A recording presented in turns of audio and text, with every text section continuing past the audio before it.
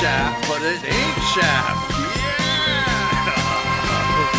It ain't like Shaft, but it sounds like Shaft. Woo! Yeah!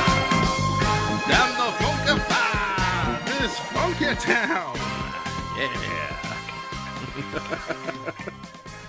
Ladies and gentlemen, what you just heard was Super Chaser, a song used for a Japanese drama adventure series called Western Police, or Seibu Keisatsu, which translates as Western Police. Done, composed and written by Tatsuya Takashi and the Tokyo Union. And you can find this song in its full version on YouTube easily, but it's one of the most wonderful little instrumental funk ditties I've ever heard.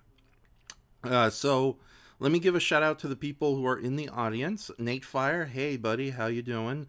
Love your avatar. Fireman's awesome, even though I've never seen the show itself. I think I saw the one with the living planet that ate people, and there was like a weird little bull monster living on it as one of its parasites. But that was like at a that was like an Egyptian theater showing long ago when long before Two Bright Productions discovered the wonders of online streaming. We have the wonderful Shay Smithers, not to be mistaken with his twin brother Jay Smithers. And yeah, that's you obviously got a big laugh at my little Shaft singing at the end. And of course, long time no see, Earth Baragon. Hey buddy, also known as James. Earth Baragon is an old friend I've known from DeviantArt, and he's a fellow kaiju artist. And also, he used to be a recurring guest star on Livestream of Consciousness until he, his life got better, and I'm not going to go into details, but the man is very busy for all the right reasons. With that said, though, if you're free, since you do have experience with my wacky show, James, if you want to come and be a guest on tonight's show, go ahead, because we are talking mostly artwork and obscure kaiju, because it is going to be the kaiju show tonight. We might. We do have a surprise guest star though, but I don't know if he'll be able to get here in time or not. But he's basically here to kind of balance out the oh gosh goody nonsense of this show. So, and Shay, I am definitely going to be thinking of doing a Doctor Who live stream in the near future, possibly this month if plans go well. And you are definitely going to be a guest on it. I just got to figure out what other major Doctor Who nerds would like to come on board and talk. So, especially ones who aren't just not just limited to the new series, because that's what I've kind of noticed the Doctor Who fandom. It's either old series or new series, and not a little bit of both. Although if you put like a Dalek laser gun or plunger to my head and told me to pick one, I think I'd go with the older series all the way. Just because there's so much interesting stuff there for me personally, and it's a little longer too. You know, it lasted for a couple of years. Um, so yeah, so tonight's show. Ooh, I forgot to add the title card. All right, if you give me a moment, last minute doobly dooblies going on here. So okay, we got you coming up. Hold on. Yeah, I just gotta add these little cards, and the show will be ready and complete. So I'm sorry, I'm not very good at multitasking. But again, that was Super Chaser from the Japanese detective drama or action detective drama, Western Police. And it's a very good song, and more songs like that are pretty awesome. So let's see what the comments say. I can read those a little bit while I'm Earth Baragon. Such a shame that one of the best non-Ultra stuff Tubrai ever made than Ultraman. Yeah, I guess so. From that one episode, I thought it was pretty cool. It was a little bit like Mirror Man, but with a bit of an extra edge and polish. So, Nate Fire says, Obscure Kaiju, this show was made for people like me. Indeed. So, obscure, obscure, obscure Kaiju, obscure. No, I meant you. I know. I do a lot of typos too. You'll be surprised how many times I misspelled the with t. Shay Smithers says, "Awesome, man. Isn't Dylan McCandis a big Doctor Who fan? He is, and I think we're going to bring him aboard. So it'll be the three of us. I'll talk to him. He's pretty busy." And Nate Fire says, "Just started Classic Who, and I never realized what I was missing." Yeah, Nate Fire. Hope you enjoy Doctor Who. It is very rough around the edges. We're talking old school BBC nonsense here. And hold on. I'm going to be distracted for a moment. I got to put in the other title card I forgot to add, because it is pretty important to tonight's show. So, okay, gotta find you in the big folder I made. Uh-oh, you're not in the big folder I made. Uh-oh, looks like I'm on a treasure hunt for artwork.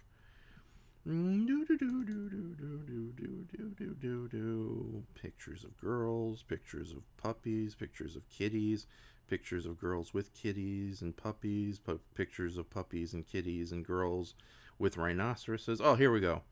Okay, there we go. We found you. I'm joking, of course. I don't have that many pictures of rhinoceroses. I thought it was clever. Anyways, yeah, we might have a special guest on tonight. Too, if Earth Baragon feels like join. I got the Skype open if you want to contact me. But text me first so I know I can bring you on. Okay, fit to screen. All right, so I'm translating. Now, usually when I do live streams, I don't really give titles right away. But in the case of live stream of consciousness, considering how much the title cards are practically the same in the thumbnails, I've been adding... oh, wait a minute. Darn it, that's not right. Okay, sorry everybody. That's the completely wrong title card I was looking for. Okay, let me try that again. Hold on. Okay, it's not the Kaiju show, because 2 live streams ago on Night Island, we did the Kaiju show, where it was just me and Andres just talking about random Kaiju stuff. So, yeah, let me try that again. Oopsie doozy. Oopsie fudge! God damn it! Oh, Jesus Christ almighty! Almighty Jesus! Ah, damn, goddamn Jesus Christ almighty! Damn it all! So, this show is obviously not for kids. Or is it? No, it isn't, so... Oh god, I know. Okay, there we go. That's the right title card going on there. Okay. Google Hangout, Raf? Oh, better yet, I have a better idea. As okay, I got a way better idea for you.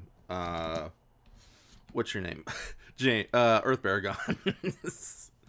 Okay, so I'm gonna set up a StreamYard, and a StreamYard is basically kind of a universal system. I know Matt Burkett of Monstrosities uses it quite a lot.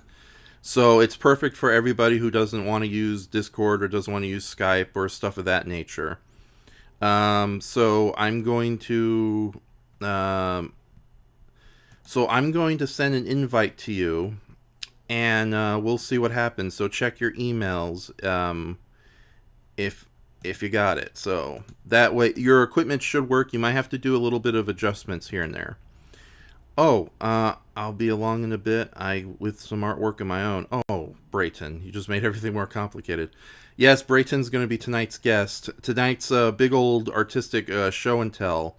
Although sadly, I think I overdid it with the artwork on my end. But we'll see what happens. So, but yeah, forgive me. I'm not very good at multitasking. Cool, Brayton. Also, forgive me if you hear me in the distant background a little bit. I'm just monitoring things on my Roku device. Wonderful device. Definitely, I recommend it. I know a lot of you have your Xboxes and your whatnots and your kiddie video game systems with their own little streaming services on them. But if you can find a good Roku, it's kind of a nice little streaming thing as well. So, oh right, okay. Contacting James. Oh man, this is like it always. The start of the shows when I'm by myself, it's always rambling and insanity. So, okay, but while we wait, okay, so I just sent you the link, James. If you want to come on tonight's show, we'll be happy to have you. And I think I'm going to if mind crash. Okay. Going to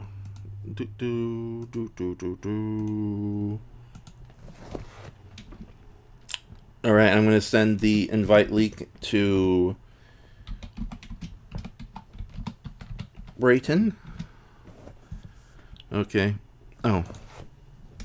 When you're ready. Okay, there. Everything should be now. Hopefully, I got everything ready to go. So let's read some comments before I start the show proper. Okay, Nate Fire says, I enjoy it for the low budget. It just adds to the charm for me. Indeed, although sometimes some of those monster effects, like wait till you get to the androids of Terra, it's almost ruined completely by a terrible creature effect in the first 5-10 minutes. All right, Shay Smithers, always wanted to meet Dylan and the Sons of Sherazal weirdos. AWOL. I hope he could make it. I have I did a episode of what is it? Whatever, I can't think right now. Okay, so hold on. Yeah, James will be in there in a moment. Okay, James, I'll bring you on in a little bit. Let me just finish reading these comments here. Okay. Okay, and Nate Fire says, okay, Raph, I've been wanting to hear your opinion for a while. Thoughts on Tremors 7. Have not seen it, not excited to see it, but we will talk more about it maybe in another live stream, in another time, in another place. So you got to get on that plane, Nate Fire. I may not see you, maybe not today, maybe tomorrow, but you'll regret for the rest of your life. Okay, and Shay Smithers, it's all Raph. I don't have any kids around, so don't hold back. All right, goddamn fudge it all, fudge, damn it, fudge. Okay, all right. So, I'm going to bring in our next guest, but first, let me start the epic fanfare music to bring our guests on. I'm so happy I've done this. It's horrible, but here we go. So forgive it's a little on the loud side. There we go. Ladies and gentlemen, welcoming back to our show after so long, the one and only Earth Baragon. Hello, buddy. Shoot. I don't have an avatar here. Oh, okay. That's okay. Hold your fanfare's playing. Introduce yourself. Yeah, just Earth Baragon. If my voice sounds horrible, it's because I just got over 102 fever for the last 2 days. That's the only reason I'm making it tonight. Oh, God. I'm not allowed to go into work for a couple days because bronchitis and pneumonia at the same time. It's Oh my God! Now I feel like a complete asshole for playing the comical fanfare music while you were telling all that. No, it's all good. Okay, all right, dude. Yeah, well, you don't have to be here all night because I think we're gonna be here for a full 3 hours if things go horribly wrong. No, it's fine. I've been sleeping most of the day. Okay then, dude. But no, long time, dude. It's like it's great to have you aboard. I know you usually work nights and evenings. You can't make it to the show. 9 p.m. to 8 a.m. Yeah. Oh wow. So, I won't pry into your job right now. But as a professional assassin, I will respect your privacy. No, I'm all good. Okay then. So. All right, so so I'm gonna give a quick explanation on what's going on with the title card. No KaiJune in June. For those of you who don't know, KaiJune is usually this big art thing that happens where various artists, usually on DeviantArt, Twitter, not so much Tumblr. People are starting to hate Tumblr. Instagram just draws a full-body kaiju illustration once a day throughout the month of June. Now, I was hoping to meet this year's deadline because I already had a bunch of inks and pencils ready to go, but I had to deal with some medical stuff on my family side. I will not go into detail for various reasons. So, yeah, I totally missed that. So there will be no KaiJune as far as Inshoma is concerned, although I am going to bend the laws and stick my middle finger out to the popular decisions, and I'm going to do something called KaiJuly. It's a terrible cheat, but there's a JU there, so I'll take it. And it just rolls off the tongue. Yeah, I got KaiJuly. It's better than KaiJune. You see, KaiJuly is like sliding onto a slip and slide into a warm pool, where KaiJune is like hitting a rock with your face. It just stops with the NE, June. But yeah, Brayton actually came up with the idea for KaiJuly because, he's not much of a kaiju fan, especially after the insane toxic fandoms of late. So, yeah, that's what I will be doing. I'm putting my flag down. Unfortunately, that means I still got to get like 30 to 31 illustrations done before July rolls around. So, yeah, I inked all those other ones. Yes, in fact, yeah, that's a good reason why you're here too. A lot of those you helped digitally ink, and it's been a big lifesaver. And I'm gonna, because it saves me so much time, and you are way better at the line work. What system do you use to fix some of the lines? Illustrator. Everything's at an Illustrator. Okay, isn't it Adobe Illustrator or just a regular Illustrator? I have Adobe and Photoshop, but when I was in college, many moons ago, back when you can actually buy those programs straight out, Yeah, I think I got them bundled both together for about $270, which sounds like a lot, but those were about 10 years ago. That was like a $700 program. Now you can't even buy it. You have to. I looked it up. You have to subscription. Yeah, a yearly subscription. That alone is like almost 700, if not more, depending on what system you want. What, just for a year? Yeah, just for a year. Because, fudge that! Yeah, no way. Yeah, definitely. Because sometime last year, I'll admit this online, I had a bootleg version of Photoshop 7 or Photoshop 6. We're talking really old, but they stopped that service completely, and hence the bootleg version I had completely broke. Thankfully, I found this really awesome free website called Photopea, which I'll be sharing the links below, because if you don't have any kind of artwork programs, this is a very simple and limited, but at the same time very easy to get into system. So if you guys want to practice your coloring abilities, by all means. Quick shout out to Andy Rode, who has just entered the live chat, and he says, he or she or it says, "In Shoma, I just watched one of your kaiju profiles you narrated for Wikizilla. Good timing. Thank you, and it'll probably be the last one I do for a long time, because they didn't like how I misread some of the stuff on Mechagodzilla, and as you can see, they got rid of my ass. I still contribute to the website Wikizilla, and there's no hard feelings. But at the same time, it's like my mouth is watering to do more kaiju stuff on that channel. But no, thank you, Andy. Very nice to have you. You're a new person here. But yeah, Photopea. I'm going to be sharing it in the comments section. Really cool website if you want to get into digital coloring and artwork. It's very simple. It's free, but it's been a huge lifesaver. I recently ordered some actual discs for Photoshop itself. Not the newer versions, but slightly older but still functioning versions. I'm going to see if I can work. Raph is broken. I'm going to see if those will work on the computer. But yeah, I've been using Photopea a lot lately. And if push comes to shove, I'm going to have to check for another, not free, but easier to pay for and deal with alternative to Photoshop. And Andy says, "Damn, that sucks. I'm sorry."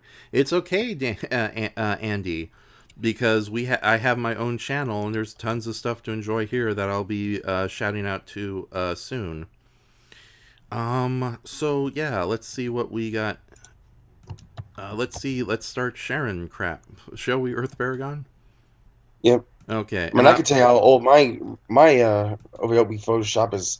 CS4. I'm trying to look at what they're up to now. Oh my goodness. CS4 is better than one I had. So, okay. I only use it to color. I love Illustrator. It's even though I only use a mouse to point and click, it takes forever to ink something. Mm-hmm. Like I didn't think I'd ever get my Colossus of Atlantis inked today. Right now I'm doing a Moon Lloyd and then a Great Bochuka. I don't know. I just did a whole bunch of Hanna-Barbera Godzilla kaijus today. Okay. So I just realized like an idiot. One of the pieces you helped cleaned up is not available here right now. So I'm going to multitask again. This is gonna suck. And hold on. Forgive me if there's gonna be a little bit of quiet on my end. Squid Unmade. Where are you, Squid Unmade? Is that the squid holding the submarine? Yes. Yeah. Yeah. I can't believe I didn't post that up earlier. Oh well. I saw your Mothra Rebirth of Mothra you did for Brand on his little preview. Oh Who yeah. did the inks for that? Who did the inks for that one? I did that digitally with Photopea, but it takes me forever to do it on Photopea because it's not as effective as either Illustrator or Photoshop. You can still send any drawing over to me. It just takes me. I almost do it every time I go to sleep in the morning time. Just send me something over, and it only takes me a couple seconds to do the live trace on it with Illustrator. Earth Baragon, you just solved 50% of my kaiju problems. If I don't get it back, if I don't get it back to you within like 12 hours, then I probably saw the email Mm-hmm. and I forgot about doing it. Just keep bugging me. Just keep sending emails my way. Okay, no, thank you very much for that, Earth Baragon. Deeply appreciated. But at the same time, like, you come first, dude, because I didn't realize you had these health problems. And again, I feel like an I idiot. don't. Oh, go I on. haven't been to the doctor since 2018. It took them forever to find my record. Oh my What was goodness. hilarious though, when I went in there, she tried to take my temperature, and she must have tried to take it like 4 or 5 times with that little thing. And she's like, "Well, I never seen that. It just says hi." I was like, "Well, that's not good." Oh my goodness. It didn't help that she was kept putting her hand on your foot. It's like, I what's mean, they were this? nice. I mean, they were nice. Just a couple steroids and yeah, man, inhalers. Man, I feel sorry for anybody that doesn't have insurance. One of those inhalers was like $500. Oh Thank god. God my insurance got it cut down to 130. Yeah. Jesus Christ. My family has been fortunate enough to do the Medicare and also disability because for one of the members of our family. So we've been kind of okay in that regards. Unfortunately, yeah, I got no safety net for me personally. We don't know why because we sent in the papers for me, and although everyone else got chosen for Medicare, nothing happened with me. So I'm guessing they mistake me with my dad because our names are literally the same minus a C as a middle initial. So, but Mm. yeah, but enough of the scary stuff. Let's talk about the fun kaiju artwork sharing show. By the Yeah. way, did you get that email with all those kaiju or Yeah, pictures I sent? yeah, yeah. I'm sure you've seen most of them. It was just something I found in a random message board, and I thought it had a lot of Ray Harryhausen monsters fighting Godzilla monsters. I thought was kind of cool. Yeah, no, those were really nice. Thanks, Earth Baragon. It's just unfortunate I haven't seen them since you first sent them to me, but no, it was appreciated. Just June was a very hectic month for me, but now these are a bunch of preview images that are incomplete. So if you can't see all the details, that's deliberate because you'll see the final versions come Kai July. And this first one is based on a very obscure, lesser known, unmade kaiju. Now, the story behind this guy, and before I continue, this was one of the ink jobs you did for me, Earth Baragon, based on a Hmm. pretty strong sketch I did, and he looks fantastic. That line work is better than anything I could do. Although I did have to go back and tweak a little bits here and there. But other than that, that looks wonderful. Doesn't every digital artwork look great on the big screen? It's like oh dear. So, anyways, so, oh god, what is the name of this guy? I gotta check. Anyways, let me explain the story while I find out the name of this monster. So back when Nikatsu was deciding on their own giant monster movie to jump on the kaiju bandwagon caused by Godzilla's 1960s golden era, they went through several different ideas before they eventually decided upon Gappa. And what we have is at least four, possibly five, unmade giant monster movies that Nikatsu seriously considered before doing Gappa. Although I think only one of them came close to doing the script phase, and the semi-fifth one was more of a test film, although it still featured a giant monster. So let me find the information behind this. And of course, Wikizilla is not happening to me. Ah, darn it! All right, list of unmade monsters. So, unmade. Oh, that doesn't help. Okay, sorry about the dead air there. So, unused Godzilla series monsters. I don't want that. Do. Night owling. I don't know what I'm doing. Most of the time. Yeah. Hey. Copy. Okay. Oh, there we go. So among the five ideas, I'm not going to go over each and every one because we got a lot of illustrations to go, and Brayton's threat of sharing artwork is is going to terrify me. But this character you see here is named Architius or Architius, Arkitius. And the deal with, in fact, I'll reshare his name in the comment section. The deal with now the idea for this one was he was a giant squid who heroically during World War II battled the Nazis in their U-boats. And even though nothing got past the initial concept, there's no illustrations, there's nothing like that.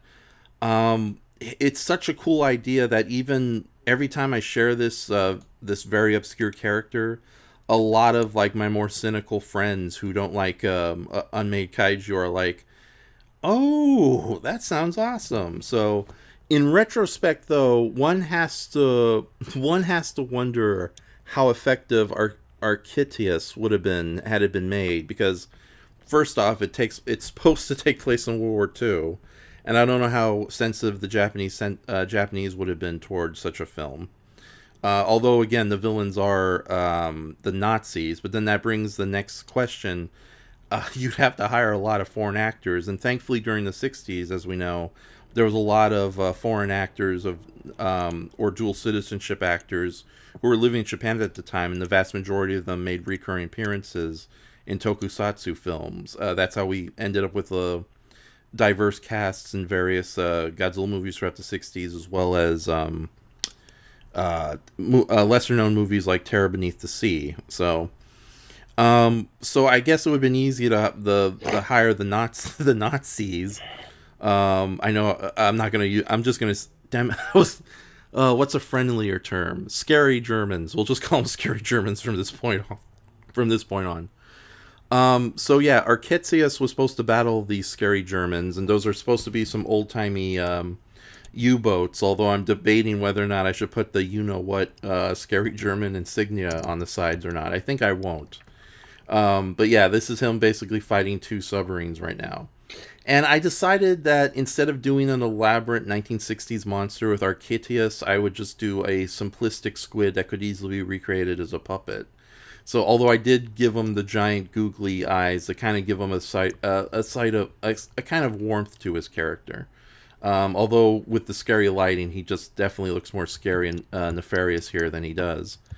But yeah, this was you were a big help on this one, and as you can see, this one's almost completed. I'm just debating whether I just have to go back and put suction cups on his tentacles, but I'm debating whether or not I should put little barnacles across his carapace head shell there.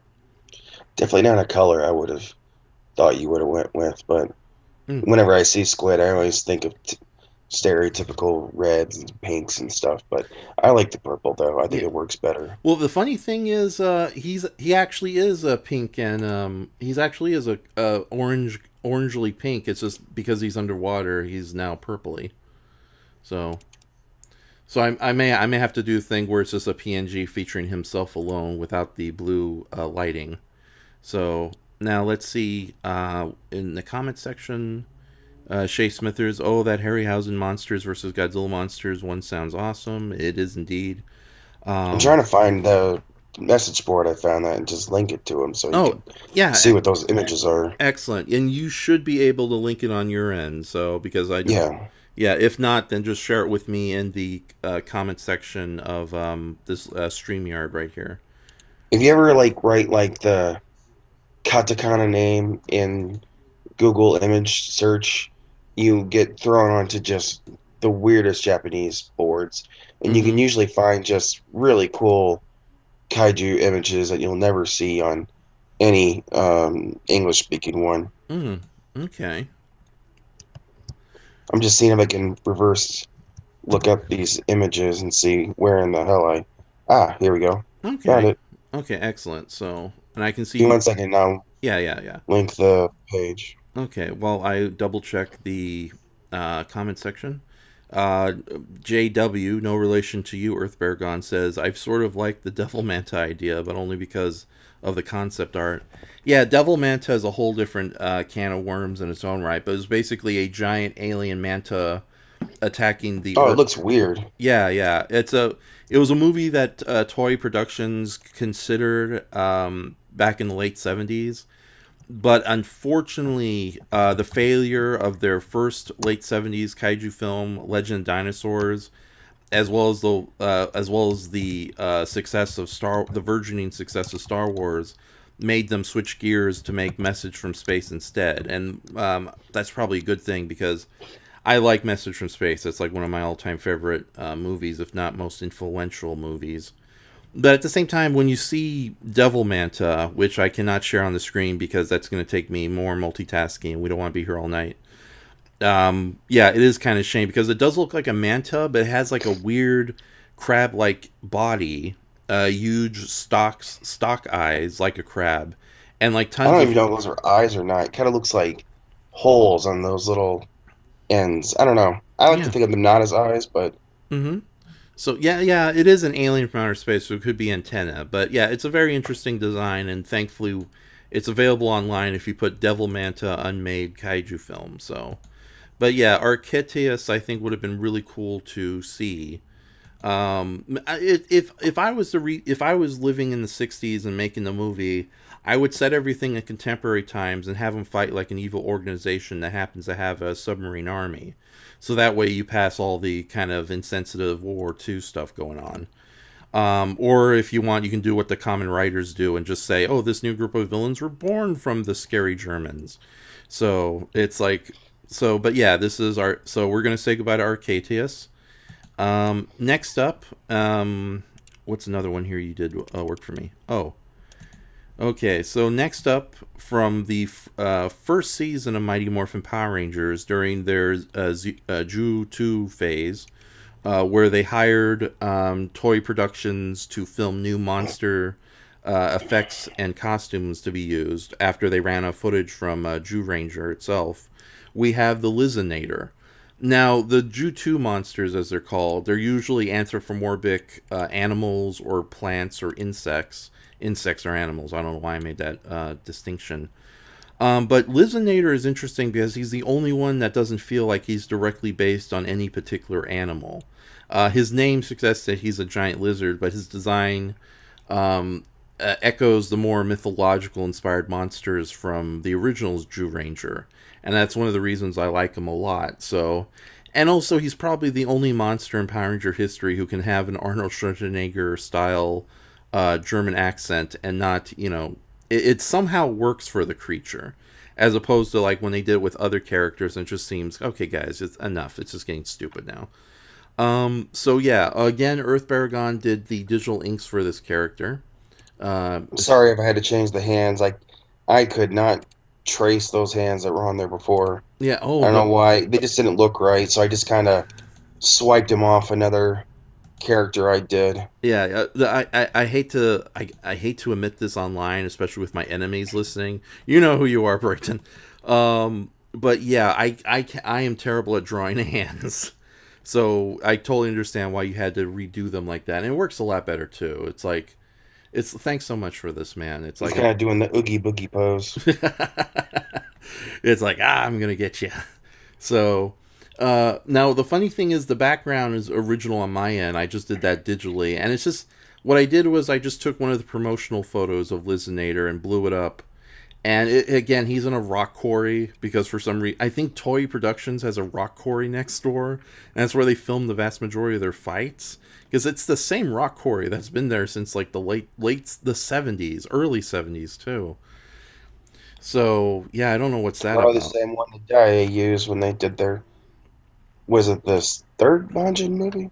It's the one with the kids. I know that. Yeah, I think you're probably right. But yeah, there's a rock quarry in Japan where all this stuff happens. Although it could be a series of different rock quarries because I don't know. It's somebody needs to make a documentary about the history of rock quarries and tokusatsu. Find the locations, have a picnic on the gravel. Make sure that blanket's thick enough to support your butt. So but yeah, Lizinator, he was another one of Finster's monsters. And I don't know what he's supposed to represent, but I'd say he's something like a dragon or a gargoyle type creature. But it isn't much neater. Like, I love a lot of the monsters from the first season of Power Rangers, but Lizinator definitely stands out as one of the more simplistically appealing ones. Okay, so I'm going to double check the comments very quickly. Nate Fire says, I'm looking up right now, and yeah, that's one of the more odd non-ultra kaiju I've seen. He's referring to Devil Manta. Devil Manta was Toy Ragon. Devil of the Seabed was another unmade Nikatsu movie with a Manta kaiju in it. Yes, and that Manta kaiju from the latter movie was going to fight a giant iguana. And speaking of giant iguanas, we'll bring that up in a little bit. Shay Smithers says, so should we get a hold of you to do drawings of the crawling hand then, Raph? Smiley face, you evil son of a gun, you know. Well, it's I'd love to do fan art based on like lesser known B movie monsters, but I'll leave that department to my friend Earth Baragon here. Isn't So that the that's the astronaut arm one, isn't it? yeah, the astronaut who got a God, that is so boring. yeah And it's a monster that gets punked out by eaten by a pack of dogs. yeah I thought it got killed by a cat. Yep, that's even worse. A pack of cats. We don't like these alien zombie arms in these parts. That Meow. movie is 61 minutes long, and it feels every damn bit of that. Are you It serious? is. I'd rather watch Monster of Ocean Floor, and that is a boring one too. Oh God, Brayton utterly despises Monster of Ocean Floor. But It's boring. Nothing happens. It shows up for 15 seconds, I think, to eat a cow or something, mm-hmm. and then not until the end of the movie where someone drives a sub into its head. That I man, Corbin must have only had like 15 cents in his pocket when he did that movie because that was a telltale sign on that one. Yeah. Okay. We have a bit of a disagreement here because I just realized I thought you were talking about Creature from a Haunted Sea, which is not a which was a horror comedy about a somewhat human-sized sea monster. Oh, But the Muppet thing, yeah, yeah. yeah, yeah. But yeah, monster from the ocean floor. I That's the amoeba. yeah, I always thought it was an octopus, but it's supposed to be an amoeba. yeah, yeah. It's funny you should mention that. I haven't seen I have the movie on the out of print DVD, and I haven't seen it in ages. But I actually didn't mind that one too much. Go back So and watch it. yeah, go back and watch it and suffer wrath. Okay, Earth Baragon. An hour, 61 minutes later. Oh my God! Oh God! Oh Jesus Christ! Oh, it's only 61 minutes long too. I have I have that on a double pack with the slime people, and that's probably the best one out of that entire freaking group of DVDs. Okay, so is it a recent DVD release or an old one? Uh, I have the original, the one that's in the clam case, Mm-hmm. but I also went and rebought the other one that has like two movies. Like I can see it now, maybe. Yeah, Okay. one has like the slime people, Monster Ocean Floor. The other one has like the crawling hand, and I can't tell what the other movie is from this point. Okay. All right. Oh, hold on. I literally have my wires crossed here. So we're gonna say goodbye to Lizinator now. So it's like he doesn't like I don't know because of the kind of happy Arnold Schwarzenegger type voice he has. My only regret is that the Lizinator looks a little too menacing in this picture. But at the same time, considering the low reputation that Power Ranger monsters have, especially with kaiju fans, it's probably better to keep the serious face on there. So, okay, who is next? Who's next? Well, speaking of amoebas, might as well. Another one I'm trying to get ready for Kai July is, of course, the giant amoeboid or amoeba from the Angry Red Planet, a movie from 1958 or 57. I forget which one.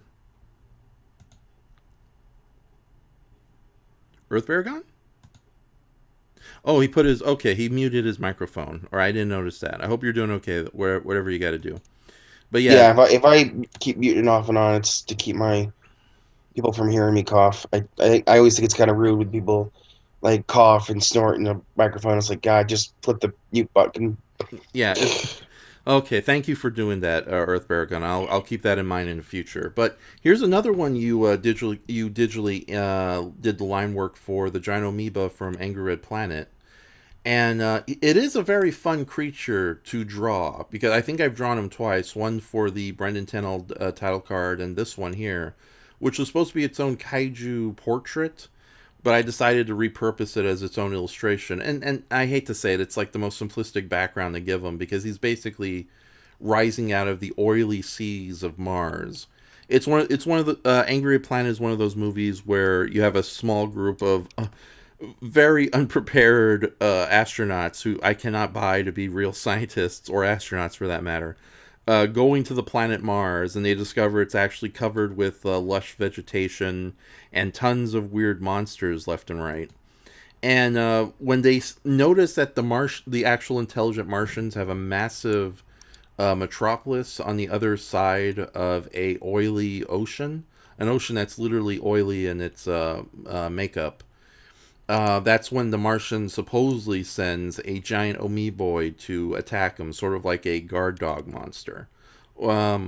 The amoeboid succeeds in killing one of the astronauts, literally absorbing them, and which is both a simplistic but kind of a gruesome death at the same time. Hey, it's 19. Oh, is it 1950? Yeah, Oh shit. what's No, up? it's 1960, isn't it? I think it's the late 50s, like 57, 58. Oh, I'm so lost. Now I Yeah, have to look it up. yeah, it's okay. That's the wonder of the internet, and plus you're way better. It's like look, like we can hear you type, and you are way better at typing than I am. So hold on, I'm going to type the words "baby." B. 1959. Okay, thank you. I didn't think it was quite 60. Okay, we were close enough. You were way closer to it than I was. I kept thinking it was 57, 58, 59. Yeah, it's on the cusp of the early '60s, and yeah, the Angry Red Planet does feel like some of the '60s era monster movies would eventually get. But yeah, no, Angry Red Planet is a very interesting movie written by Eb Malchior, who was a very talented science fiction writer. But unlike other talented science fiction writers from the time, a lot of his works got adapted into fairly colorful, decently budget B movies, like The Time Travelers, which was recently riffed on the Netflix Mystery Science Theater, Reptilicus, and he wrote the script for The Volcano Monsters, which was the unmade version of Godzilla Raids Again for American audiences. So, but yeah, the giant. Oh, hold on, we got some replies here. Nate Fire says, "As someone who casually designs kaiju for fun, I find it difficult to find the sweet spot where the simple yet appealing." Yeah, that is true, and especially since there's so many simple-looking kaiju out there. Um, Nate Fire says, "Been meaning to check out the Angry Red Planet, but it hurts my eyes." Yeah, the problem with the Angry Red Planet is they filmed it in like a weird red filter to kind of combine the puppet and puppet effects and the physical sets with 2D drawings and animation. And from what I've heard, it looks much better on the recently released Blu-ray from Shout Factory. But I know old TV airings, the bright redness can definitely affect one's eyes terribly. I think the Angry Red Planet is currently available on Tubi for free, which is a service. It's a streaming service you can easily log into for free and sign up for, like Pluto TV and similar sites like that. So Just gotta sit through a lot of commercials. yeah. But with that says, the commercials are not as bad as other streaming services. It's like No, it's like what is it? I tried watching stuff off VRV and a High Dive, and their commercials, oh my god, they literally play the same commercial over and over again, 10 times in a row, and without letting you know when it's going to end. So sometimes they'll even go 20. And there was plenty of times where I had to reboot the system just to get out of the commercials. And same thing with I like the Comment Network, but because it's their streaming version suffers greatly from the same commercial problems. So Tubi, despite its commercial problems, at least you know where you stand with them, so it's not as bad. So, and yes, Nate Fire, Tubi is a gold mine of kaiju movies. In fact, I'll probably let me find the Angry Red Planet on Tubi, and I'll share it here. Do you want to talk about the Angry Red Planet? Your thoughts on the movie, briefly? oh, I enjoy the movie. Awesome, and as brief as it comes. Great I job, Earth mean, Paragon. I'm sorry. don't get any more out of left field than the Rat Bat Spider Crab.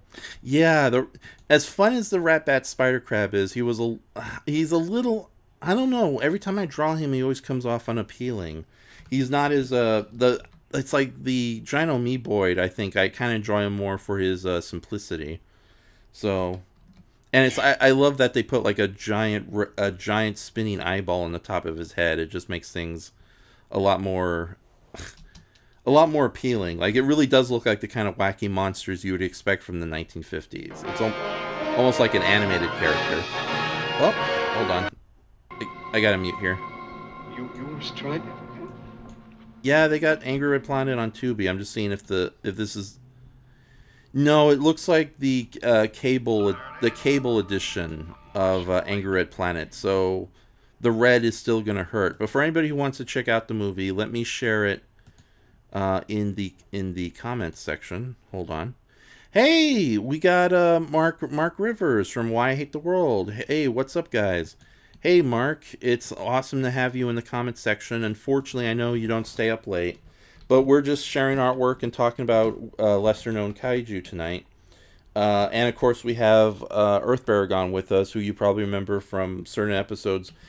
Were you ever on an episode of Livestream of Consciousness that happened to have Mark Rivers on it? Or I mean, Mark.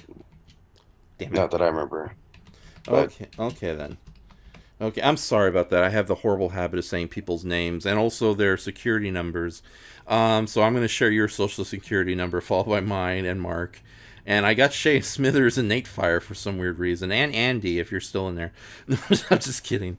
But yeah, I got to stop that. We'll just call Mark Hawanji from this point on. But hey, Hawanji, yeah, I know I'm starting a little bit earlier than usual, and it's like, what's up? Oh yeah, Hawanji says, "What's up, Earth Baragon?"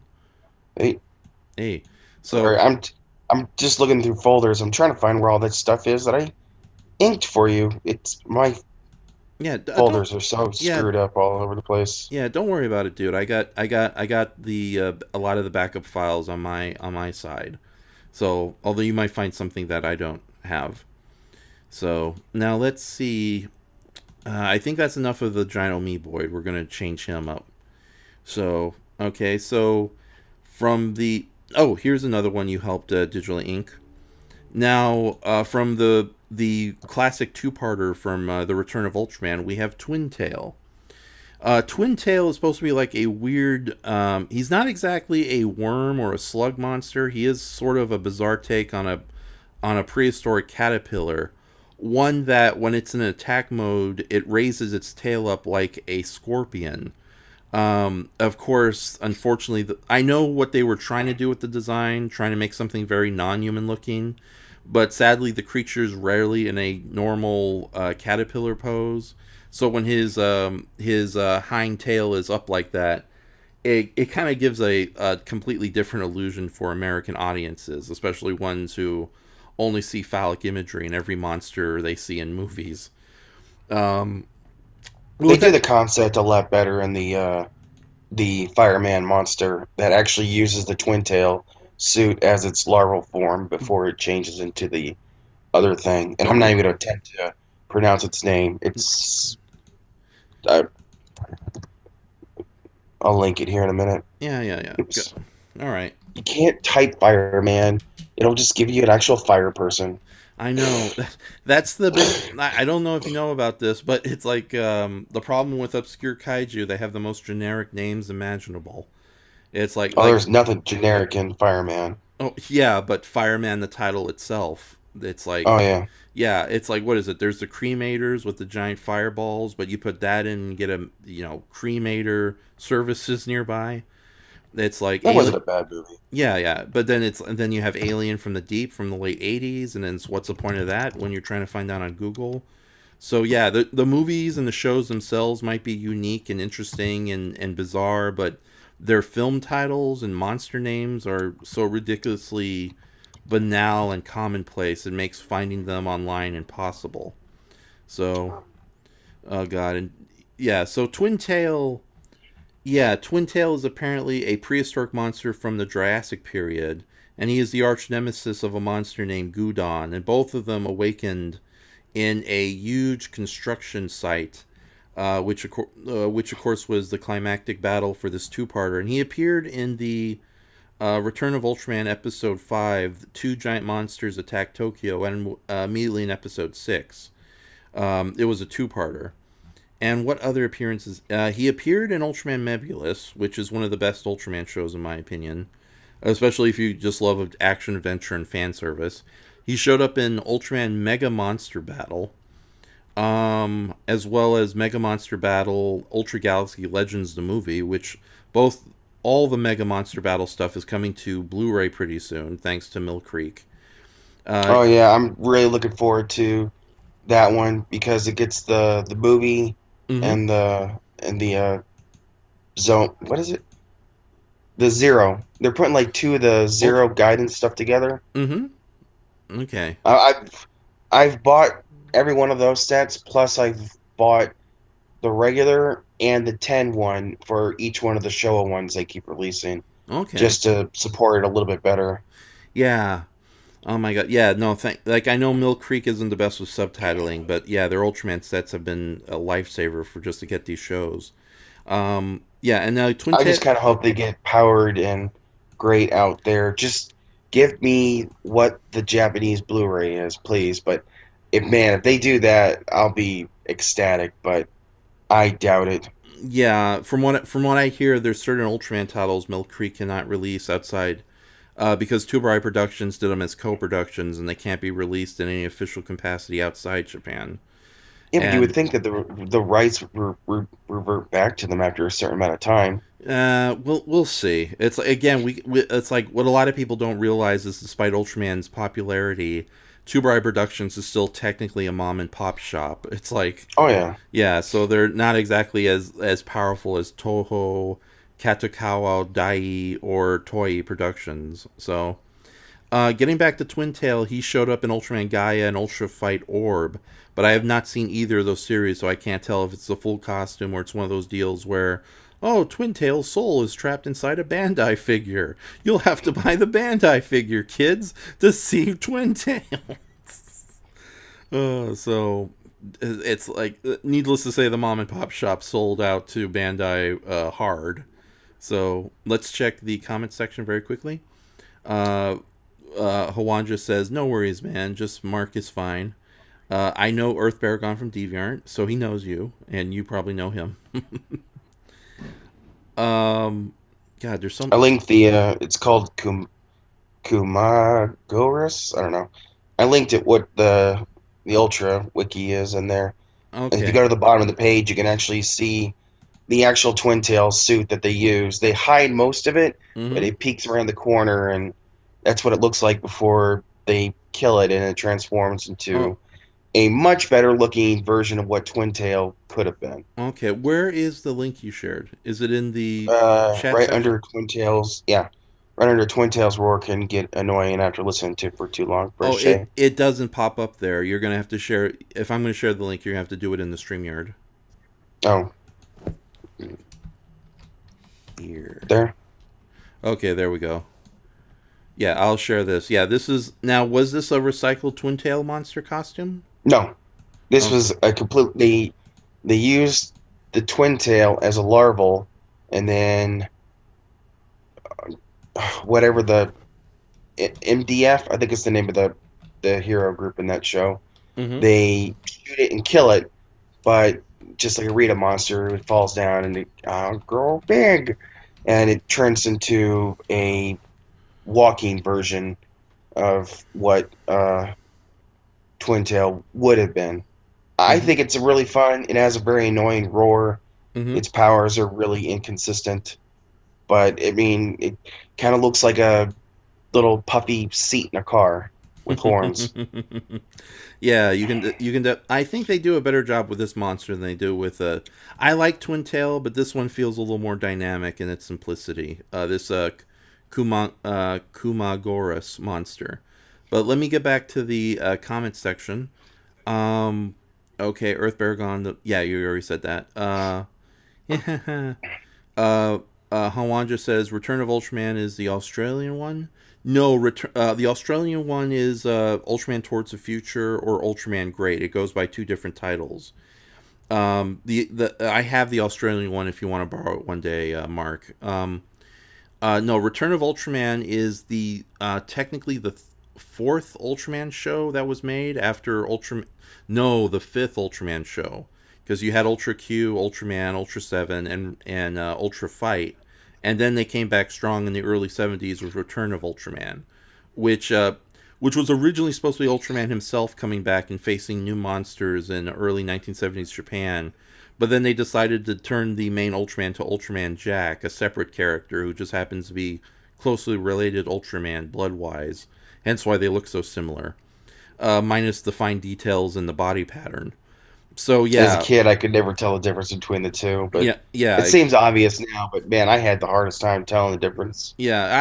I honestly think they would have been better off just having it as Ultraman literally come back. But I guess you sell more toys with slight different paint jobs. And yes, Nate Fire, Return of Ultraman is the one with Ultraman Joke. Ultraman Jack. I didn't mean Ultraman Joke. I've only seen a couple of handful episodes of Ultraman, The Return of Ultraman, so I really can't give a good opinion on the whole show. Especially, it's like I have the DVDs, but I've only been watching sporadic episodes here and there. So although I'm enjoying the hell out of Ultraman Ace, that's for sure. Um, and Yeah. Shay Smithers says, "Why hate the world? It was Japanese. It came after Ultra Seven. Okay, he was clearing that up further." And Hawanji, also known as Why I Hate the World, says Twindale is in the Super Nintendo game. Also, I think you might be mistaking Twin Tail with Bogon. From Bogon was another monster directly inspired by Twin Tail, who is a green creature with two heads, but his body shape is exactly the same. Twin Oh, I Tail, love that.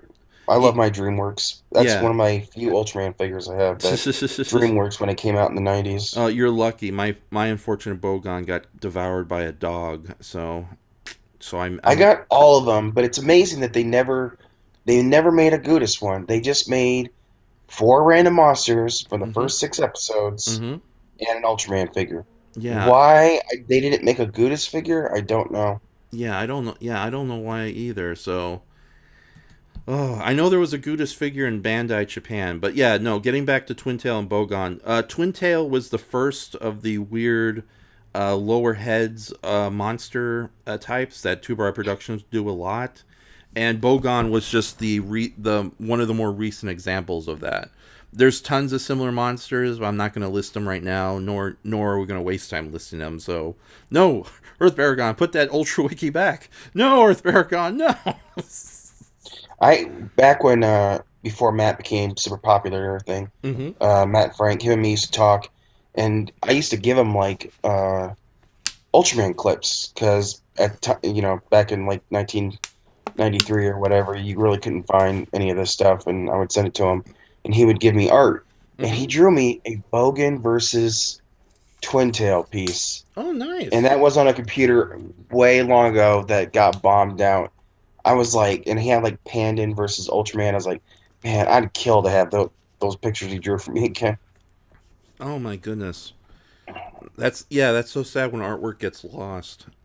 It's oh my god. So That's what porn will do to a computer. It will kill it. yeah.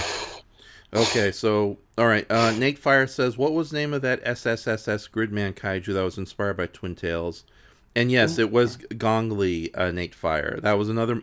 Despite being an anime form, they deliberately kept all the monsters in the Gridman animes to look like they could be created in suits. And Hawanja says, "I have Shiligi or Kilizi, the Shiligi. How do you say the name of the space dragon from Ultraman I Towards just the say, Future?" I say Kill a Z or, yeah, I say Kill a Z. Okay. I don't go for that S name they have it. Mm-hmm. So yeah, Killazee. Yeah, he has the figure from the show, and that's the space dragon who was summoned from the Earth to help destroy mankind to save it. I So could survive a hydrogen bomb dead on. yeah, directly to the left boob, baby. Okay, so let's get away from Twin Tail, and we're going on to the next character. Hold on. Okay, I think I'm gonna make this a little on the easy side, especially for any Godzilla fans who are joining us early today. Okay, so I've noticed that with a lot of people's KaiJune illustrations, they do kind of cheat a little bit and feature kaiju where you don't see the whole body. Like it's just loosely separated from an illustration. Like they'll have the monster in action pose where you don't see the feet, or you only see the head coming out of the ocean. So I figured, I had this piece inked. I know you just did basic I think either you or Hwanja in the chat did basic live tracing on this guy. No real digital artwork. But this is a piece I had for a long while, and I figured the concept alone is cool enough to do for Kai July, coming up in July. Hold on. We call it the Rob Layfield look on the kaiju world. Gotta hide the feet everywhere. Yeah, yeah. So it's like I got plenty of full body kaiju, but I figure I could get away with this one just because of the awesome concept behind it. And it's basically the 1970s Marvel Hulk versus the 1970s Marvel Godzilla. And it's funny too. You think that with Marvel Comics need to whore itself out during the 70s. I mean, have cross promote its own characters with all the existing brand names it had. They would have obviously gone with a Godzilla versus the Hulk storyline in the comic, and unfortunately they never did that. So it's a dream battle that a lot of people have been wanting to see, and I figured, what the hell, I'll do it as an ink illustration that I was going to sell at various conventions, but nobody touched it, and it's like more power because I get to keep it on my end for now. And there. Oh, wait a minute. Hold on. Okay, for some reason the live stream on the YouTube is going a lot slower. Okay, there it is. Now it's Sharon. Okay. But yeah, as you can see, it's obscure in colors. That's because a lot of these artwork I'm sharing are not completed. So I've yet to go in and erase some of the colors that are overlaid or over the main characters themselves. And oh no, oh darn! I just realized Monstrosities is having a surprise after dark right now. So darn it, I'm having a ratings war with freaking Monstrosities. Damn you, Matt Burkett! Fudge, Jesus Christ, fudge! Darn it! Still in the audience. Yeah. So, but hey, we had 7 people watching, but I guess now we're just down to 6. Oh well, this is something for a lot of people to listen to later. So, Gotta keep up on that Godzilla Singular Point info. yeah, he's doing a Which, good. oh yeah, his videos he's released as his edited ones about like the monsters and concept from uh beginning to full realization. Mm-hmm. Man, they are so wonderfully edited. He does such a good job. Yeah, exactly. So, and hey, considering some of my guests, I hope if you're watching this in the future, I hope you enjoy. Go and leave comments in the comments below. I'll be happy to answer them in the future. So yeah, and here I was thinking I had the free reign of all the kaiju streams, and there's the After Dark. But hey, unlike After Dark, I'm keeping this one up. So unless I share my controversial political opinions about leprechauns. So okay, getting back to the comment section. Um, Nate Fire says, I just want to own an awesome figure of the Star Saber without going broke. Is that too much to ask? I guess he's referring to a SS Gridman character. Oh wait, And he's talking about, I think he's talking about a Transformers figure. oh, okay then. All right, and then I uh, couldn't, I can't bring myself to spend something like that. I think the yeah, most I ever had is when I was in Japan. I bought that RC Mothra larva, and that was still like $300. But mm-hmm. and I was like 13. It took every penny I had in my name. Oh my goodness. Now it just sits with a bunch of Bandai figures laying on top of it because there's no room in the case. Mm. Okay, so we have what else? Let me see what other comments we have. There's a spider crawling on the wall. Okay, it's gone. Okay, we're good. Last thing I need is to be attacked by a spider. So while I'm doing this live stream, um, Shay Smither says I always wanted to check out the old Marvel Godzilla comics. I'll share some websites that have a lot of free comics to download if you know what I'm talking about. Wink, wink. Because like video game systems and lesser loved movies, a lot of comic books don't get reprinted. And I have the Marvel Essentials Godzilla reprint that I bought like I think 5 years ago. Unfortunately, it's all in black and white, and it's done on not the toughest paper either. This is really just No, it's not. yeah, But it didn't cost that much though, yeah. That is so that is I true. can't complain. Yeah, hopefully in the future though, maybe Marvel and Toho and can work something out, and we can get the old Godzilla comics printed in beautiful color editions. I know if you have Amazon Kindle Mm-hmm. Unlimited, which I do, Mm-hmm. they've released almost all the Godzilla comics that Matt has done from the past couple of series on there for free now. Right. If you have a Kindle White or anything that reads like that, I read a Okay. lot, so I spending $10 a month to read any kind of I someone wrote a Giant Claw sequel book on there. Somehow they made it 200 pages, so I read it. It's the Giant Claw fighting a Chupacabra. Huh. Now, is it an official sequel or is it just a fan Oh fiction? yeah, it's fan fiction, of course. Oh. I don't know how I'm just waiting for someone who owns the rights, like, hey, you can't write that, or someone just doesn't give a damn about the Giant Claw. But Yeah. it's up there. I read the whole thing. It's Yeah. really well written for a, a giant. I mean, it's professionally edited and everything else. It's on there, Mm-hmm. so it has to get by somebody. Yeah. So it's pretty fun. I'll admit it. Okay. So, but any with that says though, since you're aware of the Marvel Comics Godzilla, do you think it was an incredible missed opportunity that he never took on the Incredible Hulk, or do you think we kind of avoided a bullet considering how it'd be like the nonsense behind Batman versus Superman? I don't. I mean, I don't see it any different than him fighting Thor when they're pushing the building. I'm gonna push this on you. No, I'm gonna push this on you. Yeah, that is that's the funny thing about the Marvel Comics Godzilla It's one of the few examples in superhero comic American comics where a giant monster is equally matched to the superhero characters. Because I hate to say it, whenever a giant monster shows up in comics, minus a handful of major characters like Galactus or Godzilla here, licensed Godzilla, I should say, they just usually get hit in one punch by whatever superhero. Doesn't matter if it's Batman with a batarang or Spider-Man with a ball of lint.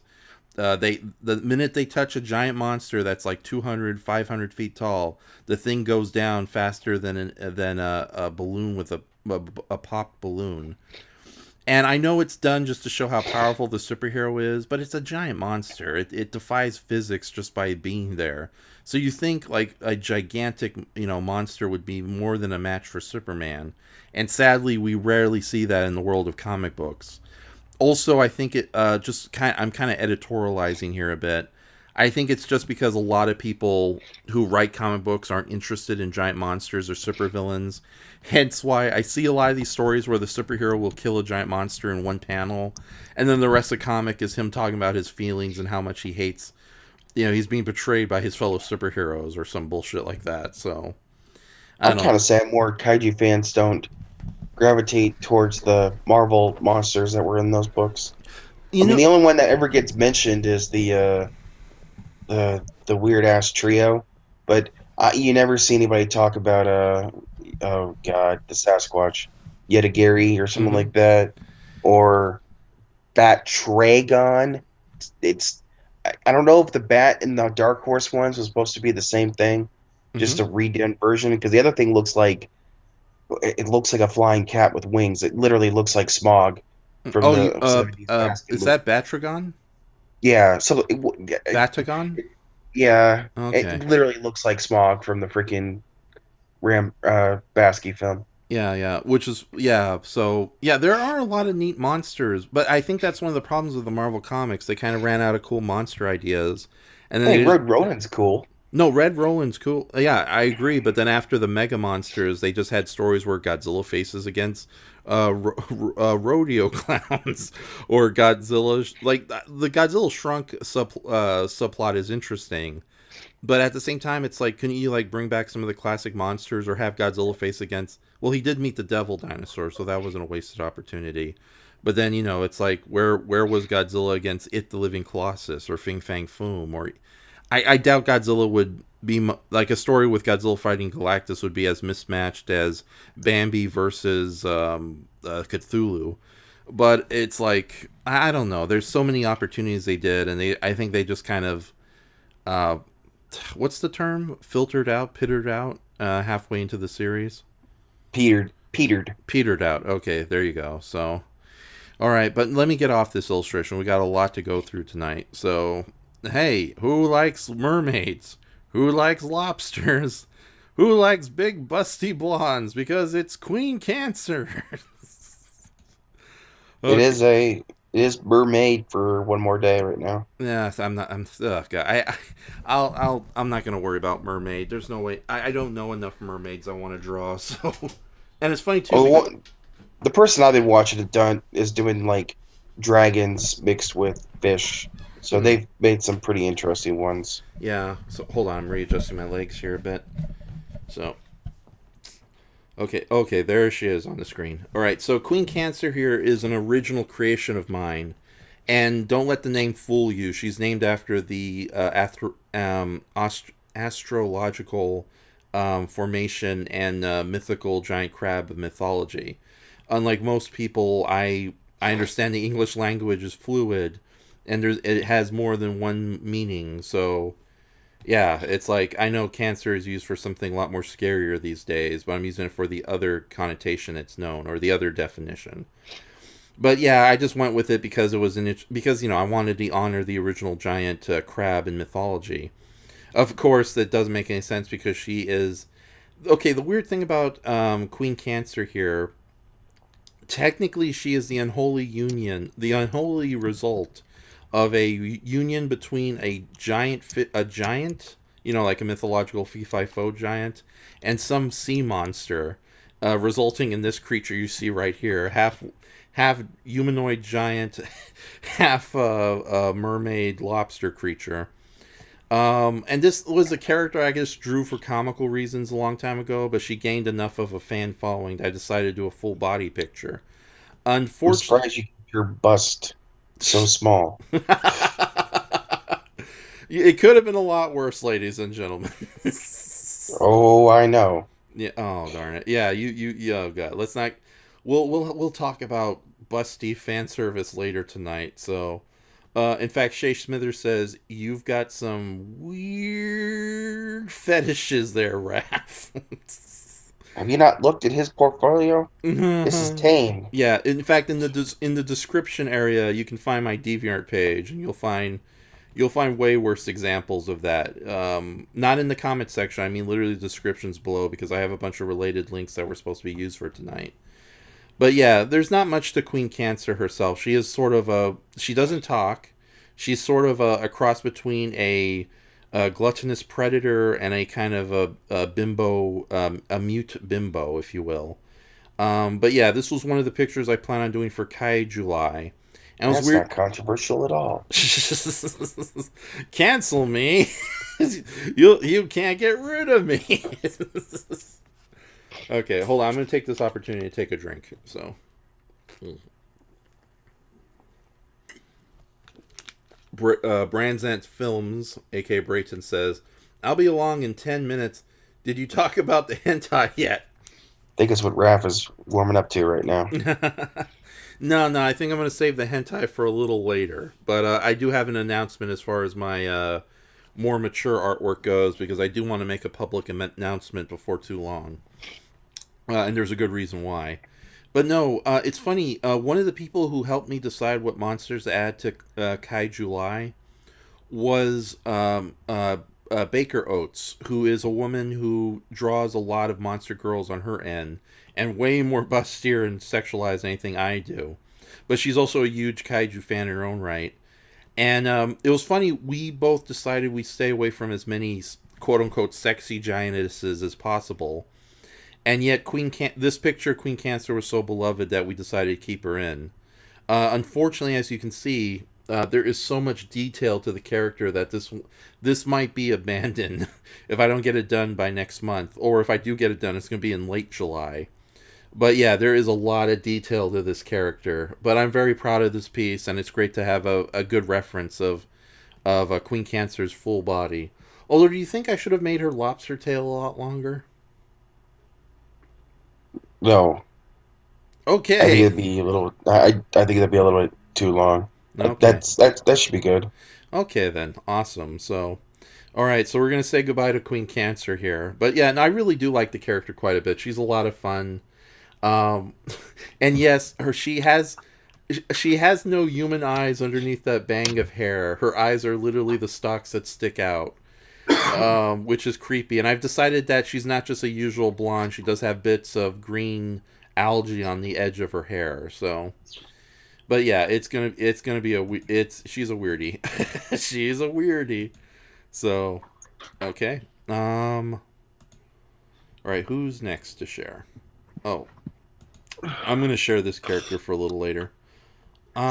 Okay, before Brayton comes on board, I'm gonna plug some older videos that are kind of loosely connected to one another, and the links are in the description below.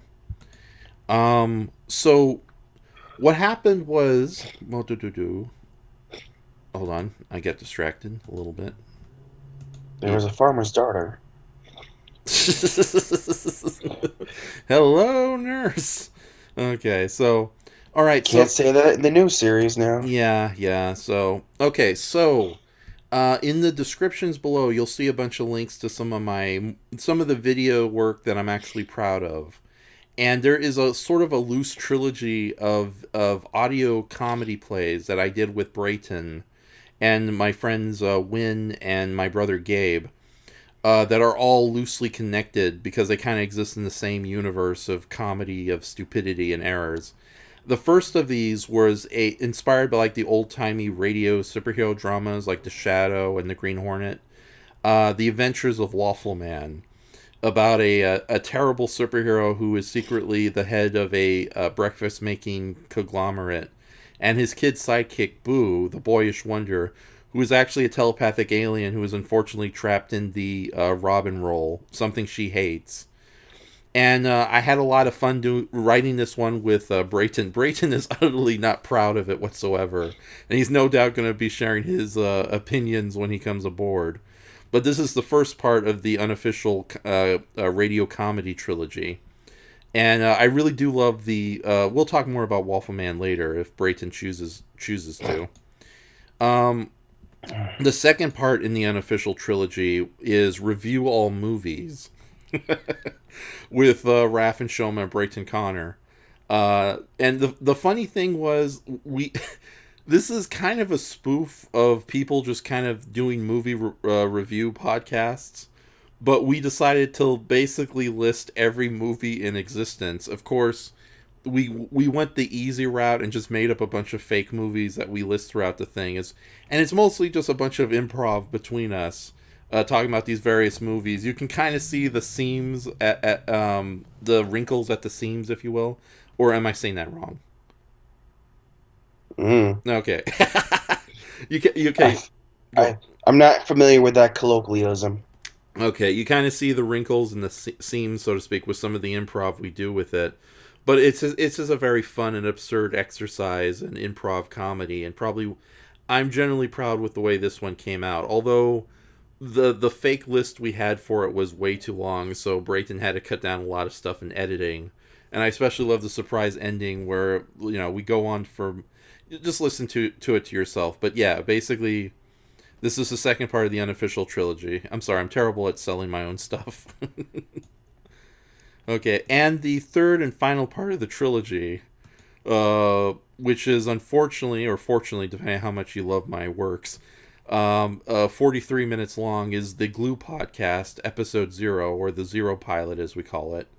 And it's basically Boo from the Adventure of Waffle Man in modern day, where she's now a part of this very terrible C-list supervillain organization called GLUE, short for Global Lords United Endeavor. And Win, of course, plays Boo. My brother Gabe plays Jake Tanaka, stoner who happens to work in GLUE. Brayton is Slimeball, putting up a false Boris Karloff impression. And Jack Hoxton is voiced by yours truly, who's sort of a young mad scientist and very arrogant and not very pleasant. In fact, about Matt Frank, he actually read a couple of issues of Glue I finished that I've yet to color and upload online. And his exact words about Jack Hoxton was, "Well, congratulations, Raph. If you wanted to make the most unappealing character in the world, you succeeded." So that's a ringing endorsement. I don't know. Yeah. If I get Glue published later this year, I'm gonna put that on the coat jacket. It's like that's one of the critic reviews. And I know Andres, his review of the Glue comic was, well, that's a thing. So yeah, the Glue Podcast was a lot of fun to film.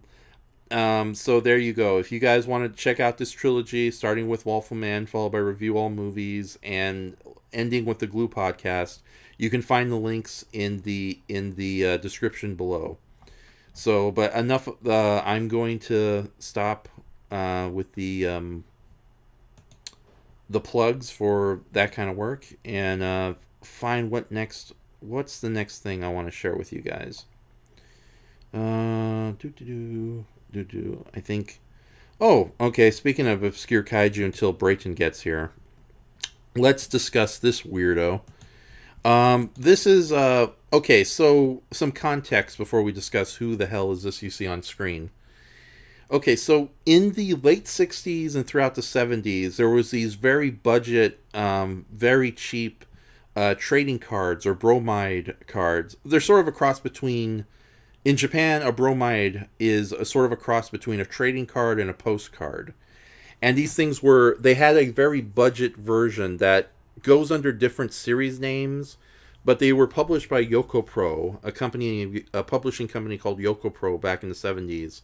And although they never had an official collective name, fans today refer to them as Pachimon, which Pachi is, of course, for fake or ripoff, and Mon, of course, is short for monsters, because the weird thing, or the suspect, or the most infamous thing about these cards, were they took existing kaiju and other photographic elements, usually animals or real world locations, and made pre-Photoshop edits with like these weird hybrid monsters.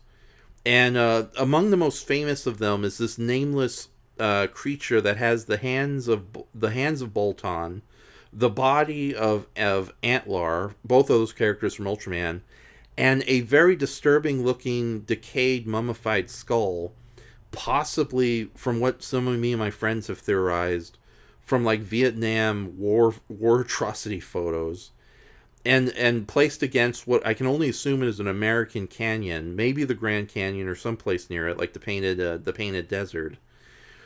And this character has gained of all the Pachimon, this character has gained the most notoriety through the cult following that the series has, with various vinyl figures, none of them Bandai related, and artwork. And he's been given the name Galtan, which is a combination between the Bolton, of course, and the G standing for like the giant skeletons from yokai mythology, whose name I cannot say right now off the top of my head. So Galtan here is perhaps one of the most infamous of the Pachimon, and I decided to kind of honor the character with these inks. These were live traced by Hwanja, who I don't know if he's still in the comments or not. And I kind of had to do some guesswork with the rest of the body, but you can kind of see the original Pachimon card there in the upper right corner. So, yeah, there you go. This looks really good. Thank you very much. And I think this one's going to come out. The only problem is I got to still clean up some of the line work here, but don't worry about that. That's all on me. So yeah, he's going to be a lot of fun to color at the end. I decided to kind of soften the skull a bit and make it a little more goofy, although still it's a little disturbing wherever the hell they got that skull. So I'm going to read the comments very quickly. Brandzit Films, review all movies was the first. Yeah, you're probably right. He'll yell at us when he eventually gets here. Okay. JW, no relation to you, Earth Baragon, says there was a lot of tons of cool giant monsters from the original Suicide Squad. That's true. Shay Smithers says, now I'm very interested in Wolfman now. Nate Fire says, Wolfman, well, points for creativity. I can't tell if you're being sincere or sarcastic there. And then Shay Smithers says, Jack Hawkson sounds like he'd get along with the Crimson Weirdo. He really doesn't. You'll find out in the Glue podcast if you watch it. Nate Fire says, the green slime t-shirt this Jack Hawkson fellow has good taste. Yes, that green slime insignia I'm going to redo and make it as a bigger piece if anybody wants to do their own green slime t-shirt. Shay Smithers says, I could see Galton being voiced by Matt Hill, the voice actor from Ed and Eddie. Hey everybody, it's me, Galtan. I can't do an Eddie impression. I wonder if Andres is Andres doesn't need this crap. He's got better things to do. But yeah, the Pachimon are pretty insane characters, and if you can go to Wikizilla and find a whole page dedicated. In fact, let me find the Pachimon page so you can all kind of learn more about this insane series. Do you have any experience with the terrifying world of Pachimon, Earth Baragon? Only the ones you show me, and I realize I did half the inking of that weird happy face one where they stole Gigas's body and put another monkey head on him. Oh yeah, I know. Okay, well, I'll give you the name of that character soon. But first, let me share this Wikizilla page that I helped create, based on the Pachimon, and that many of the contributors on the website were lucky enough to correctly translate a lot of the weird names. So, but yeah, I'll get you the name of that monster in a moment. Yeah, that was one of the ones. Unfortunately, it's one of the ones we didn't color yet. That giant gorilla monster is named Saihatari. And he has the body of Gigas, but I think they took like a friendly monkey wooden sculpture to put as the head. and you'll find him below there.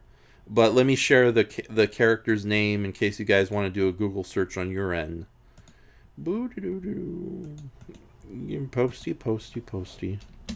There you go, Giant Monster Sahatari.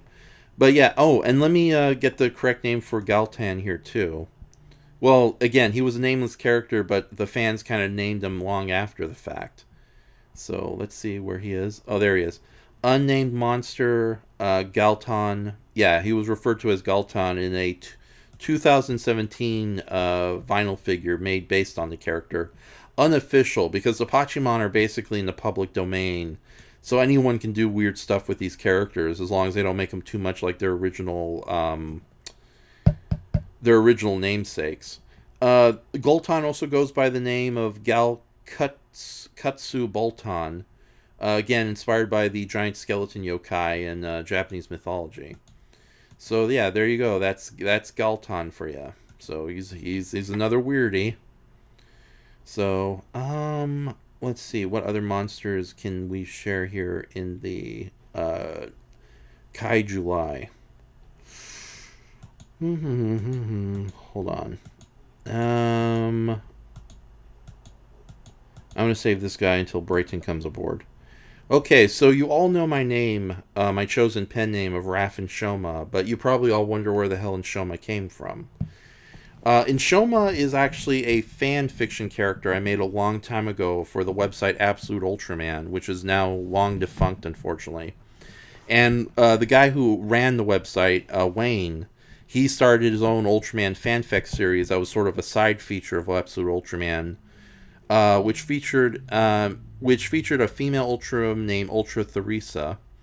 And he needed a lot of monsters and contributors, so I added a couple monsters to the series, of course, and one of them was Inshoma, the Emperor of the Fire Monsters. Now, because Inshoma was a fairly popular character, I decided just to use him on the old forums I used to visit, or visit a hollow? I don't know, what's the correct terminology there? But yeah, the character, I became so synonymous with, I'm saying these names wrong, these words wrong. I'm trying to sound smart. What? Yeah, thank you, that was good. Oh, I'm trying to sound smart, but my brain hurts. Why? So Inshoma was the name I chose. Unfortunately, because of my somewhat comical reputation and offbeat attitude, it doesn't work so well when you have this serious-looking fire monster connected with my name. So, as far as Inshoma being used as like a serious character in my monster fiction, that's kind of a big negatory right there. Although I still had this beautiful inks I did of Inshoma, and it's not a good design, I have to admit. It's one of those designs that would probably work as a creature suit, but would fail miserably in like constantly having to redraw it in an animated form. And this was one of the few inks that actually work. I do regret not extending the wings, although I may do that in the final version of the picture. But yeah, a full body version of Inshoma, Yoshogi is a different character inspired by Inshoma, is going to be showing up in KaiJune. And as you can see, he's almost practically done, minus the gradients, me having to get rid of some of the color overlays from the background, and maybe a more interesting background that I gotta do, because right now he's just standing in front of a bunch of fire and it's not very dramatic looking. So yeah, there you go. That's my namesake Inshoma. So let me quickly check the Shay Smithers says Inshoma looks pretty cool, actually. Yes, indeed. So it's funny. I think I met you on Rodan Roost, one of the older forums that used to exist before that went defunct. Oh, hold on. Okay, you probably have Earth Baragon probably has it mute again, so that's more than okay. Oh, I'm sorry. Are you getting tired, buddy? No, I'm just trying to find where the hell I put those inks. I got so many Illustrator files. Man, I need to go back and look at how I've arranged this crap. That's okay. Taking a day or two to rearrange your artwork is never a bad idea. So, but like I said, I got a lot of stuff you've done work for me as backup, so don't worry too much about it.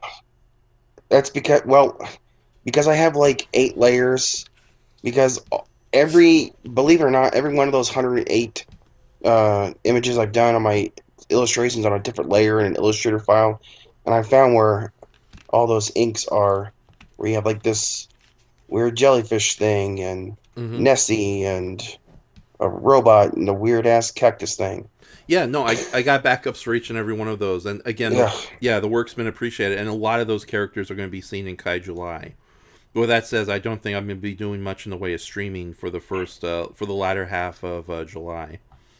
do you ever cringe when you look at some of your older stuff? I mean, believe it or not, some of your older stuff is still good, looks good. I mean, Oh, thank it's got you. a it's got a good foundation. A lot of your, because most of the time you just did profiles. You know, you'd have this Mm-hmm. angry looking Gorosaurus or something else on there. And you're like one of the very few people that actually did artwork for that. Oh, thank you. Yeah, it's like, oh my goodness. Yeah, the kaiju portraits. Are you referring to like the proto kaiju portraits when they were very Yeah, all the small? stuff that you. I mean, your stuff's still on Rodan Roost. It's still in the artwork section. Yeah, yeah. Just Rodan Roost itself is sort of a dead website right now. So Well, I mean, Brandon got a kid, he got married, and everybody knows that CL went to he writes full time Warhammer novels, really, which is which is okay. sad because he did, you know, he did really good Godzilla fan fiction. Mm-hmm. It really got up in quality, but I think when he did that Bagan one, that one probably killed him because that was like a 300-page story. That was so long, Yeah. and it threw everything and anything in that story. Oh You even had Fing Fang Foom in the story my where he goodness. fought him. Yeah, it's I discovered a long time ago. As fun as fan fiction can be, it's a lot of work for just making unofficial fan artwork of something that doesn't of something you don't own or keep. Well, that and so few people actually will sit down and read it. That's the most disheartening thing about it, I think. Yeah, it's like I think It, yeah. It's like I was reading the fan fiction, I was getting into it, but it's like how many times can Bagan win and lose and win and lose and win and lose? I mean, it was good, but I like his smaller, more concise one, like the one he did afterwards, where like that, like an evil. I'm not gonna say just a Japanese wizard or whatever. He resurrects Varen, and Mm-hmm. Varen in his novel was more of a demon. Mm-hmm. Like that's how he explains how it floats, and then it fights Mechagodzilla for some reason. I don't remember why, Yeah. but his smaller ones were really nice, like Godzilla versus Frankenstein and Godzilla versus Cthulhu. Huh. Okay, I didn't know he did that. So, but yeah, it's like I know that some people have taken their fan fictions and kind of what is it? Sawed off the copyright numbers and replaced them with original characters. So you can repurpose that stuff. It's like Oh yeah, most infamously the 50 Shades of Grey that's are what word replace is for. yeah. Yeah, it's like What are suddenly you talking about? This Godzilla versus Kaltiki fan fiction I'm writing? It's not that. It's not Zilla. yeah, it's Ali's dog versus Iki Tiki. That's what the version. Well, that's a great thing. If you ever wanted to turn that into a proper kaiju novel, I'd be happy to create like original monster analogs, and we can like shave off the names and put in new characters in there. Oh, I'll never. I'm like 75 pages of the one that I'm writing right now, and it's just off and on in between whenever I Okay. get bored. But I like it though. Okay then. All I right. like to go back and finish up that Mothra one I had that was had Jiger and Sakune One and Oh stuff like yeah, that. I remember that one. Yeah, that I God, that would be a fun illustration to do right now. So, a quick note though, what you're seeing on screen right now is Madame Woe, and this is one of the kaiju portraits I did. And Madame Woe is, of course, the first official female Power Ranger monster, not counting Rita Repulsa. And I actually did an episode of Inshoma Loves Giant Monsters, and she was the first character to be featured in it. Unfortunately, I haven't been on top of Inshoma Loves Giant Monsters, but if things go well, the second and third episode I'm going to be producing at the same time. I'm going to be premiering them 2 weeks from each other. And the second episode, as you guys may have known or may have guessed based on the cliffhanger at the end of the episode, features the nanotech creature from Godzilla the Animated Series. But yeah, I'm just kind of having a hard time trying to find information about this character and make the episode more unique. But yeah, don't worry. Inshoma Loves Giant Monsters is not gone. It's still there. It's just I need to get back on top of it. But also, if you hear like gunshots and firework noises, I live in Los Angeles, more towards the beach. Just a dog. Yeah, it's Memorial Day mayhem going on, and I don't care about this crap right now. So, and my cat princess is on the couch right now, sleeping her head off. But we have our next guest has just arrived, ladies and gentlemen. This podcast is going to get a little wacky and dumb. So let's play that fan. Go on. Nope, I was just going to say lots of impressions incoming. Yes. Which is, he does really good impressions. Yes, Brayton is very good in the voice acting. But let's do the terrible fanfare music and bring on our next guest. Ladies and gentlemen, the one and only Branzant Film. The sun'll come out tomorrow. Bet your bottom dollar that tomorrow there'll be sun. Yes.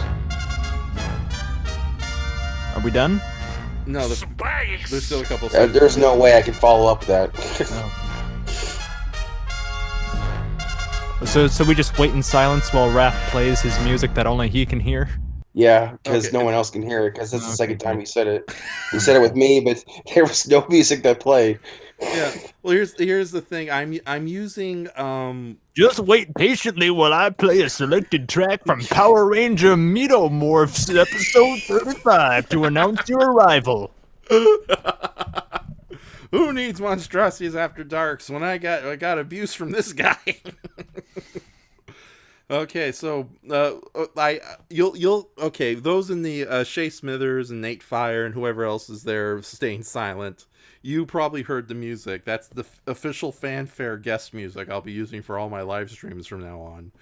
Yuck. Can't we choose our own music based individually on the guest? No. Well, I don't. Okay, with that says, what music would you? I mean, I could create like a 5 or 10 second to do for us individually. Oh, sort of like how with like our names, like if you choose us in a fighting game or something. Entering Andres Perez or something. If you want to do that for free, by all means. But everything I do for you is for free. Oh no, I do some artwork in return for you. So. Oh, okay. So you said you had some artwork to share. Are you able to share links to these pieces through your StreamYard? I can message you them though, and you can post them. Okay, on Skype or Facebook? Whatever's easier. Oh, better yet, can you send it all as just one giant email, or no?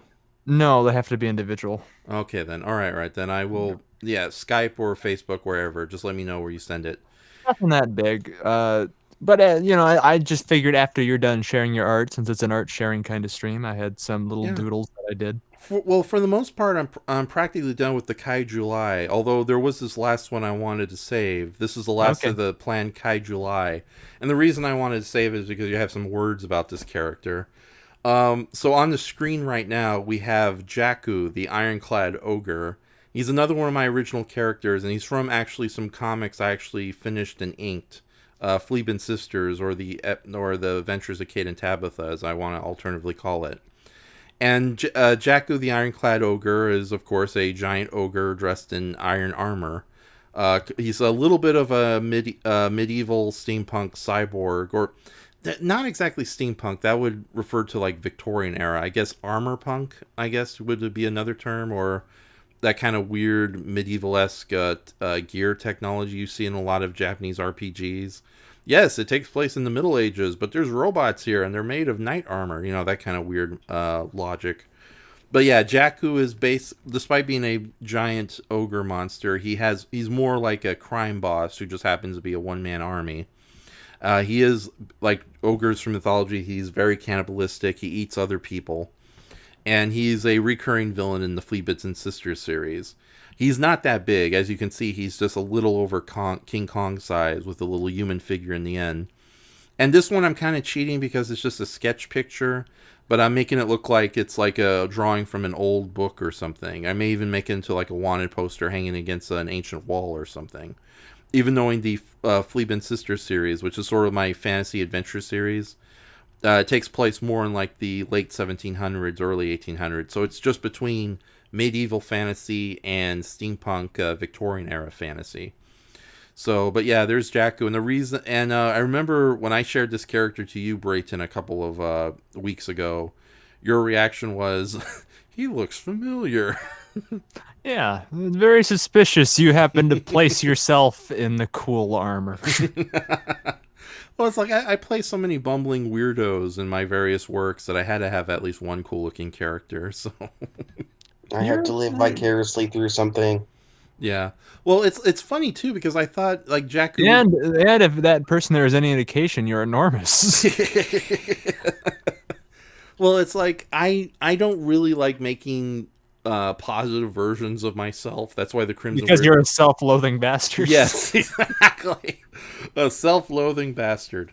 But with Jakku, it's probably the most fun because it's basically me as a mythological giant. Mythological giants being my number one favorite mythological creature.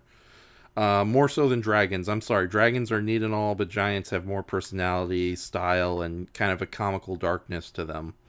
That's because you're a big Talos fan. Yeah, well, Talos is among them. It's like Talos is fun. Oh, you remind me. There is another. There's somebody I completely missed in this whole. There's a couple of characters I missed, but I'm going to let you guys talk for a little bit. I need to go. No. Unless you want me to play music for 3 minutes.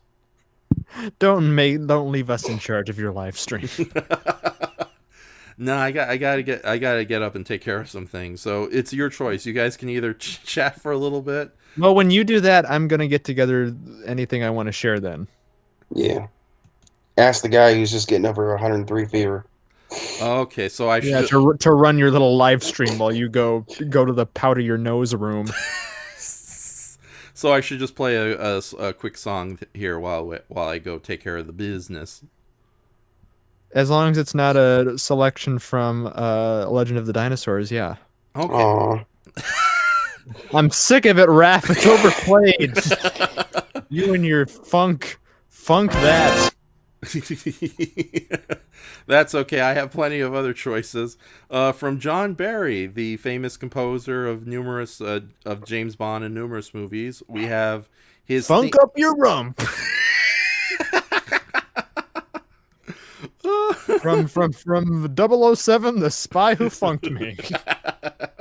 It's a shame you don't have like the Zarkor song somewhere on your computer. You could just play that. Yeah, I'm sure nobody would copyright that. yeah. There was a sort of country rock theme music for Zarkor the Invader that they played at the end of the movie. Oh, that's being relatively nice describing that style of music that plays. It's got a catchy tune, I will admit. Mm-hmm. But God, the female they got to sing that. God, it looks like they gave her a couple beers to pay off it. Yeah, Miss Blue. At least they tried. They put more effort in than that they did the Craw. Yeah. I'll tell you that. Yeah, but no, I need to open a couple of doors in here because it's hot, and I don't care if you hear firework noise outside. I can't take this anymore. But we're gonna take a little bit of a 3-minute break. Actually, it's 2 minutes and 45 seconds, and this is the main theme from the failed Bruce Lee exploitation, perhaps the most famous of the Bruce Lee exploitation movies, Game of Death. Not the completed version, which it was never completed, but just the haphazard one they threw into theaters with all the terrible body doubles. Thankfully, though, this music was done by the legendary John Barry, who did James Bond, numerous other movies, including Star Crash, a movie we'll talk a little bit more after the break. But I think it's okay to play this one, and you people enjoy. You too, if you can, please mute, or you can just babble on during the music and make this experience all the more surreal for the people who are in the audience. Oh, I'll probably babble. Okay, then. All right, here you go. I'll be back in a little bit. So. If it starts playing and the screen goes dead, remember that last time when we showed a picture of the Megaloman monster. All of a sudden, the whole stream crashed because he got copyrighted somehow. What happened when he tried showing a I don't know. Christmas video or something? It was something. It was like, here's our Christmas pun village, and it like Yeah. immediately closed everything. Oh yeah, the whole thing got shut down. Good. It's like, who in the hell would you watch? Yes, we're watching this live podcast with 5 people. How dare they use our image?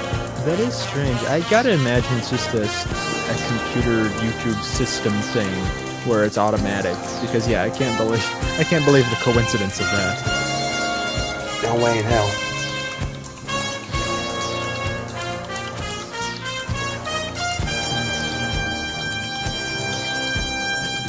I finally got around to watching your Up the Mill Creek thing. I had to take like a 3-hour lunch. It's really good. I've been waiting for you to do some more.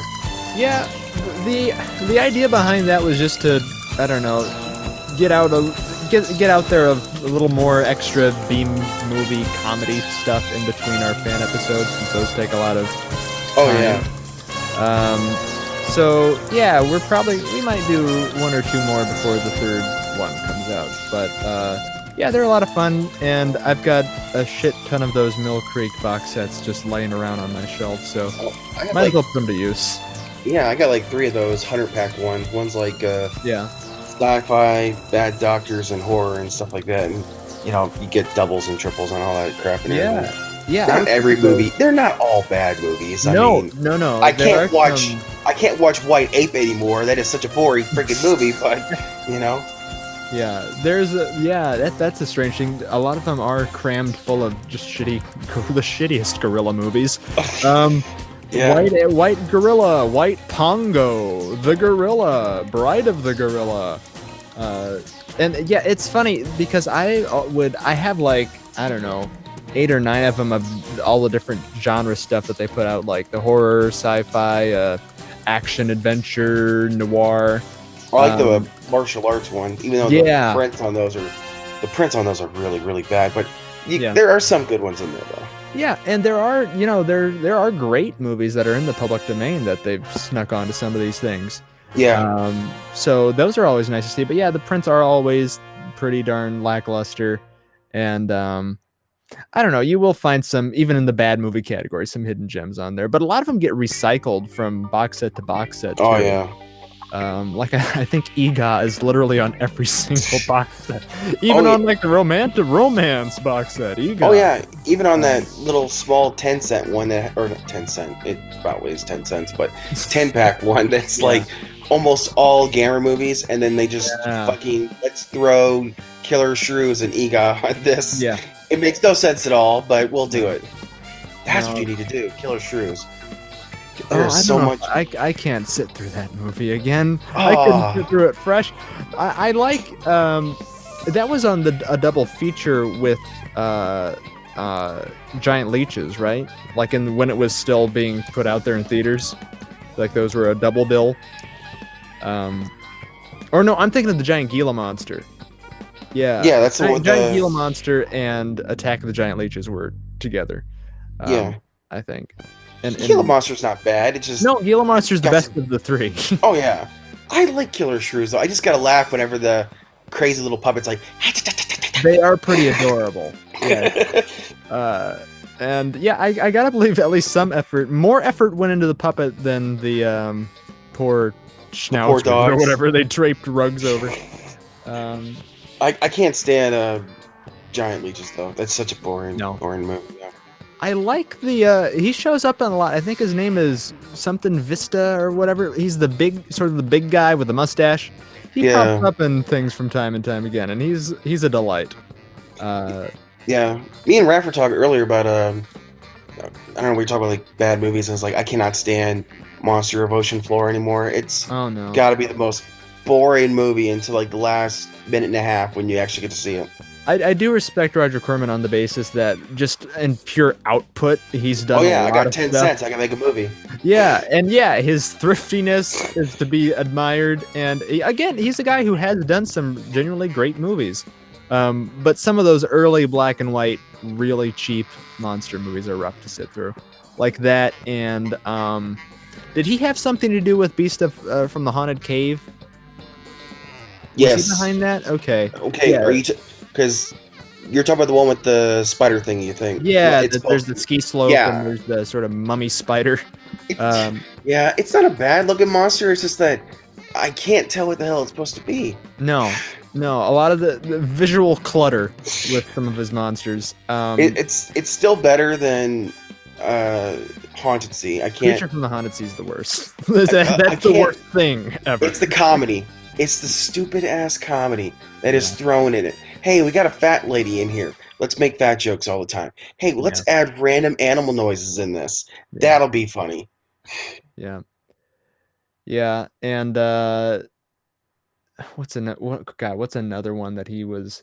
What's the one monster I thought looked okay, but sort of like a Chinese New Year float or something? The Phantom from 10,000 Leagues.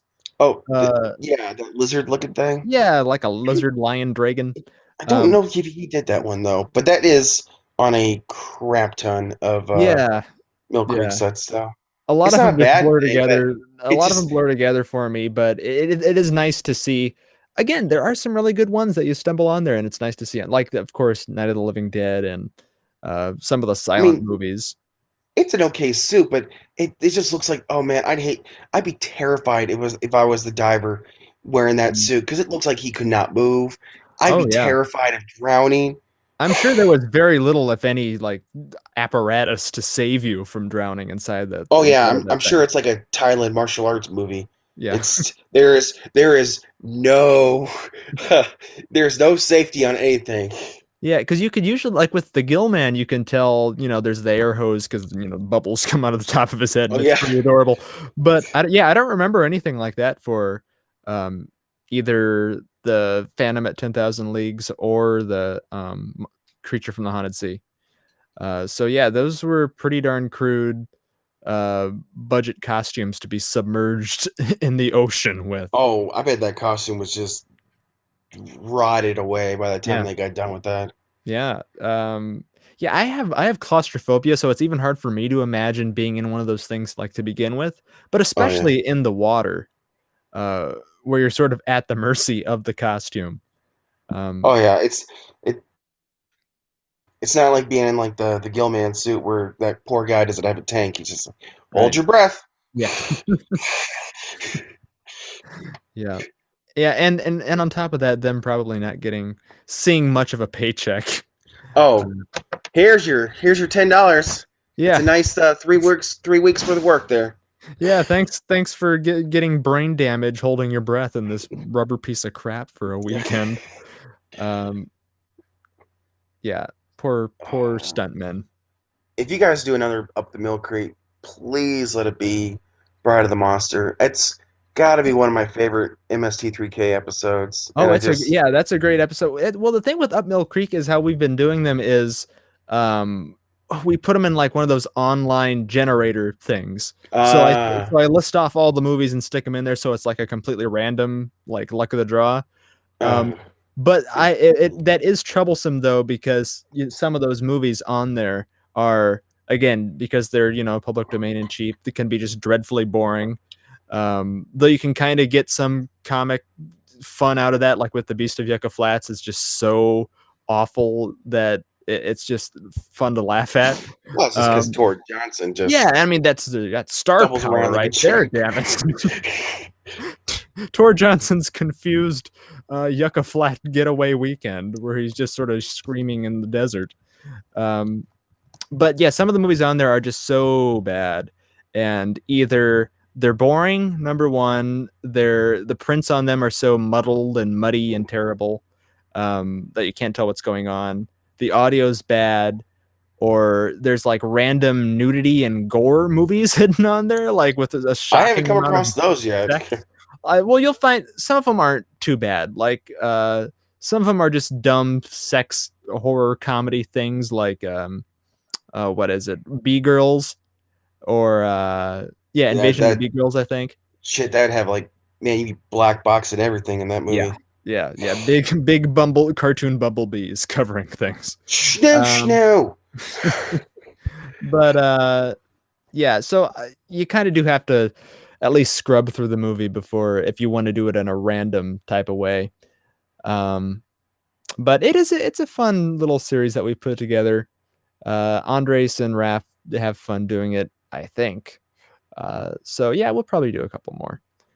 But yeah, Bride of the Monster. That's probably, well, I don't know. I'm not too hard on a lot of Ed Wood's films. Like they are Oh, bad I'm and they're not hard definitely on it. cheap. I just like the MST3K. Oh yeah, Like when it's it first that's starts a out, hilarious and the episode. guy is screaming with the octopus on him, and they're like, "Shut up!" Shut up! Embrace death, Roy. He's into it. Yeah, the that episode is fantastic, and yeah, again, Ed Wood as his movies, like at least that trilogy or pseudo sort of trilogy of like Bride of the Monster and Plan 9 and Glen or Glenda, like his most popular, most famous works are they're at least fun and have some admirable qualities to them. It's just when you get into his later stuff and crap like Night of the Ghouls, it's a little rocky with Yeah, but I mean, yeah. I still like Plan.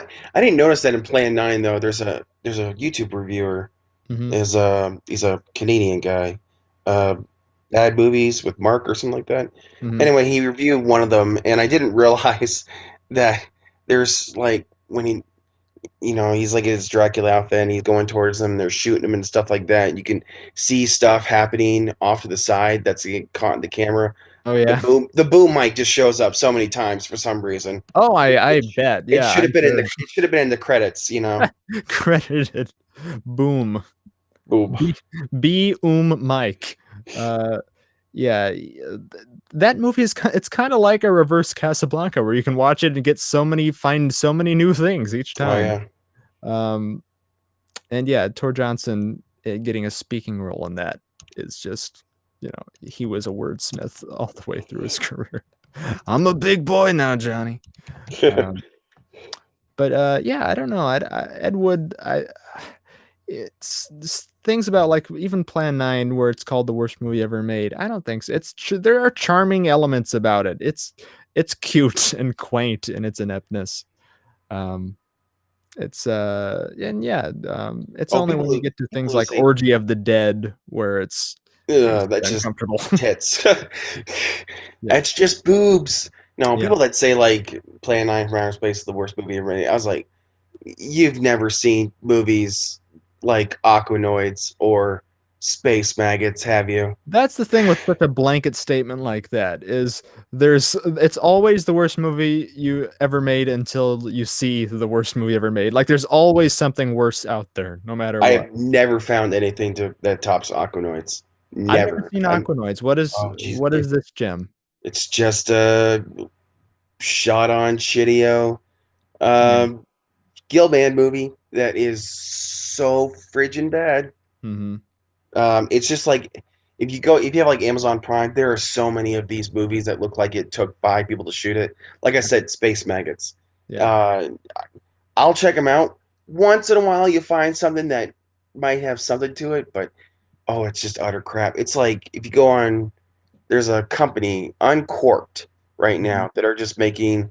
If you go look at their DVDs, they have whoever does the artwork does an amazing job. Makes the movie look like $1,000 Mhm. on the artwork, and you put it in, and it is this. I say home VHS, but it's like high quality home VHS. But it Yeah. looks like there's maybe one person maybe holding a light, one person holding a microphone, and that's it. Oh, it's so bad. Yeah, those shot on video movies are especially they're like their own subgenre of crap. Like I haven't watched many of them myself. Like the only exposure to them I have are through reviews, like I don't know, some of the old Cinema Snob stuff or Best of the Worst. But yeah, I don't even think I could sit through a whole feature length movie just on a visual like aesthetic Oh thing. no, They look I like could crap. I don't want to watch someone's crappy home movie no. that's an hour and 30-minute long. Like I couldn't sit through. If you ever watched Brandon Tenold's Things, Yeah, oh god, yeah, yeah. I don't think I could sit through that. Yeah. I think I would refuse. Mhm. It Yeah, took and everything in me just to get through when I had to do title cards for him on that Korean Tron and that oh, knockoff what is it, Bruce Lee cartoon. Yeah. I almost couldn't make it. I almost like bailed out halfway through. I was like, I don't care what the fuck this card looks like anymore now. I can't make it through this movie. And is Raph back yet? I don't know. He keeps typing in the thing. Yes, I'm back. It's amazing. Like, oh, we're not going to say a single thing. All right, I'll play the music. Just mute your buttons for 2 minutes. So, Brayton, what movies have you done lately? Oh, many movies, my friend Earth Paragon. Let us rub each other down with vocalitis. Okay. Sorry, we had to fill time when you were on your Raph's Pee-wee Big Adventure on your little bicycle looking for dinosaurs to make out in. It's like I said, I was playing music for when you started your conversation, you know that John Barry's music was blasting at the same time you were talking about Up Mill Creek. Well, I'm glad that was probably very enjoyable for the listeners. No, yeah. Well, what do you think, Nate and Shay? Was that enjoyable for you guys? No comment. Yes, it sure was. Wow, Shay and Nate, I didn't know you were Muppets. We're very cool. Get on with the show. Oh. Okay, we'll start sending that illustration, those pictures you sent right now, because we will be getting to some serious subject matter soon.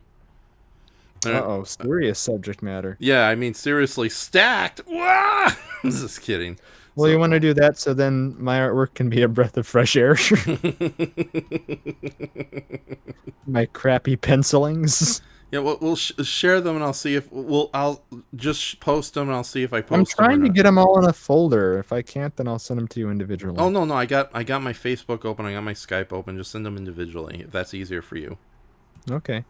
Have you made your smut announcement? No. Well,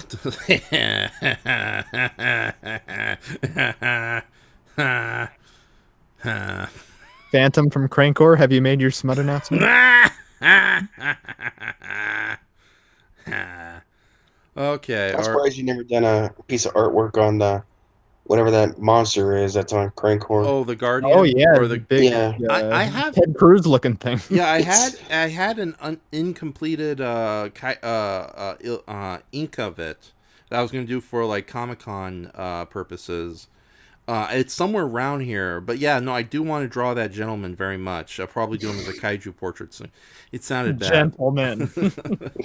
It's such a weird monster, but it's a lot lot of fun. It is. So. It's kind of effective in its unnervingness. It's like that woman from Eraserhead. I don't know. I was thinking more like Gargamel from Smurfs if he was a kaiju. Isn't he already? Says the person who doesn't realize he's just normal sized humans. Hey, just because I have the hairline of Gargamel. Okay. Oh. One of these years. Oh no, I do. It's a runway strip right now. One of these Halloweens, I'm gonna get me a giant brown pullover thing and dress up as Gargamel. What everybody at work's wants me to do. Mm-hmm. Okay, so all right. Do you want to make that announcement before I send stuff, Raph? So we can lighten the mood after the darkness. Okay, so ladies and gentlemen, I do have some. Okay, go ahead. No. What were you gonna say before I begin this? Well, no, I was just gonna say another quick preface of like I don't have. Again, I want to lower everybody's expectations because I am not an artist or not a two-dimensional artist, and I'm hardly even a three-dimensional artist. I'm okay at building things and doing that. That's my quote-unquote art, but I haven't been like a penciler or a cartoonist like these guys are with multiple credits to their name. I'm just a doofus, but I have been getting into it, and it is definitely a fun sort of stress reliever kind of activity for me. So I do have some goofy things to share related somewhat to our little circle. That'll hopefully make things fun. Okay, for a moment there, I thought you were just gonna do a bunch of spoof pictures of Miss Blue exploding in space. No, they're primarily just me and you. Okay. Okay. So, and I guess we could share some of the art that we've done for the Christmas stuff and the rough drafts of the Halloween characters that we were gonna do. Yeah, well, I'm terrible at multitasking. A lot of the illustrations I've shown tonight have already been placed beforehand. Unfortunately, I took a half an hour just trying to post other stuff. But no, send them to me. I'll do my best to upload them. I just need your guys' help to stop the dead air. But let's make that Okay. important announcement right now. Okay, so okay, so here we go. This is a very This sensitive. is gonna be great. Mute yourself, damn it. This is going to be a very sensitive topic. Get it? No, I'm just kidding. All right, so as you guys probably know on there, and to anybody watching this in the future, I do a lot of fan servicey artwork, ranging from the somewhat naughty but ultimately forgivable to full-on hentai artwork or smut or erotic Gore. triple X stuff. So, and while I'm talking, I'll just say the illustration above is one of my earliest attempts at hentai artwork. Miss Blue, the obvious blue-skinned alien woman hooking up with Blah Bomber Jane, the green slime woman, at a nightclub. And this was supposed to be a cover for a full-on hentai comic, but it got a little extreme, and not only that, but I felt that Jane and Blue could be better served elsewhere outside the hentai artwork. But here's the thing, though. I do hentai artwork on the side, and and usually it's commissions that pay extremely well, and I don't mind doing them for other clients. But there was a lot of like written but undrawn scripts and other concepts that I had in mind that I wanted to do this stuff and try to sell it online. But the more I thought about it, and especially with some of my more beneficial artwork and projects, including video stuff that I do with Brayton, some of the live streams I do, some of the more popular kaiju fan art, especially stuff I'm getting ready for KaiJuly, and also just because I have comics of Fleabin Sisters and Glue completed, they just need to be colored and uploaded, and eventually published in a physical form. And I have so many other things that the hentai artwork became less and less appealing. And we're talking full-on comic series. Both some of them were intelligently written sex comedies for all with heavy emphasis on the sex. And I didn't mind. Less emphasis on the comedy. And I was somewhat proud of those pieces. And some of them were drawn in comic form, and some of them are in script phase. But then I thought more about it. It's kind of a waste of time, especially when I can repurpose these characters into more wholesome stories, or just not do them at all and focus more on, Glue, Fleabin Sisters, Mystery Science Theater fan films, and stuff of that nature. But then there was artwork and storylines and character concepts that were a little on the extreme side. And to make a good comparison, and one of the things I thought hard about it, okay, we were kind of praising Roger Corman throughout the night, but the man has definitely had his failings, and among those, I think throughout the 1980s, the late 70s and 1980s, he was a little obsessive, and I guess and you can't blame him completely, because during the late 70s, there was a lot of exploitation cinema going on, and I guess it was his way to jump on the bandwagon, so to speak, but there was like a lot of unnerving subplots in Roger Corman fiction and movies that he produced or written or directed, especially throughout the 70s, where there was a lot of, for lack of a better term, monster assault on defenseless women. And even knowing that now sex with monsters is the fashionable thing, thank you, Guillermo del Toro, back then it was a little more nasty. It's love. The fish man and the mute girl, they get it on and it's lovely. I'm a nerd. Even though when that seems popular today, back the way Roger Corman would do it in movies like Humanoids from the Deep and Forbidden World and Terror Within. Terror Within. Thank you, Terror Within, which is particularly nasty, and Galaxy of Terror. It's unappealing, and it doesn't end well for the female character in multiple ways. And I kind of compared that to some of the horror eroticism that I was going to do. And I realized there wasn't much of a difference, minus the fact that some of the deaths or some of the erotic acts were a little more relatively tame compared to what Roger Corman was doing, or what actual Japanese anime does, with especially some of the more infamous works from the 80s. And But still, indescribable. Yeah. So I realized that it really was kind of unhealthy and disrespectful, and also I kind of like I'm not a woman, obviously. What? It ain't so. Yes, it's true, ladies and gentlemen. I'm not the wonderful diva you've all come to know and love. But I'm starting. Don't we make you feel like a natural woman, though? No, you don't. You make me feel. Yeah, you make me feel like the least popular of the four Heathers, the one that lived. So, but no. After talking with like my sister-in-law, who's very cool about this stuff, I came to the realization that yeah, this stuff might seem titillating and fun to those who would enjoy it, especially the vorophiles or vor crowd. Some of them are some of the people I know who do that kind of artwork are women. That includes Riff the Spider Witch and Baker Oaks. And even knowing that stuff is popular, I can see where it can come off really offensive and unnerving and disturbing for a lot of regular female viewers, especially my fans, male and female alike, who kind of prefer my slightly more wholesome stuff, as well as just like more innocent cheesecake like what's on screen right now.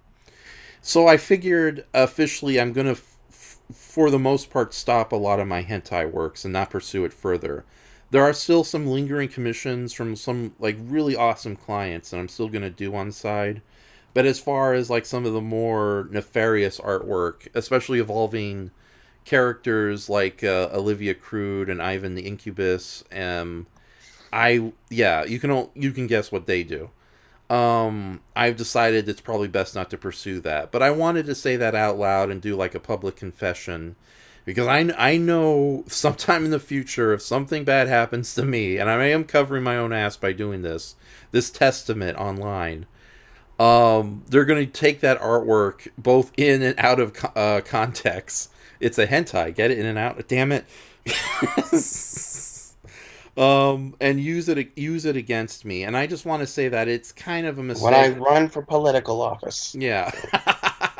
I just can't wait to be director of photography for your deposition tape. You scumbag. Well, if I become a Republican, I can get away with murder, or mass riots and insurrections. Anyways, that was a drum beat. So I decided that I'm just going to make this because I shared this with various friends privately, but it's something I should mention publicly. So yeah, I'll still do like maybe an occasional nudes here. I'll still do fan art based on various characters from hentai and whatnot. But as far as like the hardcore comic books and stories and some of the more nefarious and brutal characters, I think I'm going to definitely tone that stuff down and abandon it completely wherever I can. To anybody I still owe hentai commissions to, don't worry, they are still being worked on, but the vast majority of it I'm going to basically stop. And what does this say about my alternative page on DeviantArt, Violent Vixen, where I shared a lot of this stuff? I'll still do updates there, but it's mostly just going to be cheesecake and fan service. And don't mind the firework noises in the background. It sounds like, the CIA, they're taking me out. Ah. But yeah, I wanted to say that out loud and let everyone know that I'm going to definitely put an end to that. But as far as like sexy pictures of fan servicey pictures like what you see above, that's not going anywhere. Raft service. So there you go. So that is the end of the hentai naughty fan service announcement. So no more cucumbers or eggplants. Or bananas. Yeah, double bananas. Multiple bananas. That's a terrible joke my friends Andres and Brayton knows. You're thankfully free from it, James. So. Oh, I know the banana thing. Remember when you kept bringing it out with the orange juice? Well, I never made an orange juice monster, girl. Oh, I remember that. No, he's talking about vampire banana. Oh yeah. Or what is it, Chiquita banana? Yeah, completely unrelated on all versions. One of my favorite of your characters. Yeah. Non-hentai related. Yeah, the evil. Okay, no, there's another banana character, James, I made that you are thankfully free of knowing about. So, Futa banana. Don't talk. I think it's sad you have more than one banana character you have to keep track of. Well, I do like Chiquita banana. Yeah. That was the comic relief of that night. Who then you drew like a teardrop under its eye, and then a vampire teeth and blood. I got away with so many faces on that one banana. That was when live stream of consciousness used to be good back in the webcam days where you could do all these little gags. Yeah. I don't know. I think The Google Hangout times. Yeah. Google Hangouts was a lot more fun to deal with, and I did a lot of funny Yeah. videos with it. But about live, that's another announcement I should make. Live stream of consciousness, it's not gone, but I'm definitely taking a break on it because it's just pure pandemonium whenever we do that show. It literally lives up to its name. But I think I got a little kind of what is it? Kind of not buzzed out. Burnt out. Thank you. Yeah, I got a little bit burnt out doing a couple of episodes, and we tried doing a bunch of movie live streams. And that was a lot of fun. Yeah, those are fun to do, but they're really not the best to go back and listen to because they're way too long, and a lot of people just want to hear the commentary of the movie itself. Now, not too long ago, we did a King Kong commentary, which was a live commentary, which was a live watch of the original 1931 King Kong. Unfortunately, the main video itself has been kind of blocked in most American territories, but I was fortunate enough just to take the main film watching area, where we just take a look at the film itself and made it its own video. And you can find the link to that wonderful commentary in the descriptions below. So if you want to take a look at that. But yeah, I'm working on something for our Power Ranger live watch that's very much in the same vein. So hold on, I got a bit of a hiccup here. Speaking of Kong, does anybody picked up that new 76 Kong Blu-ray yet?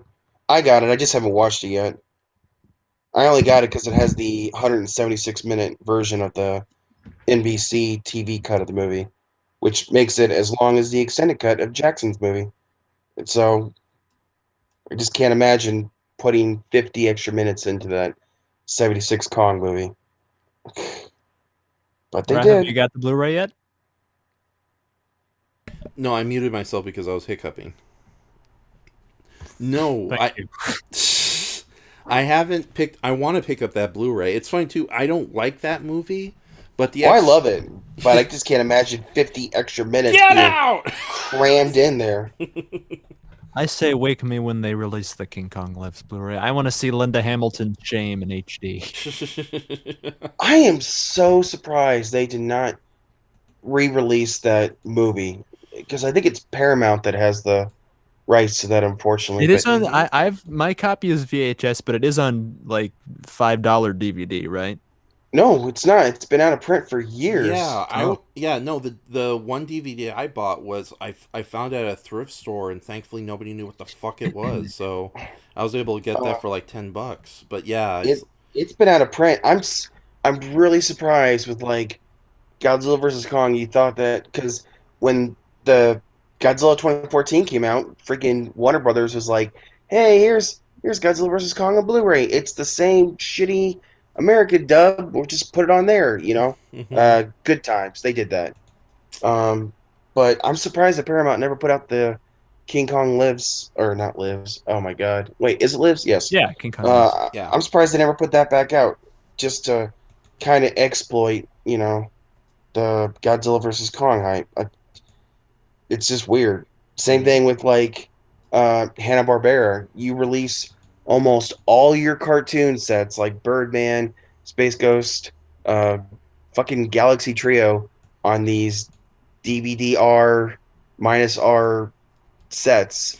It's the Warner Archive. We should call it by its correct name, because I hate to say, when people hear DVD-R sets, they immediately assume that, oh, these are bootlegs, so they're not official. Yeah. Well, no, they're official. Yeah, but try telling that to the Joe Schmo idiots in the regular kaiju fandom. But, like, why not give us the second season of the freaking Godzilla Power Hour? Jesus Christ.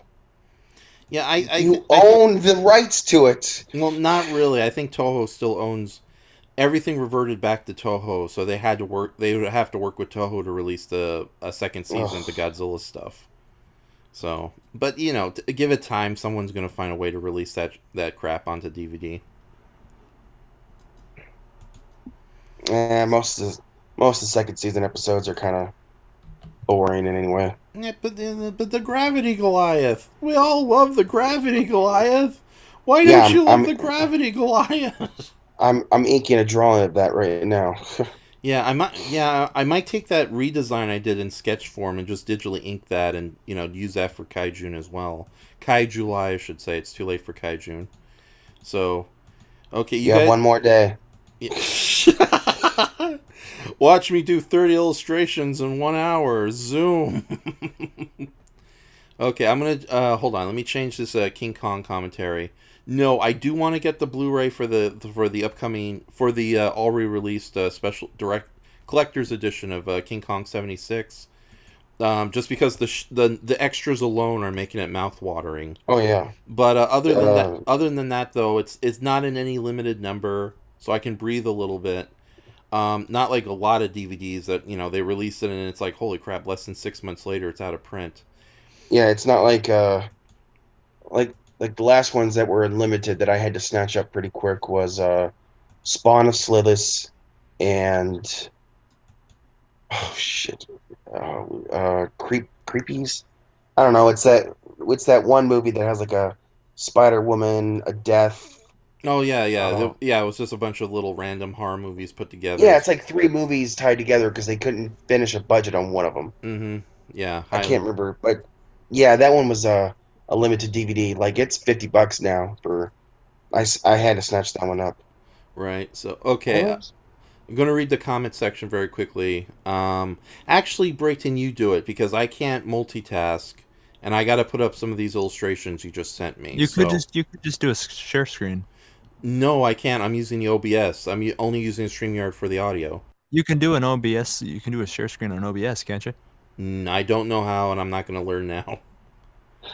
So, Okay. all right, I have The to. Raph and Shoma story. I have to upload all the illustrations into OBS to share it. So it's going to take me a little bit. So go ahead and read the comments, or you guys keep talking amongst yourselves. Just Okay. give me Well, three. what comment did you leave off on? Okay. Well, me and Nate Fire have been talking about how bad Aquanoids are. Yeah, what is Octonoids? There, that's your conversation It's for the now. I worst. will mute myself while I do this. It's the worst damn movie you ever seen in your life. That's what it is. Explain. Don't mute I yourself, Raph. Enjoy. I own over 12,000 DVDs. It is the only movie I have ever been sorry to ever buy. And this is coming from somebody that can sit through crap like The Crawling Hand and uh oh god, what else is there? I don't know. Crawling eye, crawling. Hey, Crawling Eye is Everything was crawling at one point or another. Crawling Eye, the Trollenberg Terror is one of my favorite movies. Yeah. Oh, really? I love it. Okay. That opening scene caught me as a kid. Yeah. You know, he's like, "Did you see it?" his head. Head- It was torn off. And you know, say what you will, yeah, it gets kind of rough near the end with the little models kind of flailing around when they're on fire. It's adorable. But like, Forrest Tucker always acted his ass off whenever he was in something. Yeah. And I love the fact that, they reanimate bodies, their blood's frozen, just it's a high concept movie that It is just interesting. Sure. unfortunately didn't have the budget. It's kind of like sorry, the Abominable Snowman of the Himalayas, the Peter Cushing movie. Oh yeah, the hammer. Yeah. Yeah. Not a I great. think it's just Abominable Snowman. I think it's of the Himalayas Okay. but high concept, just not a whole lot happens in it. Mhm. Again, another movie with Forrest Tucker that's really good too. Yeah. Yeah. I don't know. Sort of. I don't think Forrest Tucker's in this one, but on that, I kind of. I have a soft spot for things like Robot Monster too. So, I can't be casting judgment on the Trollenberg Terror. What you talking about? A Roman? Yes. How do you calculate that? First off, he is great. The suit is iconic. Oh yeah. And I mean, yeah, I don't there's an know. SCP that uses that as What is the it? What's an SCP? oh that's that online archival thing where people can like write down something Uh-huh. like some of the more famous SCPs like the lizard that won't die or an ice cream van that will like take people in it and make them use their flesh as part of ice cream. It's Is it just like a character creepypasta type of thing it then? kind of is. It's like the original creepypasta and it's become really popular now. If Oh. you ever have time, there's like hundreds of like SCP animations Oh on wow. YouTube, and there's like 5,000 to 6,000 entries. I mean, you have just off the wall stuff. Like I Yeah. said, like an ice cream van that kills people, or um, I can't even think of some more. Yeah, it's really interesting stuff. I just watched Sexy the naked frog woman monster. I'm sure Magical there's something frog in there. girl. There's a swamp hag, but yeah, I just watch it because I like YouTube animations, at least YouTube animations that are done with high quality and stuff. I want to get that to be the let's replace the name or the title Miss Florida with Miss Swamp Hag. I like that. Yeah, I'm familiar with the S. Is it the SP? What is it called again? The S. SCP. SCP, Yeah, Secure, Control, Protect. I'm Yeah, sure I got that wrong. we'll call it the better. I don't know. I kind of prefer them a lot better than the creepy pastas because there is some genuine creativity and a really cool monster variety Oh, there is. within. There's the endless IKEA where you go in and it will never end. Yeah, You you're. get lost, It's That is based. and then terrifying. Yeah, it's and then been. you have like these big 8 foot tall, faceless, kind of ogreish like looking people that walk around asking you, "Have you found?" And you have people that never find their way out of the endless IKEA. Yeah, it's It's been. just it's a lot of creativity that goes into it. What is the one for the Roman? Uh, Oh yeah, that let is a me good look. one. It I know it. Do is. you want me to? I can explain it. You could explain. I'll link him Yeah, a yeah. Okay, video so the if he one wants with to the watch it. Roman. Elaborate through song with finger puppets, Um, Ross. dippity dippity doo dip dip. No, never mind. I don't have finger puppets. I only have Gonzo and Fozzie Bear here. All right, so I don't know the exact name of this particular SCP creature. But basically, there is a formless entity that takes on the form of a human being's greatest fears. And that includes if you're terrified of a horror movie character, it will assume the form of that horror movie character and use it to kill you. Well, Real life, scare you. yeah, to scare you. That's all it wants to do is to scare. Yeah, yeah, but So I would have a bunch of shitty gorilla costumes coming after yeah. me then, Well, right? here's the thing though: if it takes on the form of of the thing you're scared the most, it Yeah. can threaten you in a fatal sense. But in itself Oh. is not malicious, but it's highly dangerous. Uh-huh. And if it got out into the public, it could spread and just cause mass mayhem and chaos everywhere with all the fear that's spread. So to keep it contained, they have this creature watching what they lie to it as the most current form of American modern horror there is. And that's basically bad B movies on a loop with Oh. Robot Monster being the main one. So this formless entity takes on the form of the Ro-Man, thinking that it's assuming the most terrifying thing mankind can think of. This kind of sounds like it could be the beginning of Dr. Forrester's redemption story. Using the powers for good. Some of the more like famous ones are like this kind of that laughing, crying opera mask. Oh So yeah. like this mask has been alive forever, and it has all this intelligence and everything, and it kind of woos the person. It's like put me on, and I will share everything with you. But the Mhm. problem is it secretes like this purple acidic stuff, and it will literally eat you alive while it wears you. Wow. Mm-hmm. So I put a link in the chat that has like one of the Roman episode. Yeah, these It's do it's sound really interesting. And are they fully fleshed out characters by like one person, or are they a no, community type of it's a Mad Lib community. thing? It's all public domain community thing. Yeah. Wow. You can it, a lot of people take some of them are really high concept stuff, Yeah. others not so much, but ones that you see like animations like on this channel Yeah. um, On this channel, they actually have like a story with reoccurring characters and stuff like that. What the hell?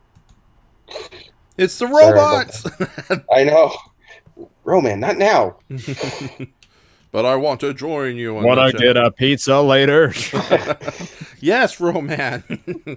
Yeah, Hey. even if every time, I would definitely watch this channel. Yeah. They have like a lot of good voice actors and good animation. Yeah, these do sound fleshed out and kind of worthwhile. Yeah, I just shared the one Too Spooky as the nickname of this particular character. So Yep, Ah. that's the same. Yeah. okay, I have all your little illustrations posted and ready to go, but we might have an extra guest. Let me double check. Uh-oh. Uh-oh. Wah, Hey, wah. I'm free. I'm watching live stream. Okay. Uh okay, I was gonna bring in Andres, but he's watching Matt Perquette's live stream. Damn it, Matt! I like Matt better. He talks about the Gundams barely ever. Go to hell. Damn it! And I thought we were in the clear. Like there would be no. So he's not even on the live stream. He's turning you down so he can watch their live stream. No. He says he wouldn't mind joining us, but he's watching Matt's stream right now. No, I honestly that's the problem with After Dark. It's never advertised ahead of time, so.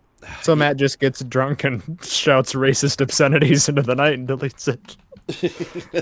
Basically, yeah. Meanwhile, here I am trying to do a classy show with you, jokers. I know. Yeah. So, but so far, I'm happy with this. And we're not embarrassed of our trash. We leave it up for for the world to see. posterity. Yeah. So let me find some Miss Blue pictures to post on the floor.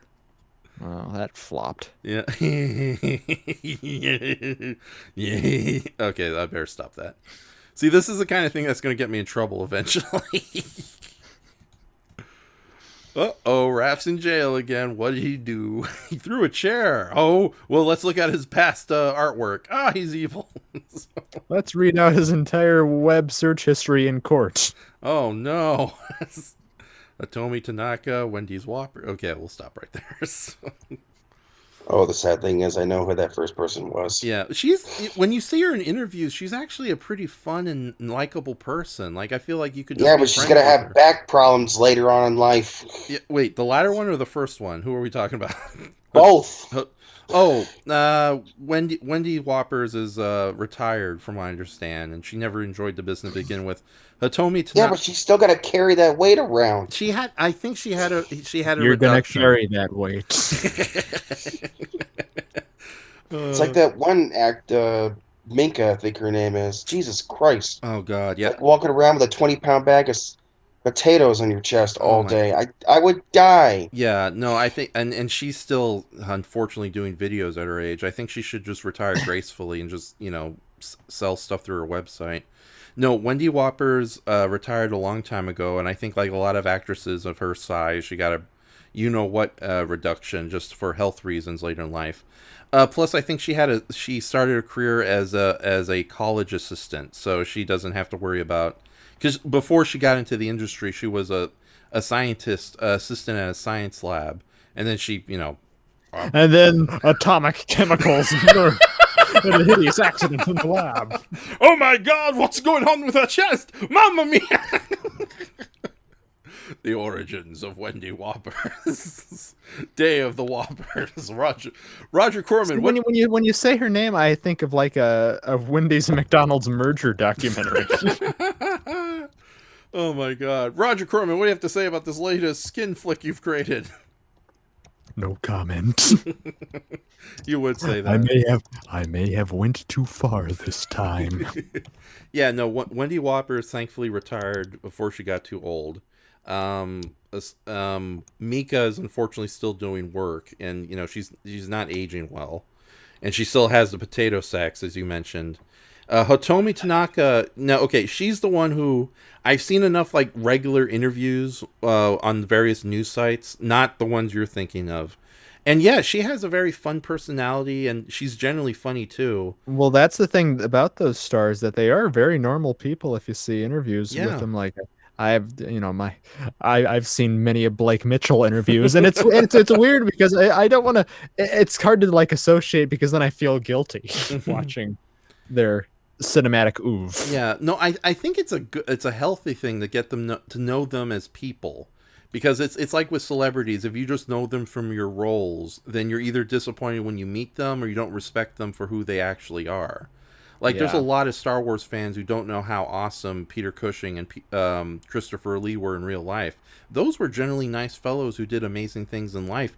Peter Cushing is for all intents and purposes, a good-hearted nerd in his own right. Yeah, big old nerd. Both of them are big old nerds. Yeah, but you wouldn't tell that if you just watched the Dracula movies and assumed, like, oh yeah, he's just desperate for a paycheck. When in reality, they were very world-weary, intelligent gentlemen.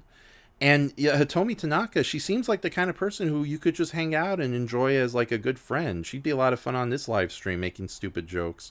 So she knows enough English though, but not all the English, unfortunately.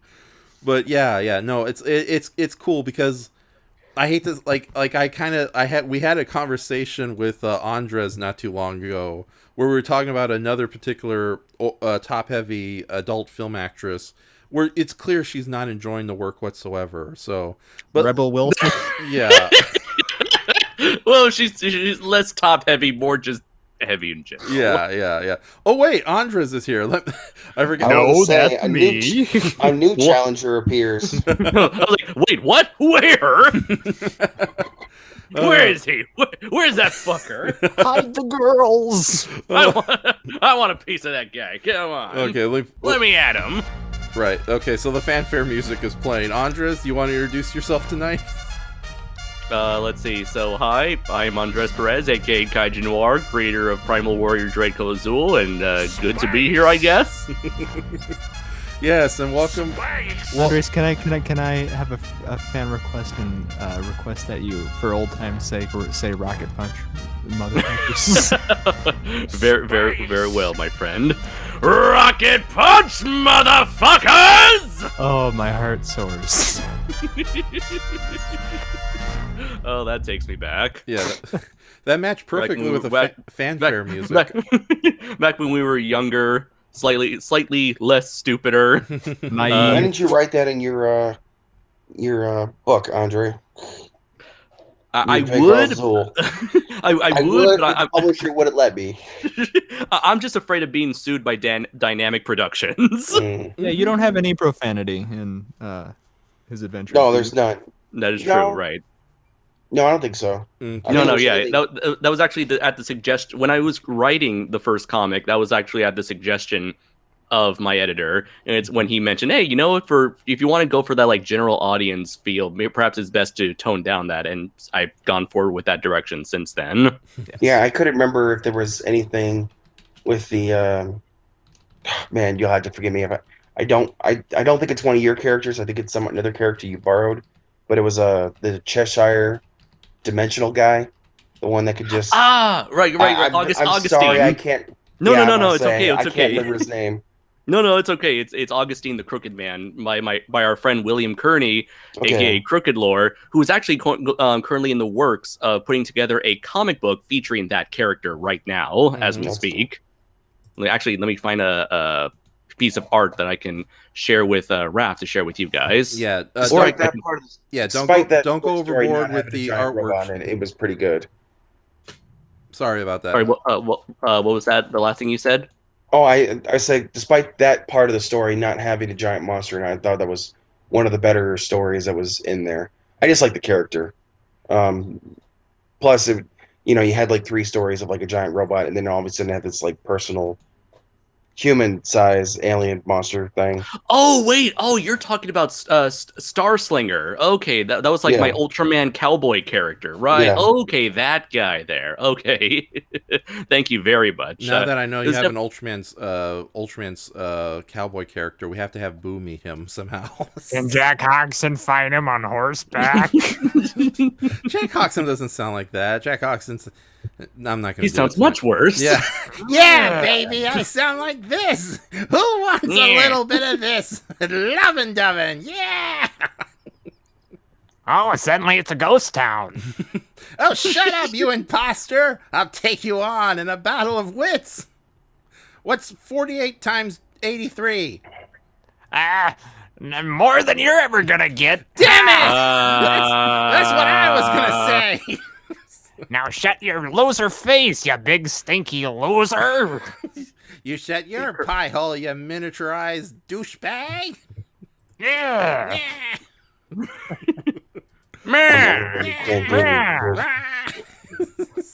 Wait, do we have a Jack Oxen picture here just to post so people know what the hell we're... No. I think people can use their imagination and just... Just sending a bit of concept art from that story alone. Okay, then. Yeah. Are you sending it through Facebook or Skype? Private chat. Okay, through the... Okay, I see it right here. All right, don't go overboard with the image sharing because, I'm not good at multitasking. And Sure. Raph was only prepared to share his... You don't want to confuse them. Let's see, 1, 2, 5. Oh, darn it! Yeah, no, I spent a good amount of time earlier today to get all my artwork ready. There was no way in hell I was going to post all that, but these aren't half bad. I will share these. So yeah, this was done by my friend Jacob Baker, the kaiju maker, with the one colored version being that was also done by Jacob Baker with the coloring and lines done by my friend Dylan McCandless. The one with the version of the design with the big star on his chest, that's what we ended up going with as the final design. Yeah, let me post these first. You guys just talk amongst each other while Miss Blue fills the screen. Oh, do you want me to copy the pictures into this chat, Raph, or send them to you on Facebook? Well, that would have been nice, but it's too late now. We'll talk about your pictures in a little bit. Okay. So. Pictures of Spider-Man? Whatever. You people are weird. Okay, read the chat. The chat section while I upload these two pictures. Starting after. Shay Smithers says this is the weirdest way Andres has ever been introduced. Nate Fire says, SOS, those were the days. Some weirdo named Inshoma says, hentai and porn stars, only on Inshoma's channel, ladies and blokes. Nate Fire says, actually, this stream is starting to feel like an old SOS episode. Nice. Yes. Wait, no. Not that No. Shay Smithers also says, lol, that it is, Nate. Nate says, not that I'm complaining. Shay, me neither. All right, it's great to have some old school SOS fans. I guess for those who don't know, SOS was this podcast that I used to do with 3 other individuals that I considered to be my closest friends way back in starting in 2013 all the way up until 2016, I want to say. No, yeah, I think around 2016, I forgot when we stopped doing SOS, but I know it was it was after episode 100. 100. Yeah, we stopped. Oh, sorry. It was 100 you stopped at. Oh wow, you were also a listener then. Yeah, I once in a while. The ones that kind of went off the tangents I couldn't get through, but I'm sorry. I think now you're a part of those Yeah. streams. Pretty much. I think one of my favorite episodes that when you guys got sidetracked on some big long spiel about Bigfoot stories and stuff like that, and I thought it was. Yeah, I don't remember. Don't ask me what episode that was. No, it's okay. Those are my favorite episodes. Were the game episodes. I was on 2 of those, and I was cheated once, and I won the second time. I remember, I think at one point in the episode, Bill was talking about finding Bigfoot. He was talking about the season finale. I was like, "Tell me, Bill, did they find Bigfoot?" That show's off the air, right? At this point, it's got to be. I don't think so. I mean, what more could they pull out of that thin You premise? can't stop until you find him. They're never gonna find him. That's why it's a perfect show. They ought to do a cliffhanger, though, at least for a season. One of these times. Okay, so apparently the original release was from 2011 and actually finished in 2018. Wow. So they lasted a good 9 seasons with a total of 100 episodes of finding jack shit. Much like SOS.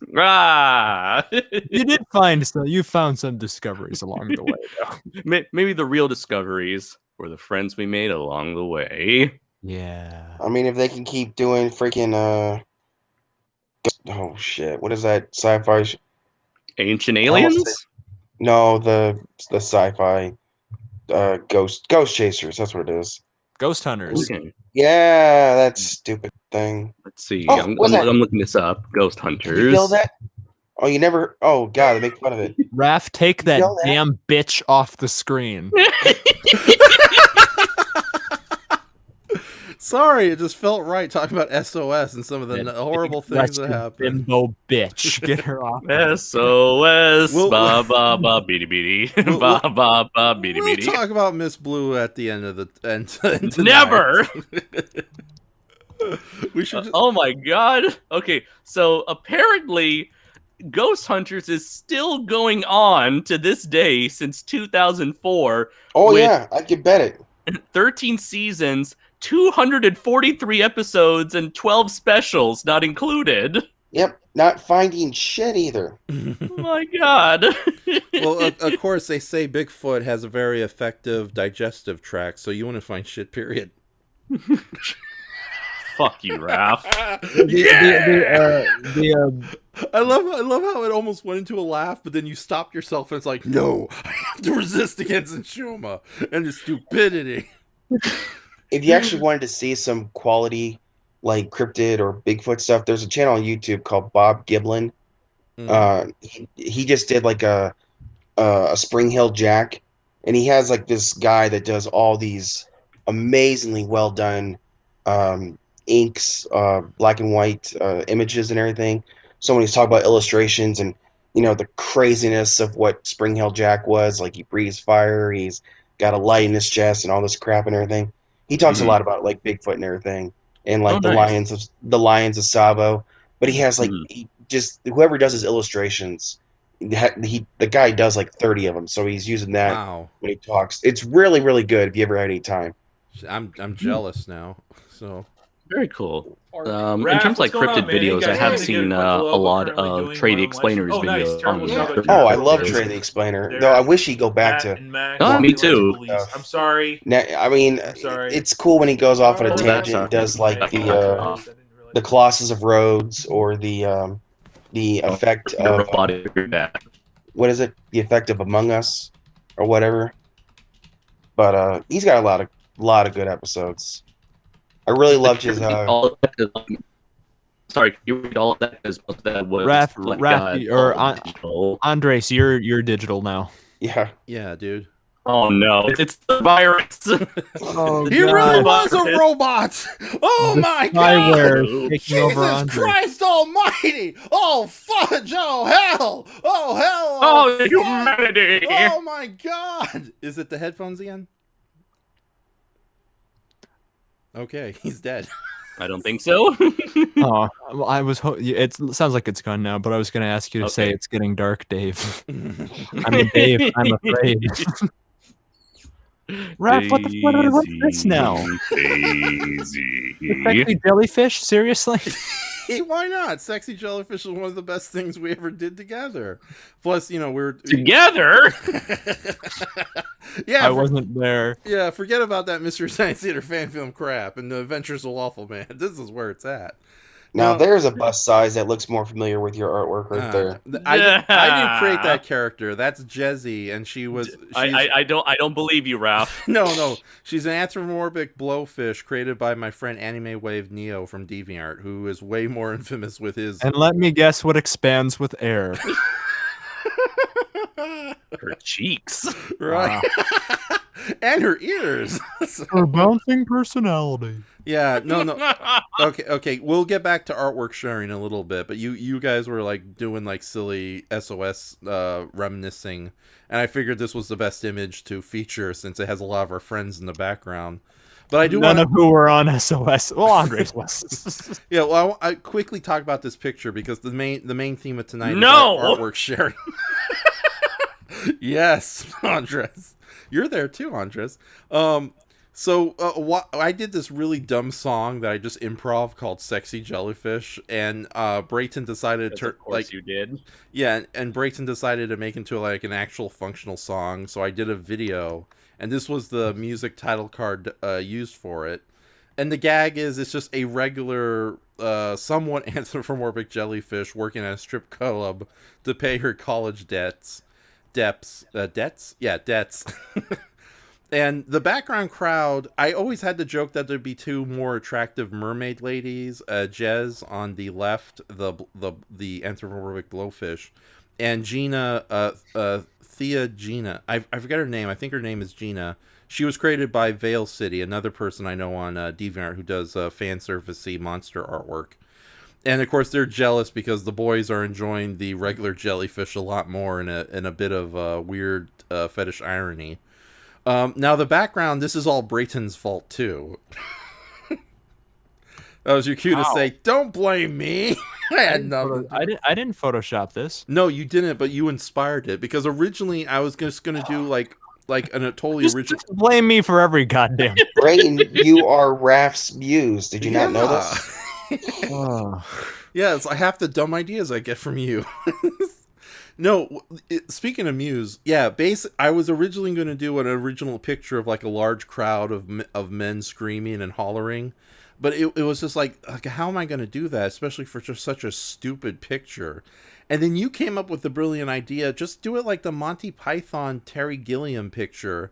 Get a bunch of like sailors from World War II celebrating the end of the war and do that. It's like, and I was like, brilliant motherfucking genius, Mr. Brayton. I gave you a kiss on the cheeks. I ran away. I jumped out the window. After I healed from my wounds, I found a bunch of picture of World War II naval soldiers and sailors partnering. But it's like, no, this picture needs a little bit extra insanity. So I picked a bunch of my random friends and filled in the background. And hold on, let me zoom in on this picture to see who's who, so I can tell you who's where. But yes, Brayton, thanks to you, the Sexy Jellyfish is a successful music video that we've done. Glad I could be a part of it. Yeah.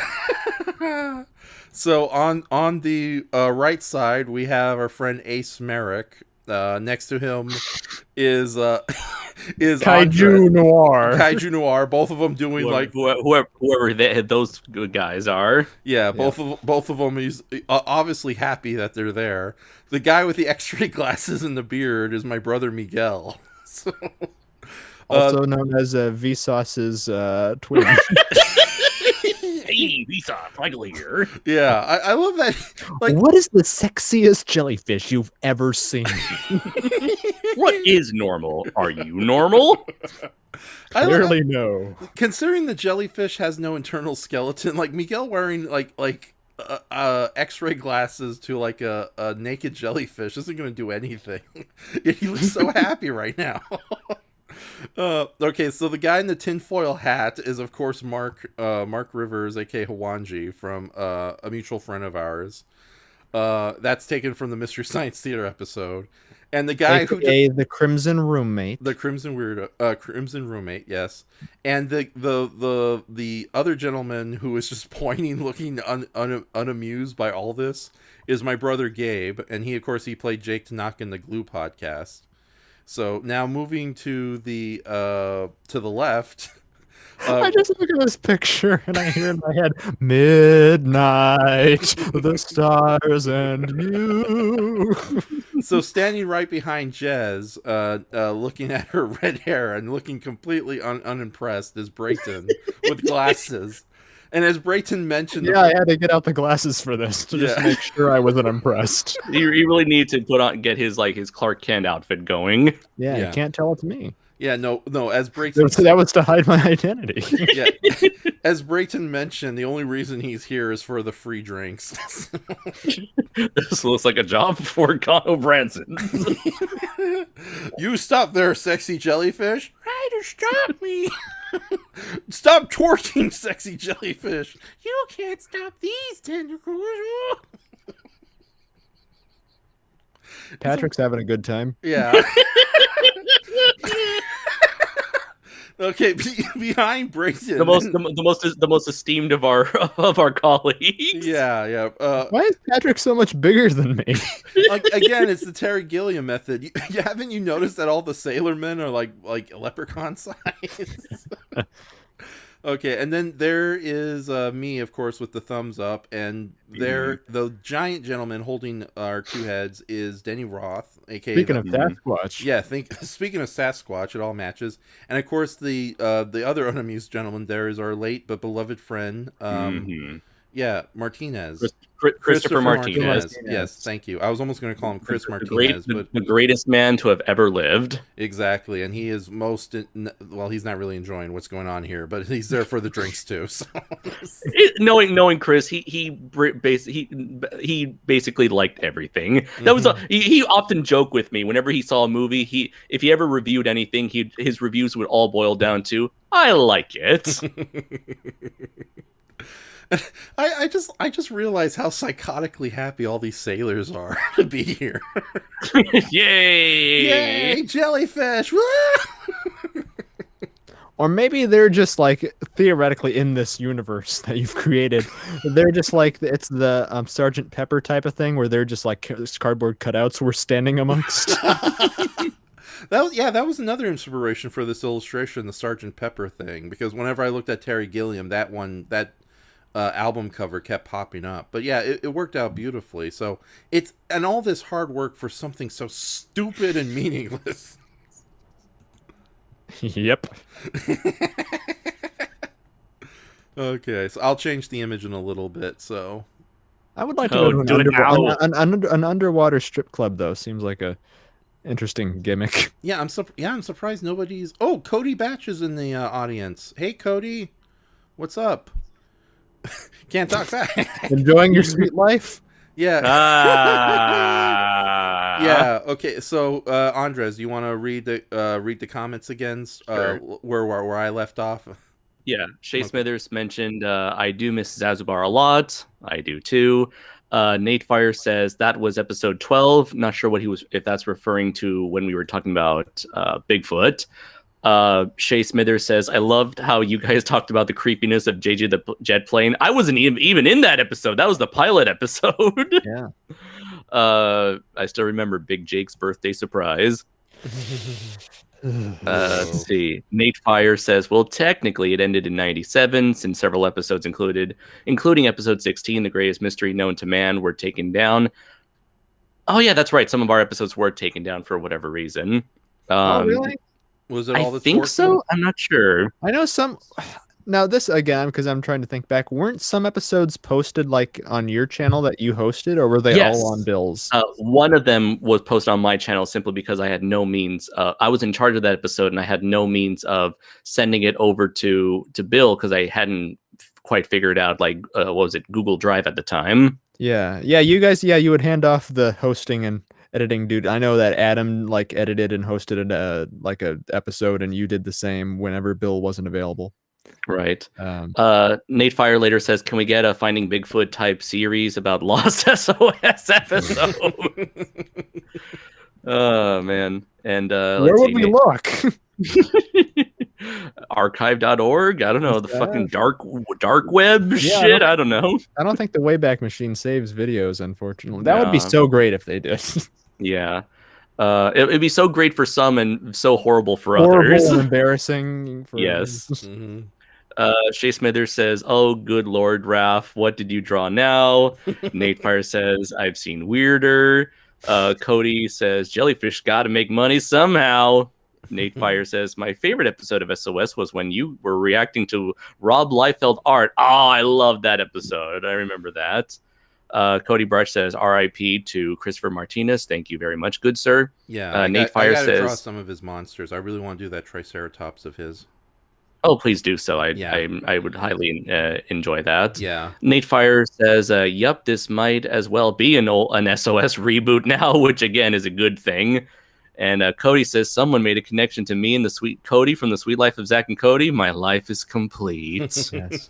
Just stay out of Riverdale. Yes. So let's say goodbye to the sexy jellyfish and show the two characters that Andres wanted me to share before we get on to Brayton's little show and tell. Cody just mentioned episodes of the SOS podcast lost. Life is no longer completed. It was Shay Smith. Go ahead. No, it was like a roller coaster for Cody. Cody, he was like, "Oh, I'm on the top. Oh, I'm going down." This ain't the sweet life no more. Oh, it's all that's left is but bitterness. Wasn't there an attractive Asian girl in that show? Never mind. Let's keep going. Wait, I mean, I'm too afraid to answer that, given that I really don't know the proper ages of all these actors and actresses. It's the Disney Channel. She was probably 20. Never mind. This is the worst. This is horrible. Should I remind you should I remind you of a certain song from Filthy Frank called "Nickelodeon Girls Wrath"? Oh god, yeah, that was terrifying. Darn foot fetish fat man who made those shows. I hope he dies. So, oh god. Please tell me the song was a parody of California Girls. No, it's not, but it is. Damn. It is a parody of the sexualization of the type of girls you'd see on the Nickelodeon and Disney Channel shows. It's shocking. More too. specifically, under one guy who created those shows. Yeah, that's Dan Schneider. Yeah, that's what my foot fetish reference was, because that guy is that guy is disturbing.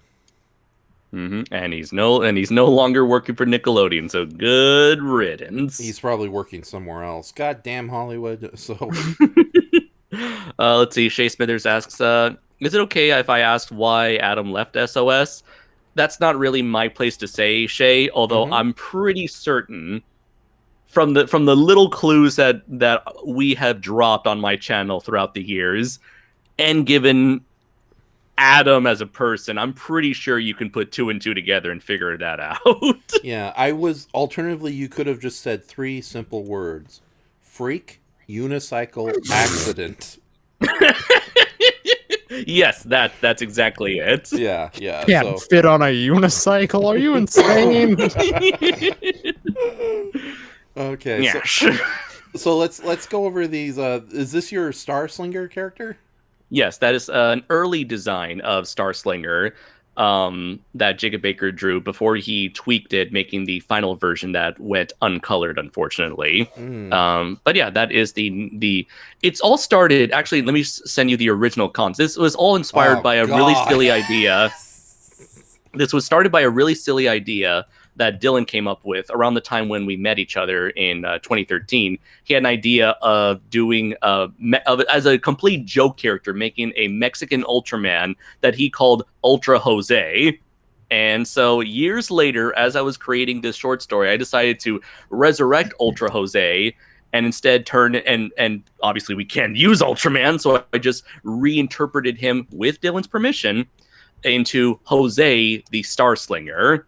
And essentially, yeah, he is a heroic bounty hunter who seeks out crime and villainy across the galaxy, akin to Ultraman, but he's a cowboy. Wait, well, does he have the ability to grow giant size? Because Yes. I'm getting more Space Sheriff vibes here. Yeah, he's definitely can grow, but he does the whole Ultra 7 thing where he can be small size or giant size. Gonna kick some ass in outer space. It's definitely the best song. It's definitely the best song of all the Metal Hero series. That's for sure. Yeah. So I'm sorry, I had to. So Did you really, Raph? Sorry is after you assaulted everybody's ears are always my favorite. Wait, I take that back. Just Beyond. That's the best song. Oh yeah, just oh god, I especially love the disco beat at the end too. So here's I just sent you the images for Ultra Jose from way back when. Okay, again, we gotta get to Brayton stuff pretty soon. So, wait, where'd you send it? Do we? On Facebook. Ah, darn it! This is like You people on your social media. Rex having a panic attack. He came prepared to show off his artwork.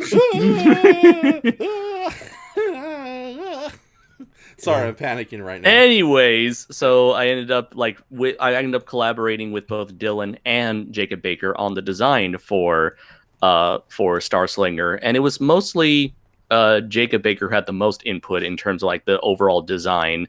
Meanwhile, Dylan had a hand in choosing the artwork. And so, yeah, it was kind of like really fun to experiment with an Ultraman, Sentai, Tokusatsu, over the top, heroic type of character for the Drake Lazul universe. And yeah, if I like, it's very possible that I can sort of like use this opportunity to like spin off Star Slinger in his own direction. And I even gave like Dylan, given that this was essentially a character based off of a joke character that Dylan made, I gave Dylan like full reign to say, hey, if you want to do something with this character, you're free to do so. And No, actually, go ahead. I like Starslinger. He's very much like the kind of Six Ranger mixed with the non-human Ranger aesthetic. Like I wouldn't mind doing a kaiju portrait of this guy. He'd be. I would love. Yeah, I would love it if you were to do that. Yeah, that'd be great to hear. Yeah, it's great to see. And holy crap! The fact that he's a intergalactic cowboy who hunts down alien villains, he could fight any of my villains, even Jack Oxen. I'll bite you at the knees, you oversized Blue Ranger ripoff. And so it was really fun to like write the interactions between Eric, the more like grounded type of character that Eric is, compared to the complete over the top bravado of Starslinger, and just like creating this sort of like interesting, unique chemistry between the two of them. Okay, now I'm gonna share the unfortunate joke character that inspired the whole thing. Oh wait, let me get there's a better. Hold on. Yeah, what the hell? Here we go. Explain yourselves. I think you go ahead. Yeah, this is even worse than Tequila Gundam, and we like Tequila Gundam. Hey, there's nothing wrong with Tequila Gundam, all right? Hey, I said we liked them. Yes, and there's nothing wrong with Ultra Jose. In fact, Ultra Jose, I believe, was inspired by a College Humor sketch, where it was like Zordon being very racist and giving like making the black character the Black Ranger, the Asian character the Yellow Ranger, and then he's like, Jose, yeah, power sombrero. I unfortunately remember that one. It's like, it's just Jose is just in orange clothing and with a sombrero. Right. So goodness. so Dylan had the idea of just making.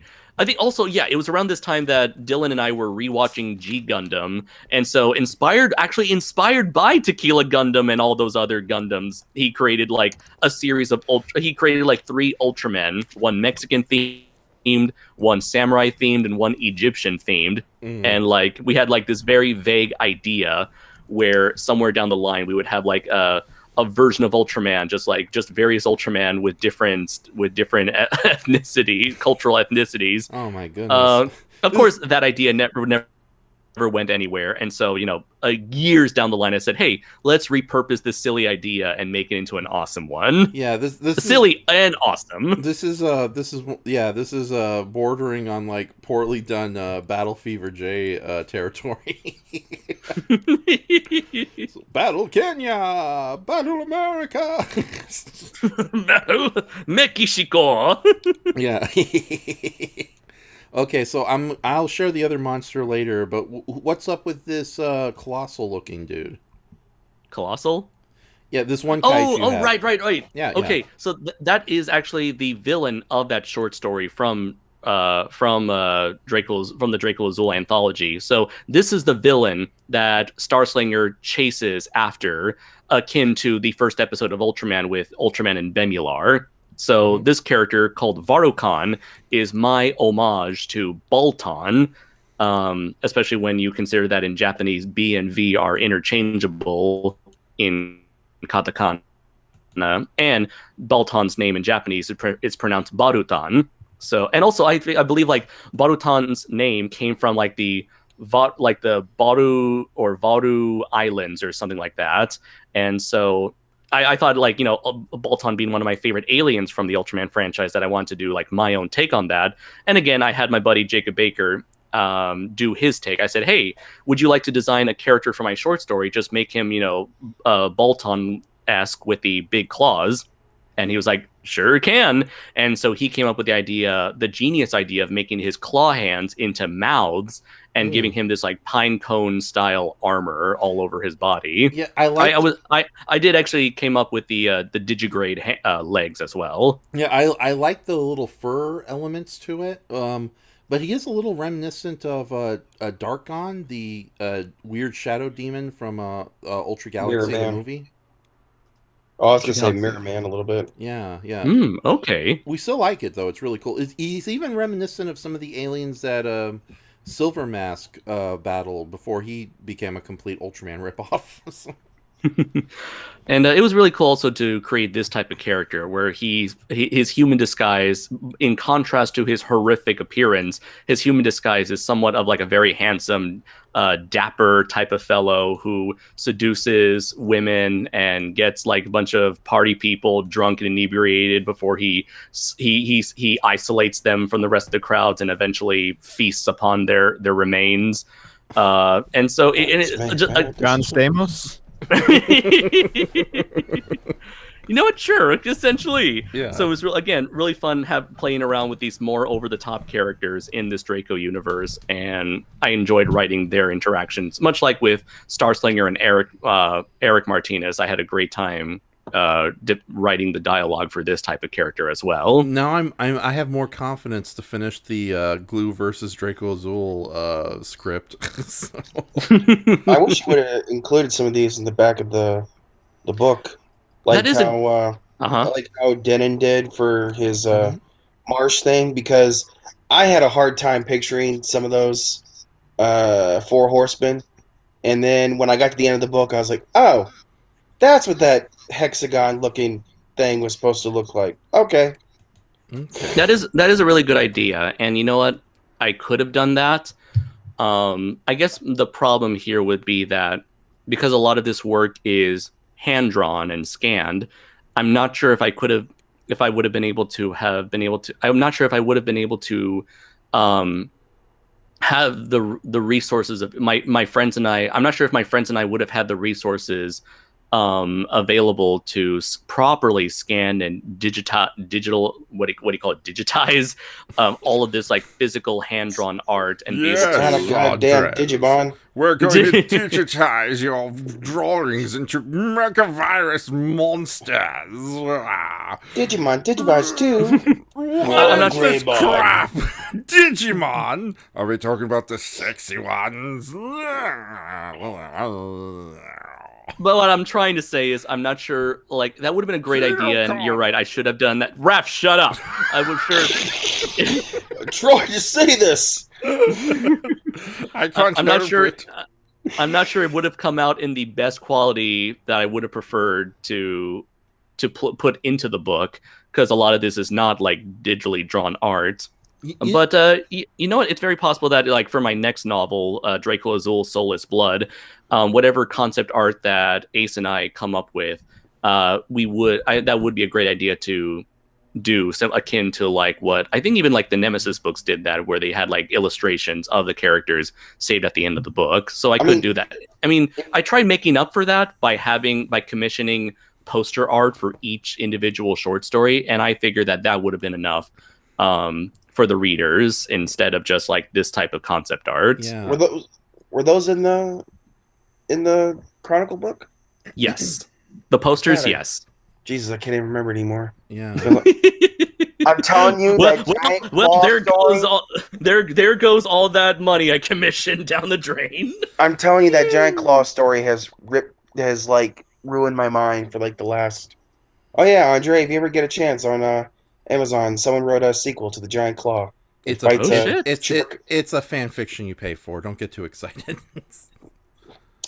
It fights a chupacabra. But it's really well written, though. I know it's as impressive as the size of a battleship, but still. They use that terminology. Yeah. So we're it over. Now, go on and finish, and then we'll get to Brayton. Just looking at like the comments here, Nate Fire says it wasn't as bad as DFOS, which is like a piece of Swiss cheese with how many episodes are missing. Oh Jesus, I wasn't aware of that. Ouch. Cody said he's probably trying to get a foot in elsewhere. I'm not sure what he's referring to there. Nate Fire says, except Andres filled David's role of showing up dead last. Brayden, I want you to know, in my eyes, you won't. You won that serial killer challenge. You're goddamn right, I did. I won it, and you guys stripped it away from me by some electoral college style bullshit at the end. Yeah, I disappointed my mother with my lack of serial killer trivia now. Oh god. Nate Fire says, "Where's his power sombrero?" in reference to Starslinger, and then when we showed off Ultra Jose, he said, "There's the power sombrero." Laura joined the chat. Hey, Laura. where she said, Hi. "I was worried you were doing Overwatch Rangers before I turned the volume up." Overwatch Rangers? I'm not- Operation Overdrive, I think is what she's referring to, or What's that? Oh, okay, okay. oh yeah, the But- the terrible treasure hunter season. Although there might be Overwatch. Isn't that a video game the kids are playing because we're old? Yeah, I Yeah. think so. Okay. unless they've all moved on to freaking Fortnite now. Okay. Then. Not everything revolves around Power Rangers, Raph. Okay. Hey, try telling that to the mainstream public. I've kind of given up on Power Rangers. Like, I could have woken up this morning to watch Power Rangers Dino Fury, and I was like, fuck it. And I went back to bed. I don't know. I think they're doing a lot better job with Dino Fury than I thought they were going to do. Considering it was their first outing, really. Okay. So Cody Cody says, as hilarious as it is, I totally see the inspiration. Nate Fire also added, Brayton joined the SOS on a Halloween special for a serial killer trivia challenge. He was winning, but they screwed him out of a victory with a winner takes all question. Yep. ugh. I had to write a memoir after that, and then redeem myself with the what was the other one? What was the second one? The UFO trivia challenge. Oh yeah. Yeah. Later, Cody said, Raph, why you make Andra so angry? Because it's so sexually fun. And speaking of Tim Curry, Shay says, yay, Tim Curraff made an appearance tonight. It was I who did it the whole It's the worst impression of anyone I've ever heard. You want You turn him into like a Would you like to kill a deep-throated. unicorn and jump onto my lap, baby? It's downright disrespectful. Hairball, man had a stroke, hairball, hairball. I'm good again. Remind me and Will never to introduce you to the voice actor of Alexis Carib, Raph. No, he does a better job. Oh my god, I'm pretty sure Helen Keller could do a better job. Person! Get where's the defy button to get you out of here? My god. Oh, that's where you draw the line. Oh, yeah, you're the one impersonating a stroke victim, like. No, I'm doing campy Tim Curry. By the way, KiloCon. There's a big difference. Sound like you're gagging on a hot dog. Don't you know KiloCon can only eat meat things? Anyway, Okay. Nate Fire says, can't we have the whole episode be KiloCon impressions? No. Not done by Raph. Laura clarified that no, Overwatch the game. He looks like McCree. Okay, yeah, I Oh. definitely see that. Okay. You know what? You're definitely on the right track, Laura, because I did intentionally model Starslinger off of essentially the man with no name. You know, that sort of like spaghetti western cowboy thing. I wanted to do spaghetti western cowboy tokusatsu Ultraman hero figure. Yeah. And that's what Jacob Baker was able to whip up. Okay. Now I know what Overwatch was. It's the one with the super intelligent gorilla with the glasses and the Dr. Frankenstein Halloween special villain and the blue-skinned assassin sniper lady. Okay, we know what it is. Yeah. All that stuff, yeah. Yes. And finally, Cody says, Overwatch was a game the kids were playing for about a hot minute. That's every video game and anime this season. So, but Oh, they'll pick it up when they have like new characters and everything. yeah. But Andre, since Brayton came here first, let's go over the artwork. Oh yeah, Brayton. thanks. You're giving me the Carson Daly spot. Thank you, Raph. I came here first, and yet I'm at 4 o'clock in the morning time slot. Oh my god, I'm so sorry. Okay, so which one do you want? I'm kidding. It's not. It's 2:30. 2:30. Oh, okay. As long Me and Brain are in the same time zone. Oh, excellent. I don't know what fucking time zone you're in, Raph. The cuckoo zone. I wish I had the Twilight Zone theme I could just play in the background. So which The one? Everybody Scary runs door. by California. Okay. Everybody runs by California. Yeah. Well, it's funny. I started this live stream early to accommodate everybody who's in later time zones, but it's not working. So. But 2 a.m. is better than 3 a.m. So that's when I usually go to bed. So yeah, this live stream is going to be another 3 hours. No, I'm just kidding. Oh, Brayton died. Only on the inside. I'm still a shallow corpse husk. He shall be Waiting my remembered with an illustration in his image, turned into a megavirus monster. Yes. Oh my god, Brayton as a megavirus monster. That'd be so awesome. All right, so where do you want to start, Brayton? I don't really care all that much. I didn't have anything prepared for it. I thought this was going to be a silly sharing art stream, so I figured I'd share a couple of my doodles is all. Oh, don't you know any better? It never follows the. I don't have a whole lot to say about these things. They are pretty frivolous. Well, to be fair, it's like there's tons of illustrations we're not going to get to tonight. But at least I got all the kaiju. Well, there's a couple of kaiju eyes I forgot to share. But who's this this terrifying gentleman on the screen right now? I don't know. It's your Crimson Weirdo. Okay, you could have told me. Okay. Oh, I see you shared the Crimson Weirdo before Helmet. Thank you, Raph. Yeah. I guess there's a hierarchy of importance there. Yeah. Well, I don't know. Smasho. These two are the most timely things because this past weekend I have been dabbling in character, or not just character design, but just sketching things out and designing things for our fan episodes. And there are a few surprises with the upcoming ones that I've been primarily working on doing drawings of that I don't want to share because they're surprises. But I thought these two are okay since they're both present tonight. One is the Crimson Weirdo, who I did a... It's weird because I really enjoy doing more cartoonish doodly artwork rather than this comic booky looking more G.I. Joe that's how you look, Raph. Yeah. That's pretty real to life. You got my face perfectly, but my hands are so small. That's the thing. Well, it's first they look small because it's sort of I don't have like a printer or a scanner to scan my artwork, so I have to do an overhead picture with my cell phone, and I can never get the angle right, so you're kind of warped looking. That's totally okay. There was a Mothra title card I wanted to share tonight, but we might not get to that till later.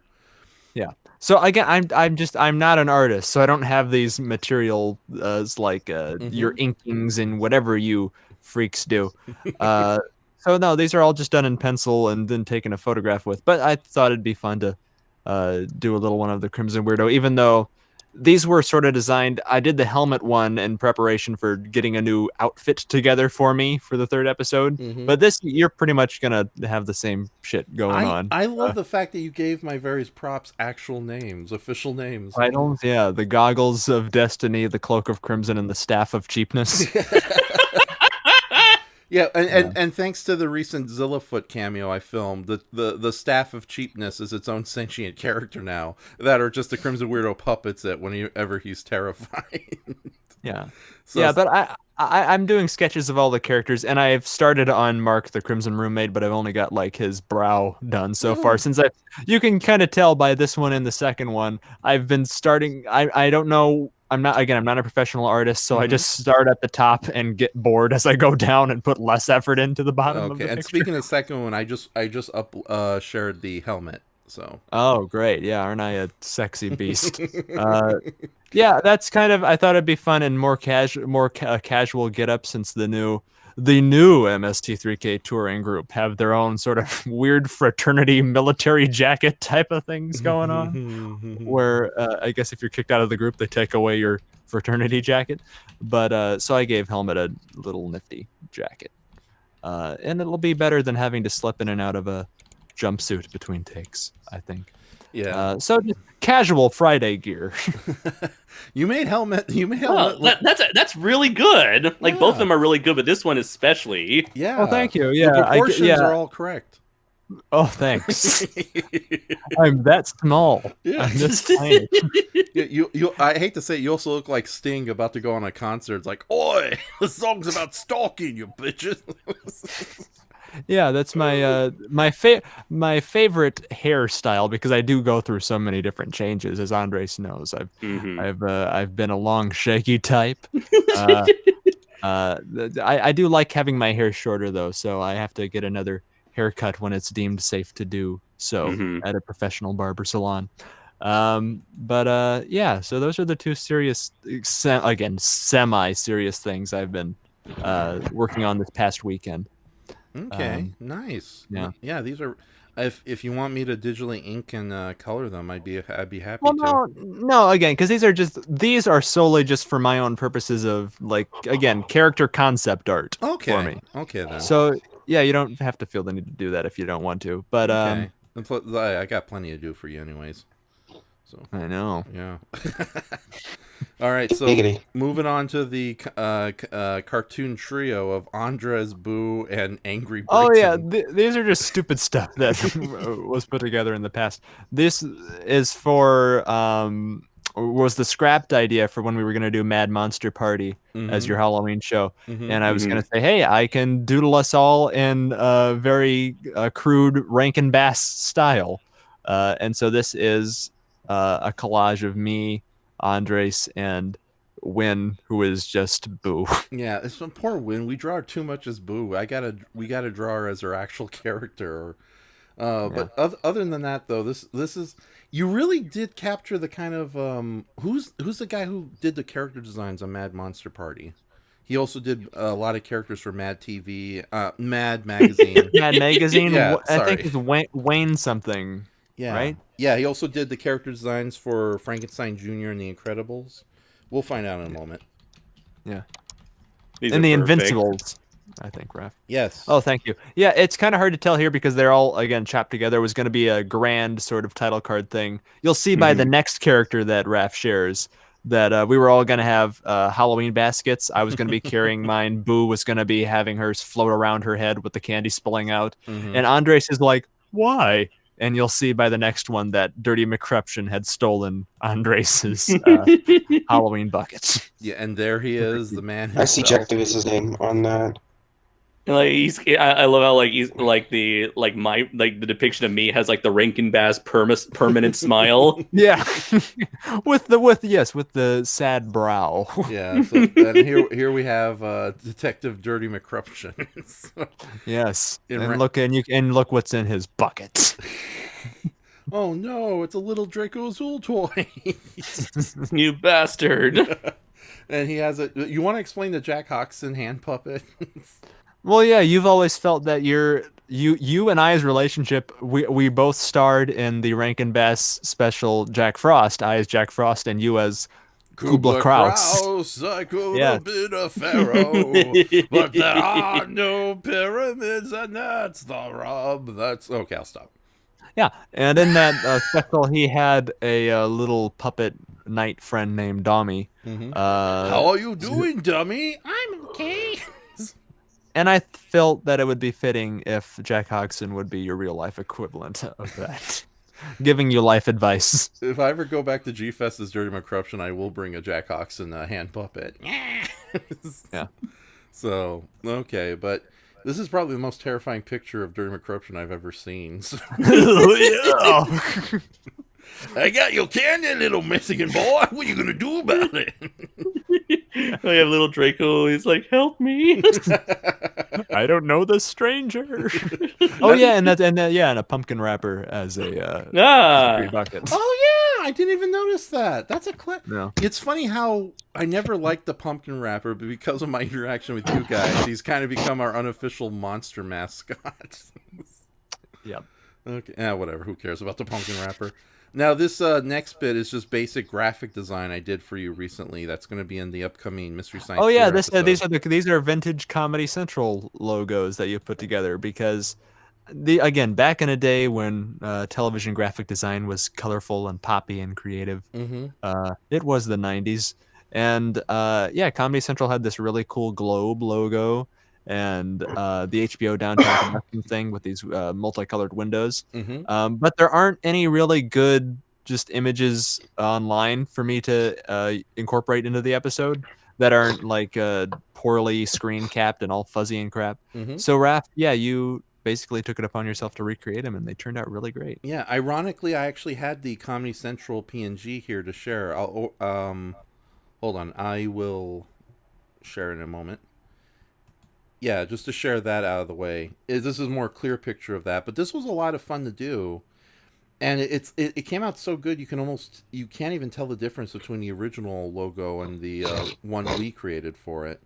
No, yeah, you mimicked it perfectly. Yeah, like even the lettering. Yeah, so, and the sad thing, you're so right. Graphic design was a lot more. inventive back in the old day, and at some point in the late 90s or the mid 2000s, it suddenly just vanished. It's like in our last live stream we complained how unimaginative movie posters have become, because they're either globs of orange and blue, or really shitty Photoshop posters like the Spider-Man Far From Home poster that was so infamous for a hot minute. Or worse, it's just a white background and the lead actor standing in front of it with the title. So, but yeah, I do honestly miss... the modern Comedy Central logo is literally just two giant C's and then Comedy Central in like the blandest of font. Yeah, yeah, and it really is. It's all about minimalism today, folks. Yeah, I have to wonder what's the real reason behind that, because there's right now it saves cost on printing. Yeah, there's that is done. The more simple the logo is, the less money you spend on it. Or it's more identifiable. I mean, if it's just a clear and concise message, it's just really identifiable. Like whenever you see like that shade of red, you always think of Coke. So the simpler an idea it is, the easier it is for people to remember it. Yeah, because nobody remembers the realistic planet globe with the Saturn ring around it from the old sci-fi logo. No, now they just think of the big Siffy. yellow Siffy. You know. Yeah. Well, I think it's like a cultural thing of a pushback and wanting to be perceived as more professional and corporate, though. Too. I mean, look at what they've done to McDonald's' whole like overhaul that they've got. Oh God, yeah. So to me, that's the golden arches are identifiable. This big block of slab concrete dentist office looking shit that they're going for now.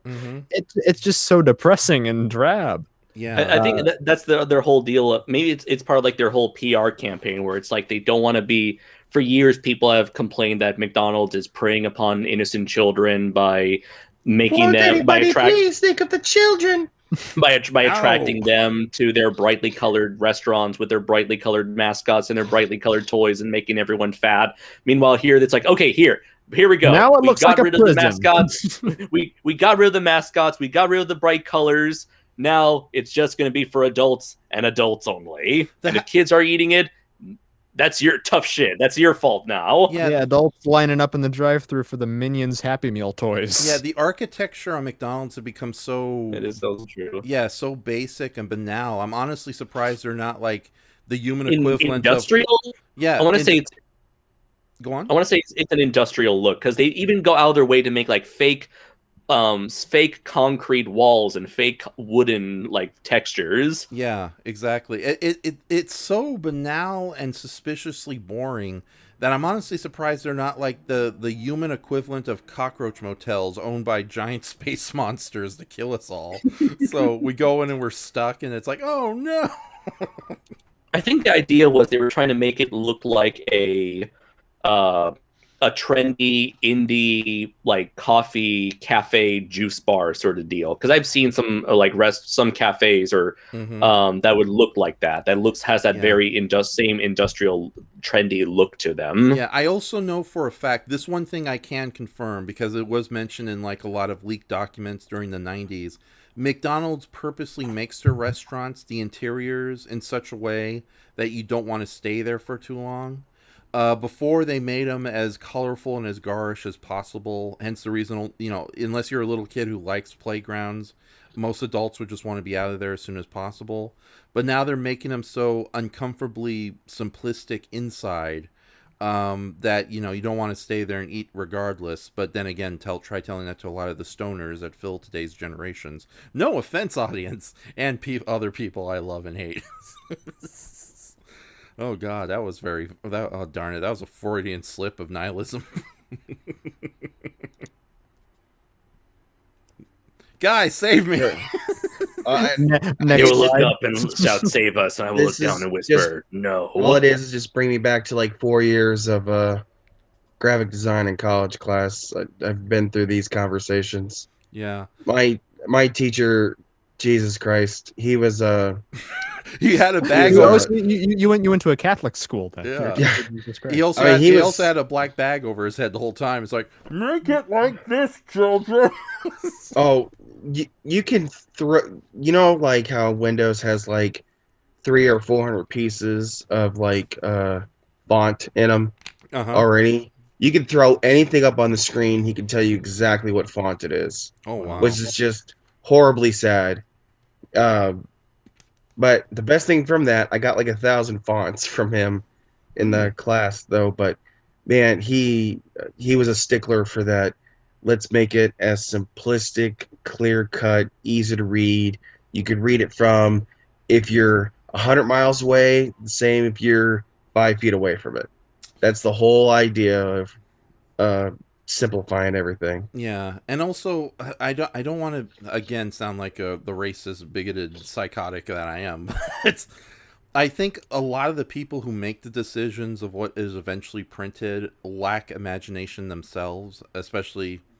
So yeah, this is basically creative design by committee, and that almost never works, especially in the creative world. And it's just getting so samey these days. Like as bad as it is with like basic graphic design with logos and restaurants, I'm really sad like how movie posters are no longer interesting. Like and it's a real shame. But do you want? For the most part, they're Yeah. uninteresting. Yeah. So you want to move on to the next image, Brayton? Sure. Okay. What's the next image? It is our little How the Grinch Stole Christmas spoof. Oh yes, with the McGrinchmas. Yeah, this was for Andres's previous this past year Christmas live stream where we did a back-to-back commentary on How the Grinch Stole Christmas and Rudolph the Red-Nosed Reindeer. This one is, and for that one, it's the title card was just theming, basically putting us in the style of both Rankin Bass and the original Chuck Jones style. And so this is Dirty McCruption as the Grinch, Little Boo there as Cindy Lou Boo with instead of an ornament, a bomb, a live explosive, and Nippo as your reindeer. Yes, Nippo, one of our beloved pets. Now, quick aside. Dirty McCruption is this comical. The people at your channel know who Dirty McCruption is. Okay, they've seen enough videos. But okay, then Boo is this little alien telepathic girl, a bit of a snarky attitude on her, but ultimately a sweet little pea. But unfortunately, she's chosen the path of supervillainy because of her failed past career as a superhero sidekick. And she's a part of the whole glue thing, and she's a part of the unofficial triple feature of radio comedies that I shared earlier in tonight's stream. But you can also find the links. In fact, if you look at the description below this video, you'll find a blog post I did where I just talk about the character Boo and show all the illustrations I've done with her. So you get to know Boo more. So, open your heart and let that little 3-foot telepathic or 2-foot telepathic alien fly in. So. Okay, but you did a really good job. Yeah, this. I was really nervous about this because it kind of had to not be a big piece of crap. So I did the drawings trying to imitate the Chuck Jones style as much as I could, and I think that turned out okay. But then you really saved it with your digital inking and coloring. Like your cartoonish style works beautifully, so it was a lot of fun to do that. And well, Boo was pretty easy because I just made Cindy Lou an alien, but I was more worried about how McGrinchmas and his rain dog would turn out. Yeah, no, it worked out great. So what's funny, a funny story about Boo, and this is like a total technical joke that nobody but Earth Paragon will get. I didn't have the right settings on when I digitally inked and colored her. So she came out much smaller than you should have a printable illustration as. And I was like so pissed off at myself. It's like, God damn it, I wasted all that time and effort and she's only half the proper size she's supposed to be. And then it's like, oh wait, she's a miniature alien midget. Never mind. It works okay. So, accidental miracles. Yes, exactly. So, and here's the second part of the Christmas card illustration you did, the Rankin Bass half. Oh yeah, this is just magic here too. This was also a little nerve-wracking. This is probably more scary because the Chuck Jones stuff, at least those are sort of simple lines and everything. This one you really had to come through on, but I thought the concepts were kind of cute. So there's Draco Azul in the background as Draco the red-nosed robot, skipping being merry. Yay! And yeah, I had a lot of images of Chibi Draco Azul to work off of for that, so I wasn't too worried about how that would show up. But that really turned out great with the glowing nose. That was a lot of Uh, fun to do. I had a little problems with the hands, but then it's like similar to Earth Yeah. Baragon and the Lizinator. It's like, fuck it, just copy it and move it a bit. And it Yeah. worked out great. Yeah, and that's me there as in the Hermie role, fittingly. Yeah, you have this character Kano Branzit that was originally just a joke I made where I named you after one of my alien races, the Damian Empire. Basically like British colonists, but with like armored reptilian skin. And you liked it so much that we ended up creating a little avatar character after you, and it matches with Draco Azul's little Chibi Azul and my Inshoma character. But that's the whole point. I even have some extra pictures of Kano Branson, but we'll share those later, or never. And yeah, I'm really happy with how Don Fry Snowman came out. Yes. Because that just seems so perfect to me. Mhm. And yeah, him toting a shotgun instead of a banjo, wanting to sit your ass down and tell you this story. Yeah, that's just great. I want to hang that up somewhere. Yeah. So, And then there's Wynn's character at the corner. yeah. Win has As the doll. Yeah, Win has a character called Win the Rogue. It's for her D&D campaign. She's an elven thief. But it's like, because we draw on Win too much as Boo, and I had to throw her a real official character in there somehow. And thankfully, we were able to turn her elf thief character into like you drew that one. I only took care of the Now I actually want to see a doll. I want to see that Wind doll exist in real life now, because that's adorable. So yeah, it's only right, because if I just keep drawing my characters, not your guys' characters, it feels really unfair. So, all right. So let's see what the comments have to say. Let's see. Going back to where we left off. What was it? So I'm not sure what Shay was referring to when he said this. Oh no, what was it? Before then, a lot of people talking about Tim Curry. Okay, found it. They So Nate love Fire, Tim Curry. Nate Fire said, any thoughts on SSSS.Dynazenon so far? It's the best Power Rangers show never made. Exactly, I agree totally. And we can talk more about Dynazenon. No, we won't. Oh, darn. Not tonight. Another show, I mean. Laura Fitkin says, if Draco Azul scratches his nose, does he always stab his own eye out? Maybe, Laura. He just got to be really careful. Eric has to be really careful about that when scratching his own nose. He's like, oh, fuck! Giant finger just comes through the cockpit. No! Yeah. Cody says, sung to the tune of Kung Fu Fightin'. Raph was Tim Curry impersonating. It was quite irritating. In fact, they found it frustrating, but evil Raph kept on going. Yes! Nate Fire says, I'm the only one who loves the Tim Curry impressions. Shay says, I love Tim Curraff. Don't care what anyone else says. Nate Fire, in reference to the Crimson Weirdo art, I thought that was Mumra for a sec. From Thundercats. Nate Fire says, Mumraf. Yes! Nate Fire says, glad to see I'm not alone. Cody says, hey, I'm cracking up at the Tim Curraff bits too, in all honesty. I've been laughing my head off for this whole time. Shay says, it looks like a police reconstruction of a victim of McCruptions. Shay says, laziness, Raph, that's the reason. Not sure what he's referring to there. Nate Fire says, Andres, did anyone respond to the tag video you put out? Oddly enough, it's weird. I don't think. Okay. So technically, Raph did in a previous live stream that I was also on. Yeah, the last live stream of Night Owling live stream we did was entitled "The Questioning Beast of Tog." It's this tag with an extra G, and yeah, we went through all 5 questions Andres gave to me, and we just talked about it normally. I'm gonna try to do edited versions, just isolating each question for their own videos, but for the most part, I think that went incredibly well. I like this new format where we just pick a theme and try to stick to it. Desperately emphasis on try. Yes. And then I remember Will was the last person I tagged, and he's yet to do it, but I know he's busy. Nate Fire says, hey, they made Sharktopus. Not sure what he's referring to there. Sci-Fi Channel. Okay. Someone said, Shay says, "Oh, I hate sci-fi so much." Shay says, "Lol, that might be true about Sharktopus, but it still pales in comparison to what the channel used to be." Yeah. Nick, we got Nick, Laura's husband here as well, saying, Nick! Hey! Mick- I'm gonna say hey whenever Nora and Nick shows up. Yay!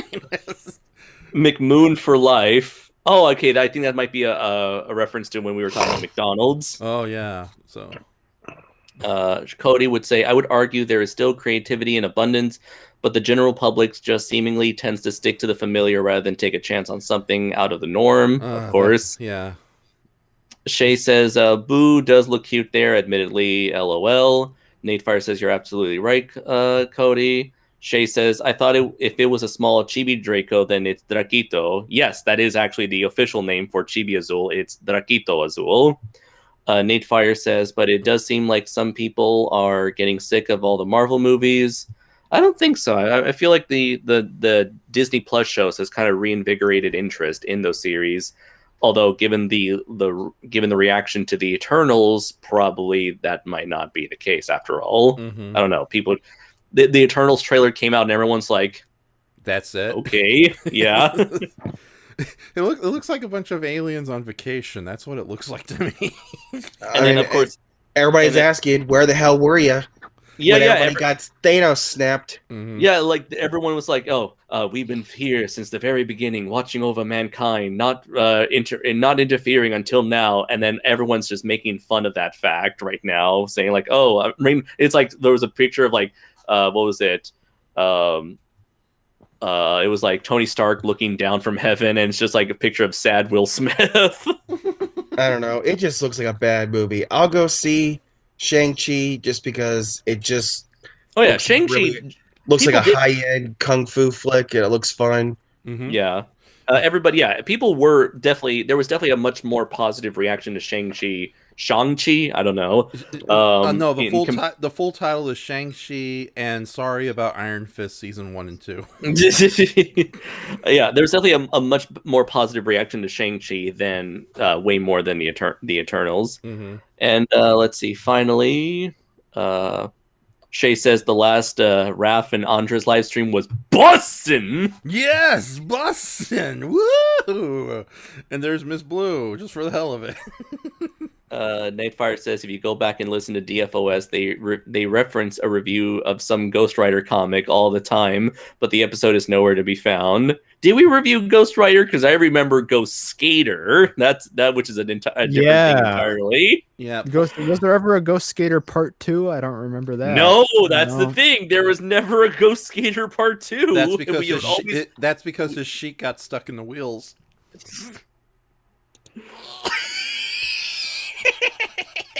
It's like the Thanksgiving movies. The Thanksgiving goes from 1 to 3.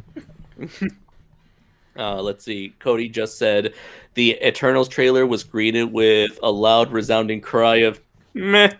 Meh. And Nate Fire says, Brayton, what Mill Creek public domain box set is your favorite? Oh, that's a loaded question. I don't know. They're all crap. Well, okay. If you want to talk about okay. So variety wise, some of the horror and terror box sets have a variety of things from different genres actually put in there. So everything on the horror box set isn't just horror. You know, you have your sci-fi and some fantasy stuff that don't even have any scary elements in them at all. And EGA. And EGA, yes. as we've discussed, EGA is on everything. But if you want to talk about just like pure, hey, this one has punch for punch the most good stuff on it, it's probably either like the Western box set, which has stuff like McClintock, or the noir / crime box set, which, you know, there's a lot of great noir movies that are in the public domain that are on there that they can get. So as far as good movies go, probably either, you know, one of those. But as far as fun and variety, you know, one of the 50 movies of terror, 50 movies of horror, 50 sci-fi classics, one of those have with like the very cheesy box of like Bela Lugosi just looking at the camera snarling. Yeah. Okay, so gentlemen, is it okay if I share the two Kaiju Live pieces I forgot to share earlier? before we move on to just random talk, because I don't think there's any other artwork we're going to share tonight. Do we even have a choice, Raph? I'll take that as a yes. Okay, a no for you, a yes for me. Okay, so as you, these were two pictures I completely missed out when we were doing the KaiJune at the top of the hour. But this one I'm doing for my friend Baker Oates, since she's a big fan of Star Crash, and she was a big help in gathering these characters alongside with Earth Baragon here. And also I think Earth Baragon's going to enjoy this. But this is a redesign of the Guardian, or the Amazon Guardian, from Star Crash. Now, Star Crash, of course, is the infamous but also equally beloved Italian ripoff of Star Wars from 1979. And at one point, they decided to do a whole homage to Jason the Argonauts, but with a female giant robot. Now, a middle... Tits. Yeah. Here's the thing, though. It's a really terrible-looking model, and it's not a very good design. And it's a shame, too, because apparently they had a much more gorgeous-looking traditional female Talos ready for the stop-motion. But if for some reason that version never worked, so they had to recreate like a... What's a good terminology? A kit bashing nightmare version of the female robot with like as Earth Baragon just said, the giant gun tits. And it's a very unappealing design for an otherwise cool homage character. So I decided to do my own version of the Amazon Guardian, and I made her more respectable, although as a reference to the singular breast that the mythological Amazons had, I decided to put that kind of glowing reactor thing on. Oh, okay. Yeah. That's really cool. Yeah, exactly. So yeah, she looks like a good mix between old school science fiction and Talos. And maybe... also a little bit of Aphrodite A from Mazinger Z. Yes, thank you very much. Yeah, I was thinking of the Mazinger Z robots when I was designing this character. Because it's like, as much as I love robots, I don't like it when they get too complicated in designs, and sometimes you just need kind of like simplicity to make them appealing. Oh yeah. Yeah. That's exactly the mentality I put into Draco Azul. Yeah, exactly. So now, of course, it wouldn't work in real life. Like how there's got to be like the way the legs on Mazinger Z works. It's like, no, those are pants. Those aren't robot legs. So I'm also really happy with the way the background came out, because again, on the Amazon homeworld, they have like weird little matte paintings and exposure special effects where you can see planets and stars in the sky. So I added that, but I didn't go overboard with the multicolored stars. There was a version that had the multicolored stars similar to Star Crash, but it just looked god-awful in the haze of an atmosphere, so I toned it down immensely. I'm glad the way that came out. So now I did cheat a bit by not showing the feet like Rob Liefeld, but she's standing on a beach and you're looking at her from a human perspective, so I figured you could get away with that. So now the reason she's so dark is because she's covered in full gray, not counting the glowing eyes and the breast reactor. So well, go ahead, laugh your ass off, Brayton. So, but I will be fine tuning the gradients in the final version. But yeah, she's almost close to completion for KaiJune. So cool. Yes. So any thoughts of drawing any of my Draco Azul Diablos for KaiJune? Darn it, I would love to. I might sneak one or two in there, but as it stands, Yay. I am gonna upload that one retro Draco Azul fighting the two-headed monster for KaiJune, since it's a really good piece, and I might as well upload it during the time. But as far as new artwork goes, we'll see what happens, because I was very fortunate just to have a large grouping of different monster artwork and inks ready to go. A lot of them digitally taken care of by Earth Baragon here. So yeah, I'm just using the back catalog to save me some time and effort. So, and there is a lot. I got like at least 31 characters to color and to draw before July arrives. But I'm already like halfway there, thankfully. And speaking of, this is so this is a really, really obscure unmade monster. And your first knowledge is, what's with the Adam West Batman logo thing going on?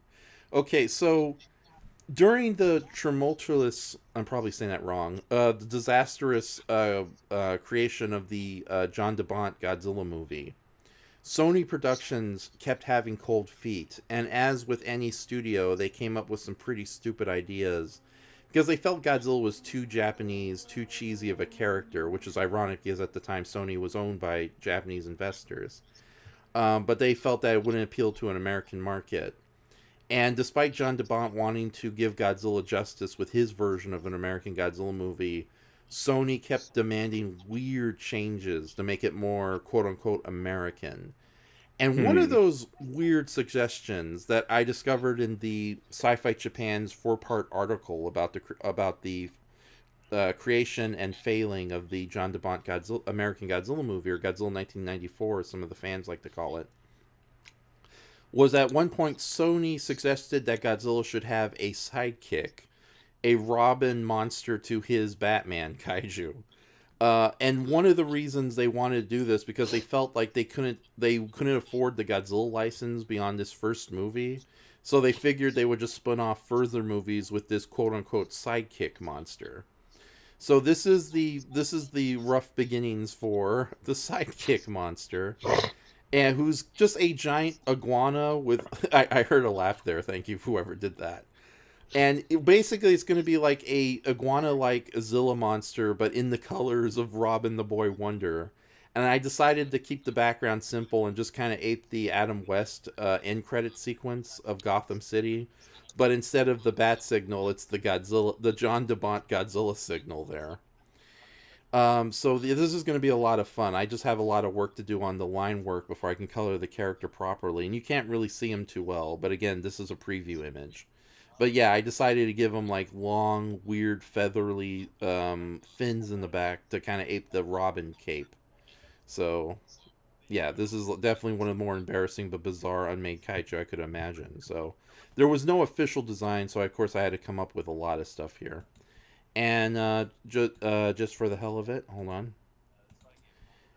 I decided, just as a quick update on my DeviantArt site, just to repurpose the background and do my own version of the Adam West end credit sequence. Although, as it seems, it's less the bat signal, more the bat laser coming to hit the moons. Who's watching? Yeah, I was gonna say who's playing the video? Brayton. What? Who's watching the cartoon in the background? I'm not watching a cartoon. Earth Baragon?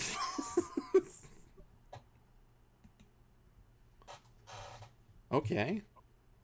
I think he returned to Earth. All right. So, but anyways, I just had to share those last bits to make the whole KaiJuly portion of the live stream matter. So, okay.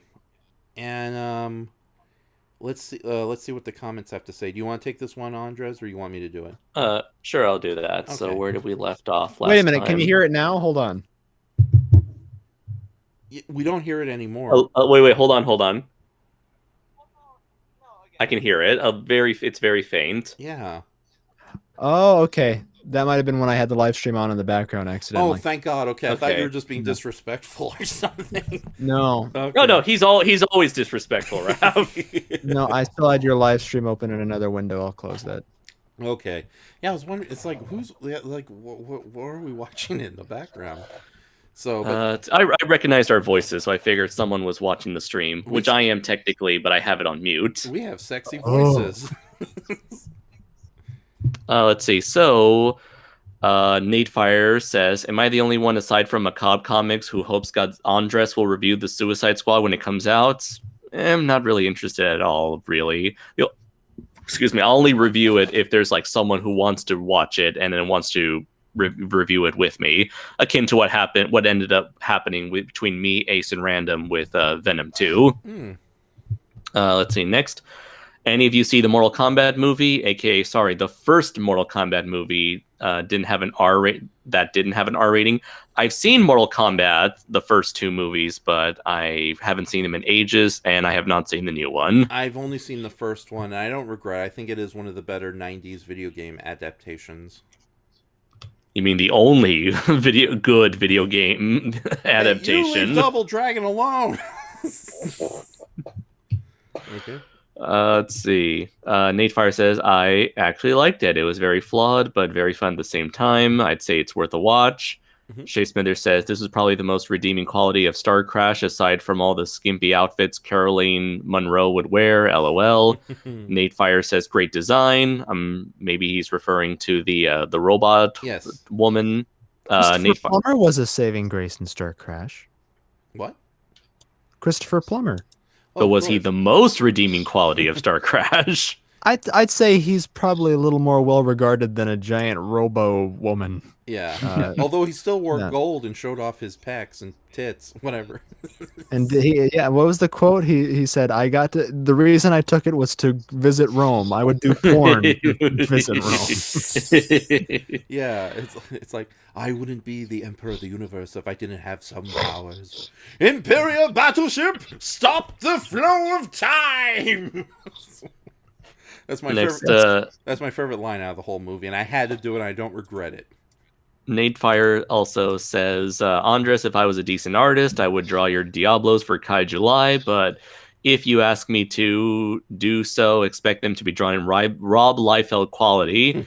In that case, if you really want to go Rob Liefeld, perhaps Aquapithecus from issue 1 would be the best one, since he has the most humanoid form. Yeah, maybe he could benefit from Rob Liefeld proportions with barrel chests and tiny feet. Yeah. Okay, that's what I was going to ask. What was Rob Liefeld's get up? Was it the tiny feet?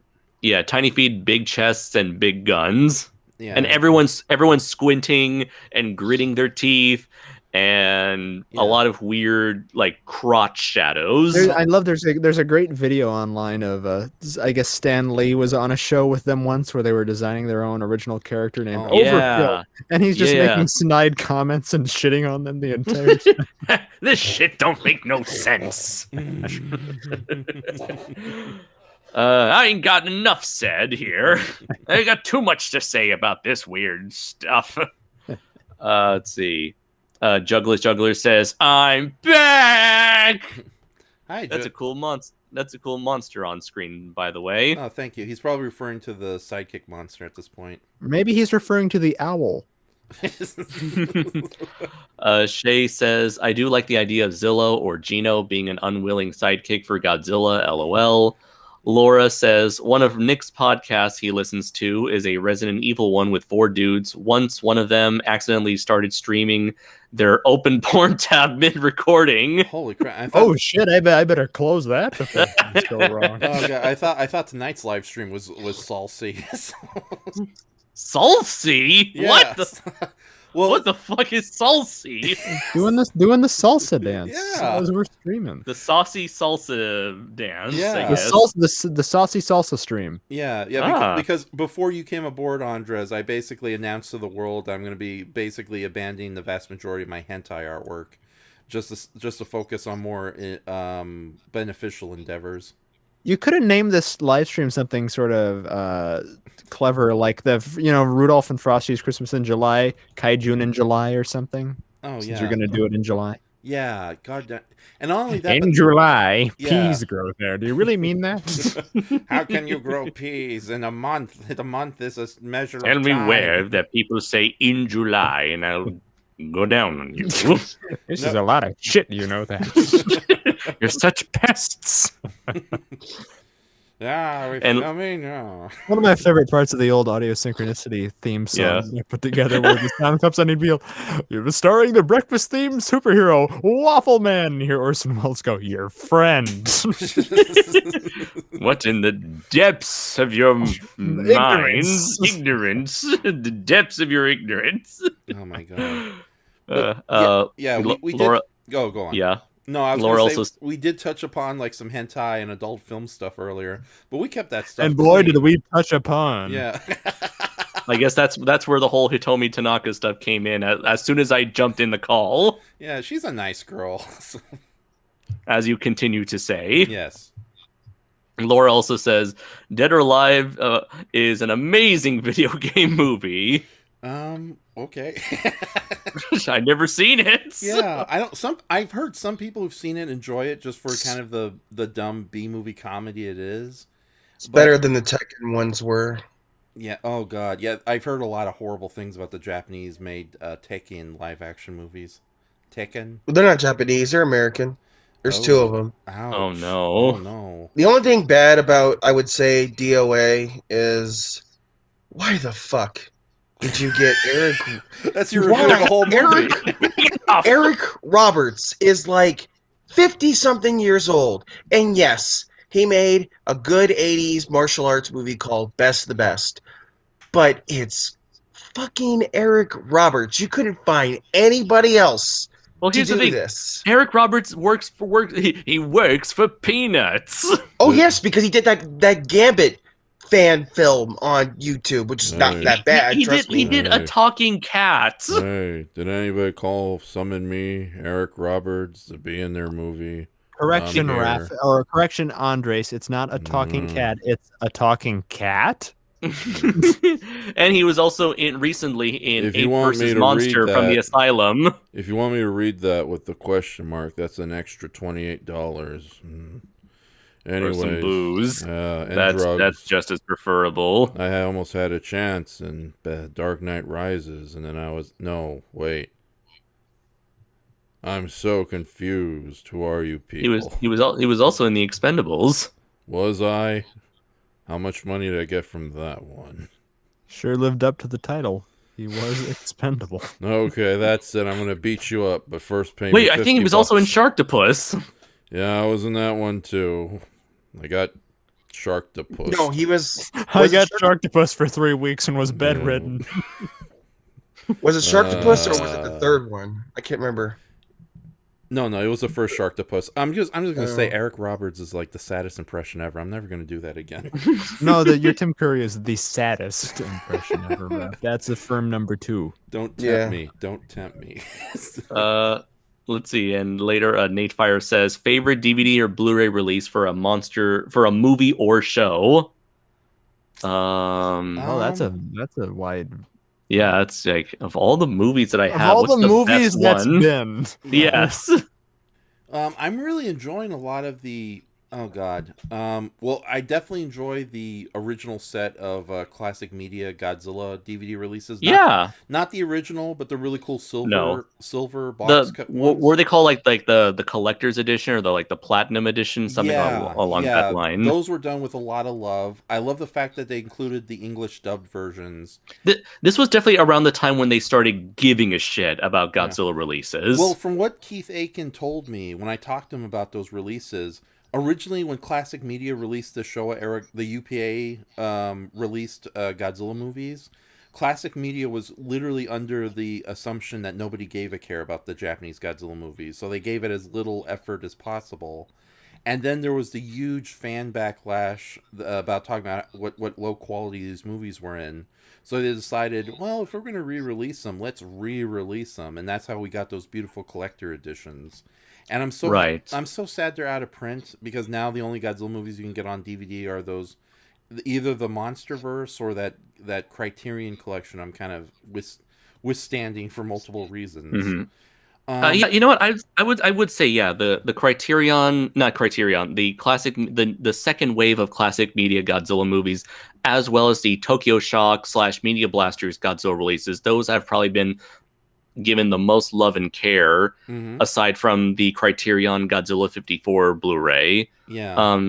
And those all came out roughly within the same time as each other, around the late 2000s, early 2010. So I want to say that was like a great era for like Godzilla DVD collecting. Also, something I think you can agree with, the re-release of the original 1933 King Kong in the tin, with all the extras that Peter Jackson included, as well as it being in a bundle with Son of Kong and Mighty Joe Young. That was a really fun set to get. You know what? The Kong 05 Extended Edition, that was a great DVD set. Oh, yeah. That was like a 3-disc DVD set that contained an extended edition and like hours upon hours of documentary footage. Oh, definitely. I also will give a shout out to a lot of the tokusatsu and giant robot anime that Discotech Media is releasing. Granted, well, they're great, but they are super bare bones. Yeah, they're super bare bones. They're standard definition, but at the same time, it's so great to have these like obscure and lesser titles. I mean, that's the thing. That's the thing. Yeah, the fact that they are available at all, that is the one single draw for them. Yeah, and I am so looking forward to Brave General Deimos, or Tosho Daimos, yeah. Daimos. Because I've seen a lot of the episodes in its pure Japanese form, as well as the American compilation movie Starbirds, and it's a really good show. It's a good mix of the martial arts giant robot action and some really good interplanetary drama and romance going on. So it's a fantastic series, and I can't wait to see it. So Yes. Let's see.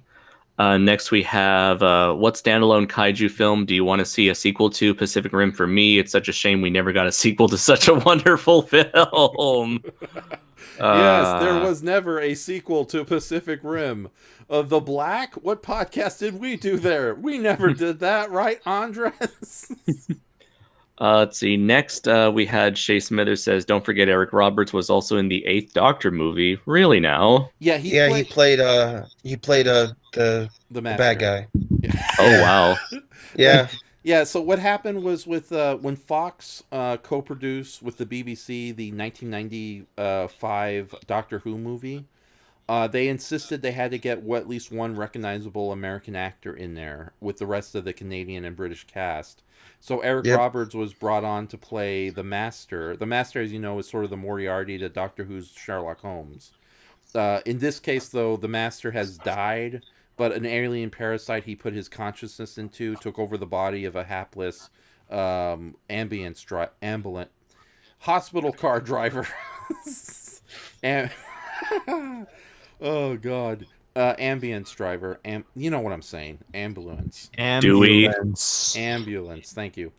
And he basically became kind of a walking corpse version of the Master. Now I gotta admit though, Eric Robert was clearly not giving a complete shit about that role, but at least he was having fun with it. Unlike a lot of his others, I don't give a shit about this roles.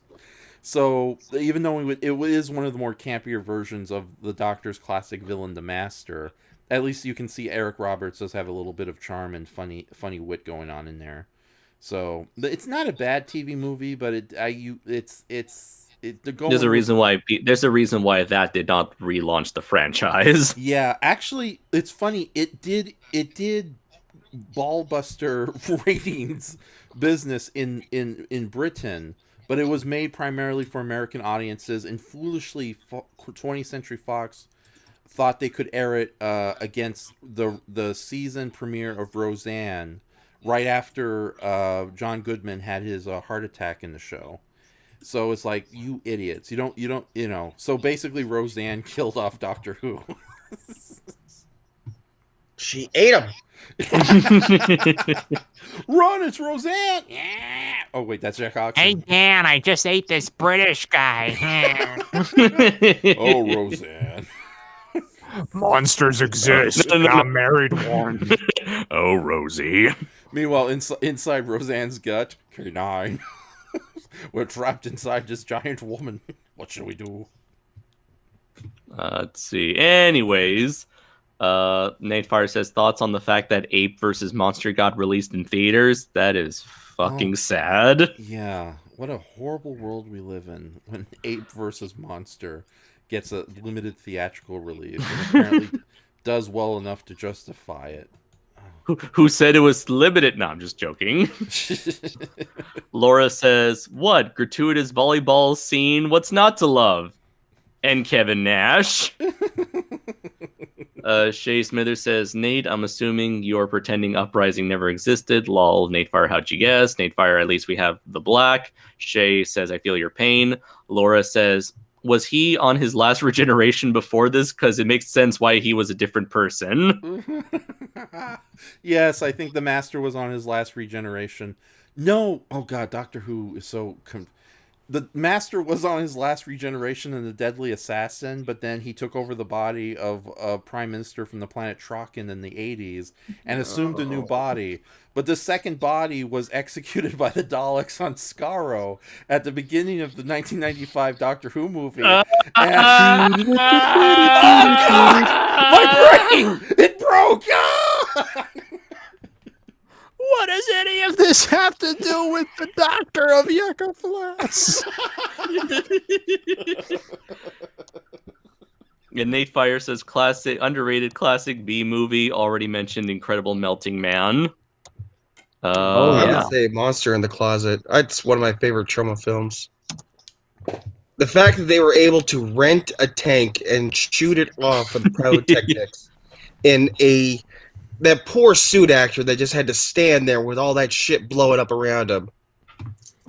And it's not a bad suit. I don't understand why he hangs one arm down lower, like he has a pinched nerve or something. But it's not a bad suit. It's a full blown suit, and it looks like it all moves. Is it a charming comedy, or is it your typical trauma gross out humor? No, there's no gross out humor in it. Oh, okay. What? It's What? like What you the never seen it, hell? Raph? No, I'm familiar with it, but I never watched it because I'm not the biggest fan of trauma movies out there. Oh no, this is way before trauma became like the joke that it is right now. It's more in the line of like The Children. It's an actual Okay. movie. Okay. Or The Capture of Bigfoot? yeah, I mean, it's Okay. got some silly things in it, like the monster carrying the guy with the threshold. It's like, how do we beat the monster? Destroy all your closets. And you got people in Japan using a fucking samurai sword, cut their closets so it can't go anywhere. What a sensitive portrayal of Japanese culture in the 1980s. Yeah, it's more like the stuff they did in like 80s, like Bloodhook. God, what is that killer lawnmower movie called? Blades. Mm-hmm. And Frostbiter, which has some really cool stop motion animation. with the giant monster at the end. the giant centaur like Wendigo. Wendigo. Yeah. Yeah, it's definitely one of the better trauma films. This is way beyond the point of when they were doing like the Killer Tomatoes Eat Paris and the utter horrible dog shit that they're doing right now. Yeah, it's like, oh god. As saucy as this live stream is, there's worse things out there, and I'm proud of it, ladies and gentlemen. So. But if you want to talk about like really underrated B movie that no one ever talks about, I've never seen anybody, The Being. I showed it to my nephew when he stayed for the summer. Mm-hmm. Of course, he had to cover his eyes up because they have that scene where they're going to like a drive-through and they're playing some horrible movie, and the girl's like naked while she's getting attacked by a monster. But Okay. it's like this gloopy humanoid, like one-eyed monster. You never seen it? Don't talk about Martin Landau that way.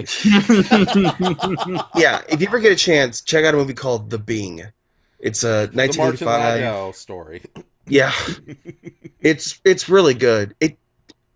Wait, is Martin Landau in that movie? Yeah, he's in it. That's Oh yeah, I haven't seen the full movie, but I know enough. Oh, it's a good movie. Yeah, it's way better than it has any right to be. I'll just say that. It's kind of like if you could stand watching something like Deadly Spawn, then yeah, you can get through The Being pretty easy. Okay then.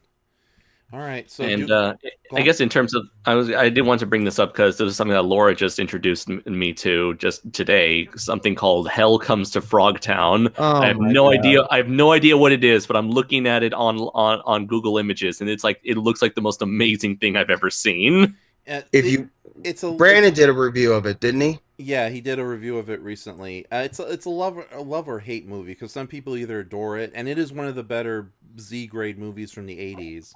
Well, especially with Steve Wang's creature effects. It's got Roddy Piper in it. It's not cool Roddy Piper like They Live, but it's better than blackface Roddy Piper for WrestleMania 3. I have come to kick ass and eat frog legs. God, if he could have only said that line in that movie. Oh my goodness, yeah. So I don't know. I think you'd enjoy it. Stay away from the sequels though. The Frogtown sequels suck.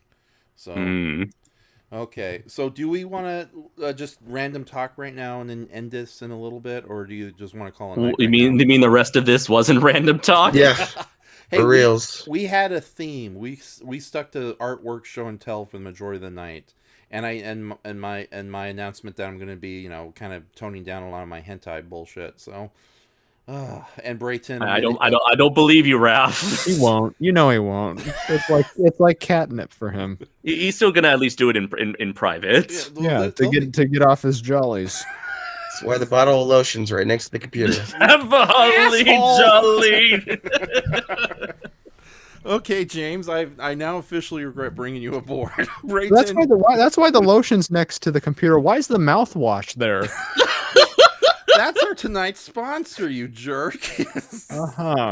Okay, so, but yeah, what's this? We do have a couple more questions here if you want to Okay. answer them. Yeah, let's round out the night then.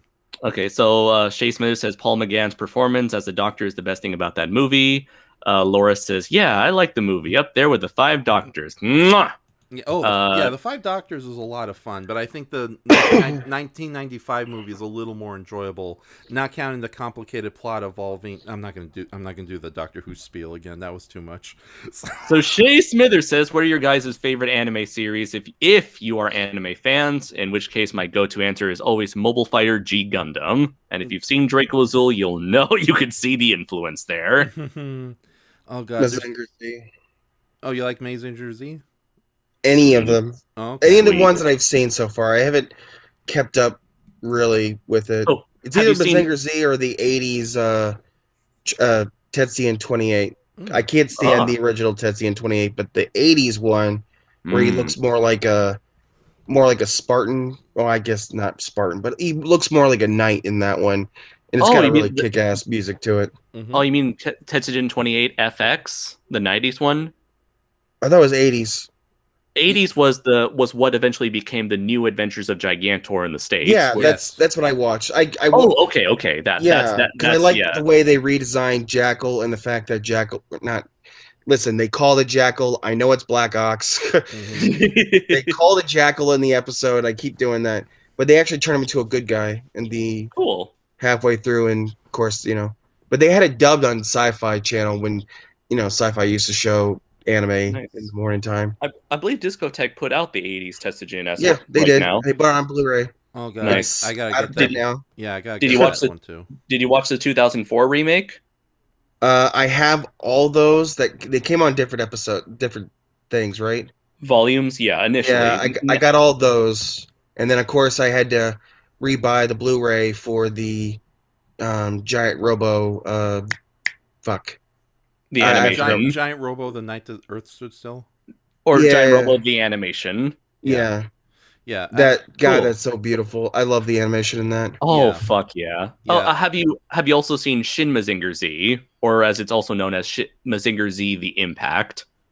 I have that one. That's the one where I have Shin Mazinger. Sweet. And then I also I went and actually got a chance to see Mazinger Z Infinity in the theater, which was a really cool experience, especially when he goes to the whole I'm gonna fight every single robot, and you just have that awesome remix of the original vocalist as he's singing the Mazinger Z song. Yeah, I just got but I was only one of 5 people in there, but I don't care, it was good. Yeah, I just got that movie on DVD, and I've yet to sit down and watch it. So. It's a beautiful love letter to all of Mazinger Z. Yeah. It's just a good anime. I mean, even if you don't know shit about it, you don't.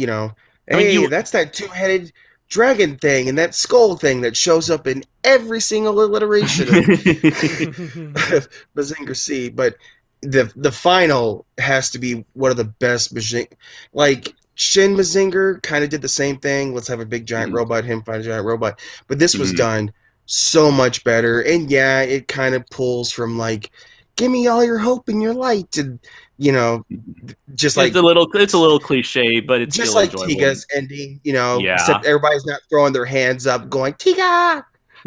Yeah. Well, it's bad enough it's just the kids. Thank God they kind of fixed that problem in future things where everyone can show their light and save Tiga from destruction. Funny enough, when they adapted Mazinger Z Infinity for the story of Super Robot Wars T, I actually thought it was more clever with how Mazinger Z got super powerful at the end, where it's literally just Mazinger Z getting all the power from other Mazinger Zs across the multiverse to have the power to defeat Dr. Hell. Okay, I thought, you know what? Just when I saw Standy. So when I saw that, and I played Super Robot Wars T before I played, before I watched Mazinger Z Infinity. So when I saw Mazinger Z Infinity, I was like, "Aw, that's not as clever." Okay. Anyways, let's see. Next is can I say my favorite anime? No. I'm a fan of 7 Days in May. It's a great Cold War thriller. Burt Lancaster. Okay, well, first off, yeah, Douglas. that's clever, Brayton. Good job. Ava Gardner. Here's your cookie catch. Edmund O'Brien. You can't say Bible Black and Showman. That's not. Nah. No, Bible Black sucks. I hate it in more ways than one. No, I'm Viper sure you do. Viper GTS. No, I'm not going to do that joke, all right? John But Frankenheimer. I have a tie. My favorite animes is Giant Robo the animation. Because it's I think they said it best. It's old school anime, but done in an operatic level, and it's like between the soundtrack and the animation, the creature design, robot designs. It's fantastic. I'm just kind of sad it stopped at episode 8, but then again, it is the Bakuro Banzai of 1990s anime. It's deliberately meant to like just throw you in the middle of media res, and you're like, what the hell's going on? I'm enjoying it, but what the hell's going on? And my second pick in the tie, and I know a lot of people hate this series, but I enjoy it. And no, Andres, it's not Viper GTS.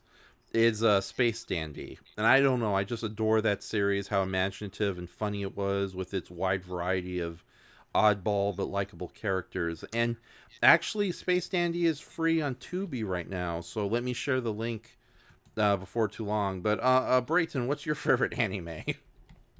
I answered 7 Days in May. What is it about? Is it about a search for Dragon Balls using alchemy?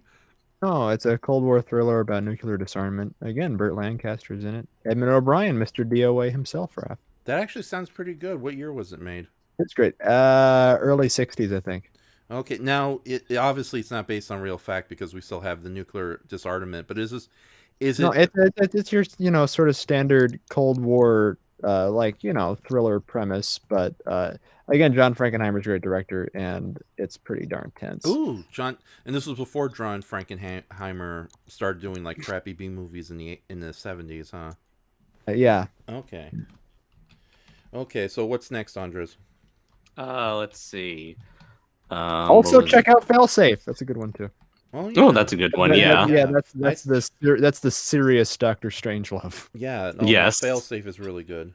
Yeah. Aside from Draco Azul, which is obviously the best, what is your favorite kaiju comic? Night of the Fire Beast, aka Fire Beast Orogon comic series. Mm-hmm. God, it's I'm trying to think of what kind of kaiju comics I like. I don't want to be the weeb and just say rulers of Earth. So Get a Robo. yeah, get a Robo, damn it.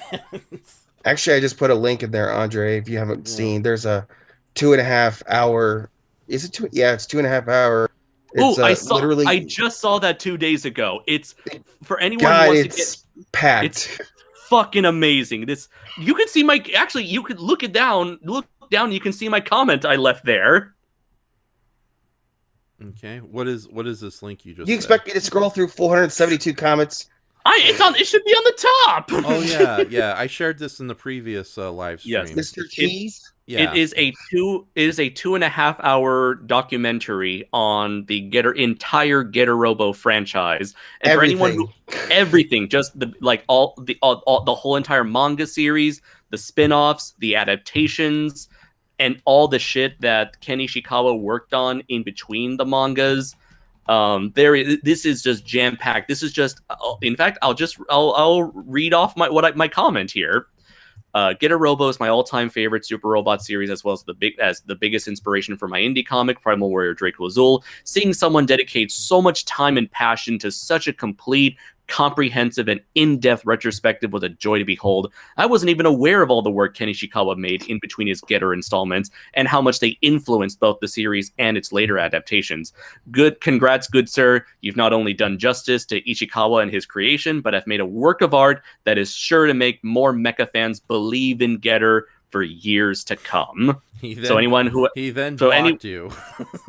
So for anyone who has an interest in old school super robot stuff, or you just want to figure out where Draco Azul came from, essentially, And it's all got chapters in it, so if you lose track and don't you don't have 2.5 hours to sit in front of your computer.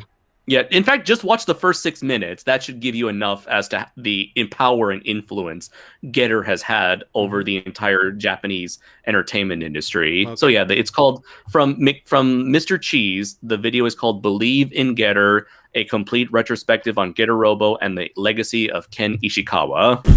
Okay, so I just shared both links. I shared the Mr. Cheese Getter Robo retrospective. It is very good, although he does warn that there is some graphic violence and other terrifying imagery within. And on the Tubi streaming service, which is completely free if you signed up with it, they do have episodes of Space Dandy you can enjoy. So I would highly recommend that series to anybody who wants to see imaginative anime sci-fi comedy. So, All right, and let's see. We got more stuff here. Laura says, more like I've come to kick ass and tape all the people. Not sure what that's referring to there, but Nate Fire says, favorite I think it's the Frogtown quote. Oh, okay. Favorite so bad it's good movie, Silent Night, Deadly Night 2 for me. Garbage Day, man! okay. Godzilla versus Megalon, perhaps. No, it's not that bad, but it's a lot of fun. I know Brayton despises it because Gigan slaps his butt for 40 minutes, but Giron. Okay, Gamma versus Giron. How about that? Oh no, you can pick you can pick Megalon. I wasn't being too harsh there. Giron's okay. Juggler says, I have come here to eat frog legs and kick ass, and I'm all out of frogs. What's your favorite so bad it's good movie, Raph? Yeti, Giant of the 20th Century. Oh, for God's sake. You just like the nipples. I should have let Sleeping Dogs lie and let you be just scared. like the nipples. We just, like what's yours, Brayton, Mr. Big Shot? Huh? Glue Podcast. Thank you, Brayton. That means a lot. I'm the one who created and unleashed it onto the world. At least one guy appreciated it. Okay. Anyone else? It the Terror from Beyond Space. Still one of my favorite movies. Cool. Still ridiculous for shooting a bazooka in the middle of a goddamn spaceship or grenades. Let's see. Nate Fires says, last question. Thoughts on Godzilla Singular Point so far? Love it. I haven't watched any of it, just some clips, though I have finally got around to watching Godzilla Ultimate. I just like the fact that the theme is in there, and it is a changed up theme. I like the way they went with the guy who did King of the Monsters music. Right. Bree McCurry? Aaron McCreary. Yeah, Darren McCreary. How they just let's add Chance in there because we could really start bulking this up. Mm-hmm. You know, when they go for the second verse of the Godzilla March.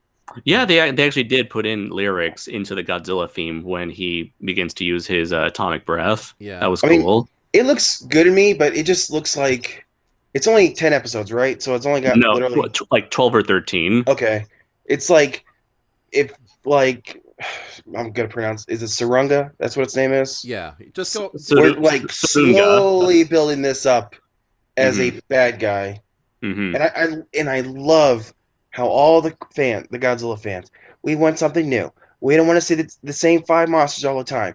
Okay, here's something new. Well, that looks like this. Why are you calling us something different? Why can't we just have the old stuff? And just everybody's crying about it. No, I would have loved to have seen Titanosaurus come back, but you know what? The fact that there's something like him, I don't care. At least it's brought back. At least Jet Jaguar is brought back. Or they reference Dagora. At least that gets brought. That's amazing that they put like 5 different monsters in that one monster. You got Megalon, Kamacuras, Kumonga, Hedorah, and Hedra on the same damn monster. Yeah, also the Shakuras. They make comparisons to that character too. And there's a variant of that spider monster with Gigan claws, with Gigan's chest pattern on his arms. Yeah, I've seen there's like 3 variations: a Megalon, a regular spider, and a Kamacuras looking one. They're all Kumongas, but it's like there's 2 different subspecies of Kumanga. But here, getting back to the point you said about the Godzilla fans, like constantly screaming that they want something brand new, and then they thought they were getting Gabra, and it turned out it's not Gabra. It's just a monster that's, you know, somewhat of a homage to Gabra. All of a sudden, they're like, "Oh, that sucks. We don't want a new monster." It's like, you bunch of babies, you bunch of big babies. I mean, trust. I would have liked to have seen Gabra just because I like the monster. I just think that it could have been done. You know, if I ever redid Gabra, it'd be like a Freddy Krueger type of character like that. But I would have loved to have seen it. But you know what? Incorporating the Paragon designs and the the baboon-like features. Mm-hmm. It's a cool monster. Yeah. It looks good. I don't see how the hell this is supposed to stand up to Godzilla Ultima at all. Oh, he's currently getting bigger. Yeah. Yeah. I mean, unless they go the whole route of let's make the bad guy monster 5 times bigger than the hero, that's the only way I could see it standing against him. Given the evolution of Godzilla Ultima, they're most likely going to have Surunga grow bigger and eventually take on the appearance of another Toho monster. Yeah. What's left for that? I can't think of anything that's left that would make sense. No, I mean, there are rumors, but I don't want to spoil it as to what it could be. Okay, and not only that, but it's like the monsters are evolving and mutating, all of them. It's like Angrius, before he got killed, he grew much bigger than the regular size Ankylosaur we were introduced to. And also the Rodan. Oh, and we got like a somewhat of an homage to Fire Rodan. Yeah, except it's like a weird Gestalt shadowy version of all the Rodans merging to the singular giant creature that looks like it's not dead. It's just going to come back a little later. But here's the thing. I love Singular Point because for multiple reasons, and I'm kind of glad that there's going to be an English dub, coming with the Netflix premiere because it's going to. That's the only way my dad will watch it with me. I was like, "You're watching this. If it's subtitled, I'm not watching it." Oh, trust me. Yeah, he's still gonna hate watching. This is not a show to watch subtitled. Yeah, and even with that said, the science they're putting hardcore science fiction physics into its monster fiction fantasy, and it's like, you know how people were just confused and dumbfounded by Shin Godzilla. I can only imagine what's going to happen on June 23rd when this premieres, and even with the English dubbed audio, there's going to be so many freaking confused Godzilla fans and regular anime watchers. Because I had to watch it multiple times just to understand half the stuff that's going on, and I often have to like pause the video so I can take my time reading all the subtitles. Yeah, but it's like, can you imagine? Like even like I'm okay reading subtitles in my shows, but it's like, yeah, I had a hard time catching all the scientific gobbledygook, mumbo jumbo. Yeah, mumbo jumbo gobbledygook technobabble that this series is sprouting. And it's like, after rewatching a couple episodes recently, it's like, holy shit, I was completely wrong about that scientific element or theory, because I think it's gonna be one of those. Sorry to interrupt you, Raph, but I think it's gonna be one of those shows where once all the puzzle pieces are laid in place, everything's gonna make sense retroactively, perhaps. Yeah, and also once it's dubbed and available officially in America, Brayton can finally see his anime equivalent in there. I'll skip to the parts where I'm in it, otherwise I couldn't give a shit. Yeah. He is a cool character. Yeah. What was his name? BB? Yeah. BB, that's me. my nickname in my family is B, so I guess they just added one. Oh my god. Yeah, let me close out tonight's live stream with a picture of BB if I can find it. So yeah. I think my only complaint with the entire series so far is like the forms of Godzilla didn't really do that much. It's just him going forward, and they get a minute and a half of screen time. Mm-hmm. Right, but I feel like they did their job well. It's like you have a form for swimming, a form for crawling on land, a form for getting used to crawling on land and walking on land, yeah, but and finally his battle mode. That Baron form didn't get hardly any. True, yeah. I'm sure it was just like a bonus just to throw to fans. Yeah. Well, it's like, I would like to know what the behind the scenes reason for making all these kind of homage characters. But at the same time, it's like, I'm going to say this out loud. I know a lot of people are going to be angry about it, except for the fine gentlemen in the comment sections and ladies. We enjoy your company. You're all smart people. So except for this breaking fellow, I don't know who he is. Who coughed? Me, sorry. It's a one time. That's right. One time. I didn't hit the mute button in time. That's okay. It's okay. I thought you were just Brayton being mocking. But it's like, it's the Godzilla franchise, and there's so many different versions of singular monsters that, like, what is on Facebook, I brought that up, that it's okay to play around with these different characters because, you know, there's they gotta be exactly the same, Raph. Exactly. Otherwise make a new character. Time. Yeah, and it's funny too because everyone replied back at me, well, it's Shoma. Not everybody's seen as many Godzilla stuff as you have. And I replied, You just big watch. fucking nerd. Yeah, And whose fault is that? yeah, and it's like I said, all right, then we'll just stick to the main Godzilla movies everyone's seen, where Godzilla is the exact same character. Oh wait, and because it's like these are different continuities, different versions of the same monsters. So and thank God it's not like the DC Comics or Marvel where there's just too much to process. Where there's like so many different alternate Elseworld versions of Batman, it's not even worth keeping on top of. So yeah, I don't mind that they're playing around with some of the classic monsters. Granted, I would have loved to have seen a proper return of Titanosaurus. But at the same time, I think it is kind of cool that there is a Titanosaurus-like version of Godzilla. And it's just neat. It's neat that they're playing around with these characters. And it's the Godzilla franchise. Wait a month or two, something new will come along. That'll suck more. Oh, poor Brayton. Like if it's not Shin Godzilla looking all derpy or King Kong flying through the air, it's Singular Point and your anime equivalent just trying to explain stuff to dumb people. So. I can understand some people though. Like, it doesn't seem like Toho wants to pull the trigger on anything. They're just we're just gonna experiment around for the next 15 years with the property. Mm-hmm. We just do these little one-shot things. We're not gonna stick our balls to the wall and try to do like a singular thing like we did in the Showa series or the Heisei series, Well, or of course, somewhat in the Millennium. Yeah, it would be really hard to use the bathroom if they did that. Earth Paragon? Yeah. Never mind. Anyway, let's see. We have let's what was it? Cody says, if you guys are wrapping up, then I'll just say take care and stay awesome, y'all. All right. Laura says, Nick would definitely be down to watch Hell Comes to Frogtown with you, Andres. He loves that movie. I'm just there for that sweet, sweet Roddy Piperness. That sounds amazing. I'll take you up on that offer, Laura. We'll watch Frogtown and Flash Gordon back to back. Oh my goodness! When the time comes. Oh god! And I also got to show you guys Big O, like I mentioned last time. Oh yeah, Big O is a lot of fun. Big O, so, big yeah. O. Let's see. Nate Fire says, "Love Hell Comes to Frogtown." Shay says, "It does not surprise me at all that you love Space Dandy, Raph." Nate Fire says, "Favorite stream you've done so far, Raph. Keep up the great work." Thank Bella you. Bon.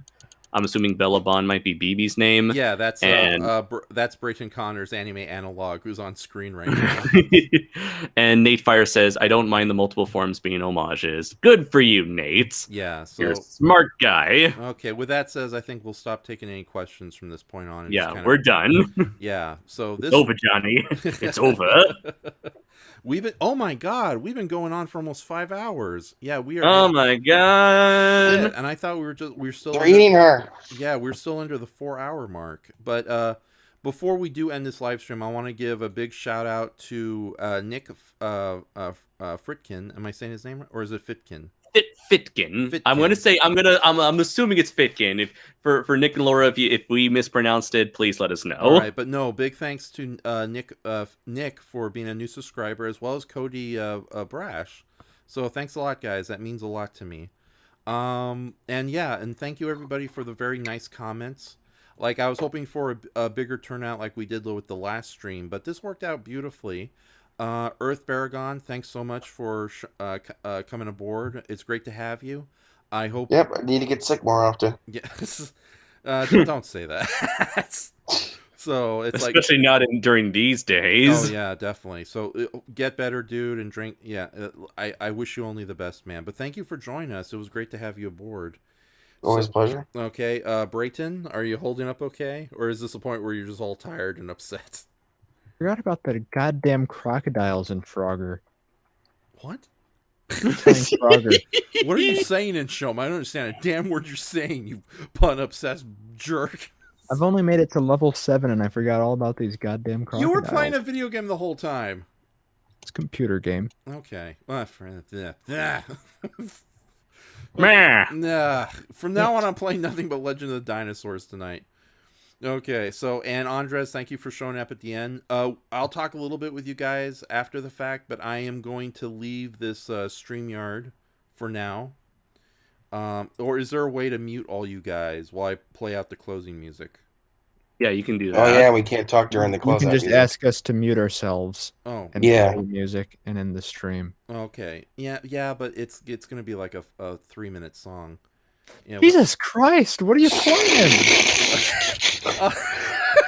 Beethoven's Fifth Sonata. No. Good night, zippity zip plop, good night. Okay, but no, other than that, I had a fun time with this stream. Ironically, I didn't get to every illustration I wanted to share, but hey, that's more for the future. Before I go, I'm gonna plug in a couple of things. If you go to Branzent Films, which is featured in the descriptions below, you can check out the Mystery Science Theater versus Gamera Round 2 fan films, starting with Gamera versus Virus, which the title card is being featured here. Coming later this week on Brendan Tenold's channel. I don't have a link for that, so just keep an eye out. He's going to be reviewing the first of the Rebirth of Mothra films, and I did the title card for that one. Yeah, so I was kind of sad you didn't put Death. I still call it Death Ghidra. I was gonna put Death Ghidra. I was gonna put Death Ghidra in there, but me and Brendan. Sorry, Brayton, I get you confused with the other Canadian. We There's two of us. I'm the other one. Yeah. That's all there is. No, we were gonna put Death Ghidra, but he was just turning out to be too much of a pain in the ass. So we just kind of kept it simple. Well, it's not an easy kaiju to draw. I'll tell you No, that. it's almost god awful. Like, this is a kaiju that looks horrible in stills, but only works in costume form. But we are gonna go all out with Rebirth of Mothra 2. It's like I'm already sketching that one out early. Oh, thank God. Yeah. There needs to be more Tagarla art. Okay, and like I said, there is an unofficial trilogy on my channel. All the links that are in the description below, starting with the Adventures of Waffle Man. Nope.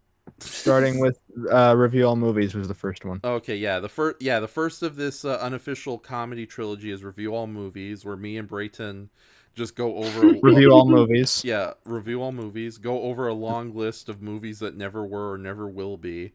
And all done in comical... Inspired by Review All Monsters. Yeah. And then it's followed up by the 1930s serial radio-inspired Adventures of Waffle Man, co-starring Little Boo. And then it ends, terrifyingly, with the Glue podcast. Which is the Gamera super monster of the trilogy. Yeah. Yes, we're... How many times have you watched that movie so far, Brayton? Maybe 8 times. Oh, Jesus Christ! Yeah, Super Monster Game. I watched it like at least 8 times too. It's terrible. Oh crap! Okay. Stop trying to equate your pain. 5. The only redeeming quality is the changed up that little. That's the only redeeming quality. You know, it's a nice song once, Yeah. but when but they play it almost every fight throughout the entire movie. Some songs, believe it or not, can overstay their welcome. Yeah. Kind of like All I Want for Christmas Is You. Those 2 songs right there. I've heard enough. Right. So I just want another Christmas, and I don't. sorry. So yeah, definitely check out that trilogy and some of the other stuff that is featured in the descriptions below. So, Nan, with that says, do you guys want to quickly plug some stuff before I mute you? Or better yet, I'll leave the stream and rejoin you soon. Why are you leaving the stream? Because it's better that way. You guys can talk and I can still play the music and not worry about if you leave the stream, you won't hear what we're saying then. Yeah, that's the point, Brayton. But you just asked us to plug things. No, plug things first before I go. Oh, I thought you were trying to pull a smart one there. Yeah. No, I would... Anyways, you can check out Primal Warrior Here we Drake go. Lazul, available on Amazon and Comixology and Kindle. You can check out the first 2 issues, available physically and digitally on Amazon, as well as my anthology novel that we talked about, novel-length anthology that we talked about earlier, Primal Warrior Drake Lazul, Full Metal Chronicles. You can check out James's review that he graciously left on the Amazon on the Amazon page of that book. Also, look forward to my next Draco Azul book, which is Primal Warrior Draco Azul Soulless Blood, that that I'm currently co-writing alongside with Ace Marok. And be sure to be on the lookout for potential news of Primal Warrior Draco Azul issue 3. In the meantime, you can follow me on KaiJune Noir, both on YouTube and on Instagram. And you can also check out all the latest news regarding Draco Azul on the Primal Warrior Draco Azul Facebook page. You didn't interrupt him, Brayton? How could you? It sounded like he was reading off a teleprompter. Oh, yeah, he had everything ready to go. Science at this point, Yes. like genetically encoded. I am ready to whore myself out whenever I need to, right then and there. It's how we fucking survive, man. Just drop your pants at the drop of a dime. It's like tearaway pants. It's like woo, and then it turns out I'm wearing like a Draco Azul boxers. Oh my god! Oh god! Now we don't want to tap that for some reason. Ugh. Okay, so Earth Baragon, do you have anything you want to share? I have some drawings I'm working on. That's all I have in my life. Okay. Are they Draco Azul related drawings? Because they should be. I know I should do one. Andres is such a whore. He'll show it in one of his books. Do it. There's a reason why I haven't drawn like any kind of robots ever. It's just they are a pain in the butt. How dare you? Once you get it down, like once you're able to draw Bazengar Z or something like that, you could pretty much draw any single robot there ever was. It's getting that Mega Man type of style artwork down to like a science, you know? Mm-hmm. Right. Just be glad you're not trying to go for like an Masami Obari style where there's like a ton of angles and jagged edges and shit. Oh, it's like trying to draw. It's like whenever I see like people draw like they do in Mechagodzilla, I was like, there's no flipping way. No, it's God. I hate that aesthetic. No. Yeah. So with that finally said, I'm going to leave the StreamYard. You guys can keep talking. You didn't ask me if there was anything I wanted to. Fudge, Brayton, what do you got going on, little boy? You mean what do I want to share? Yeah, what do you want to share? They say we're young and we don't know. We won't find out until we grow. Babe, I got to see share. Yes. You understand? Yeah. That's God, I need to start hanging out with people my age. You guys are like 40 years too young. Hey, I'm 40 years too old. Your age, I'm 38. I'm 80. I'm 78. Okay, so I'm going to leave those StreamYard, you guys, and play out the finishing song. You guys can still hang out in here. Moon river wider than a mile. I'm crossing you in style someday. Oh, dream maker, you heart breaker. See, this is where I appear to Andres dressed like Audrey Hepburn on a windowsill. Hi. There's no way I could follow this up with my pneumonia and bronchitis right now. Yeah, don't. Tear me apart. I got bronchitis. Nobody got time for that. Okay, I'll see you jokers in a little bit. So, okay, ladies and gentlemen, again, to anybody in the still in the chat section, to anybody listening in the future, thank you so much for joining us tonight. I am going to end this with a musical choice. Originally, I was going to play the Blackbirds' fantastic instrumental piece, Unfinished Business, but it's almost 6 minutes long, and this stream is long enough. So what I think I will do, however, is I'm going to finish it with a very obscure song that isn't currently available on YouTube. It is from Kenichiro Morioka. It's from Message from Space. Unfortunately, it's from the soundtrack to Message from Space. Unfortunately, it doesn't have. I can't find the official title for this particular song, so I just call it "Nightclub from Space" because it's used in the sequence when we meet the nightclub where many of our characters basically work and live at. But it's a really fun piece of music. Actually, screw it. I think I'm gonna. whoever is in the area, do you want to listen to the Message from Space song, or do you want to listen to the Blackbirds Unfinished Business? If anybody in the comment section wants to vote on that. I'm gonna keep this short. I'll do the answer. We're gonna finish it off with a little musical moment from Message from Space from Kenichiro Morioka. All right, here we go. Good night, ladies and gentlemen. Thank you so much.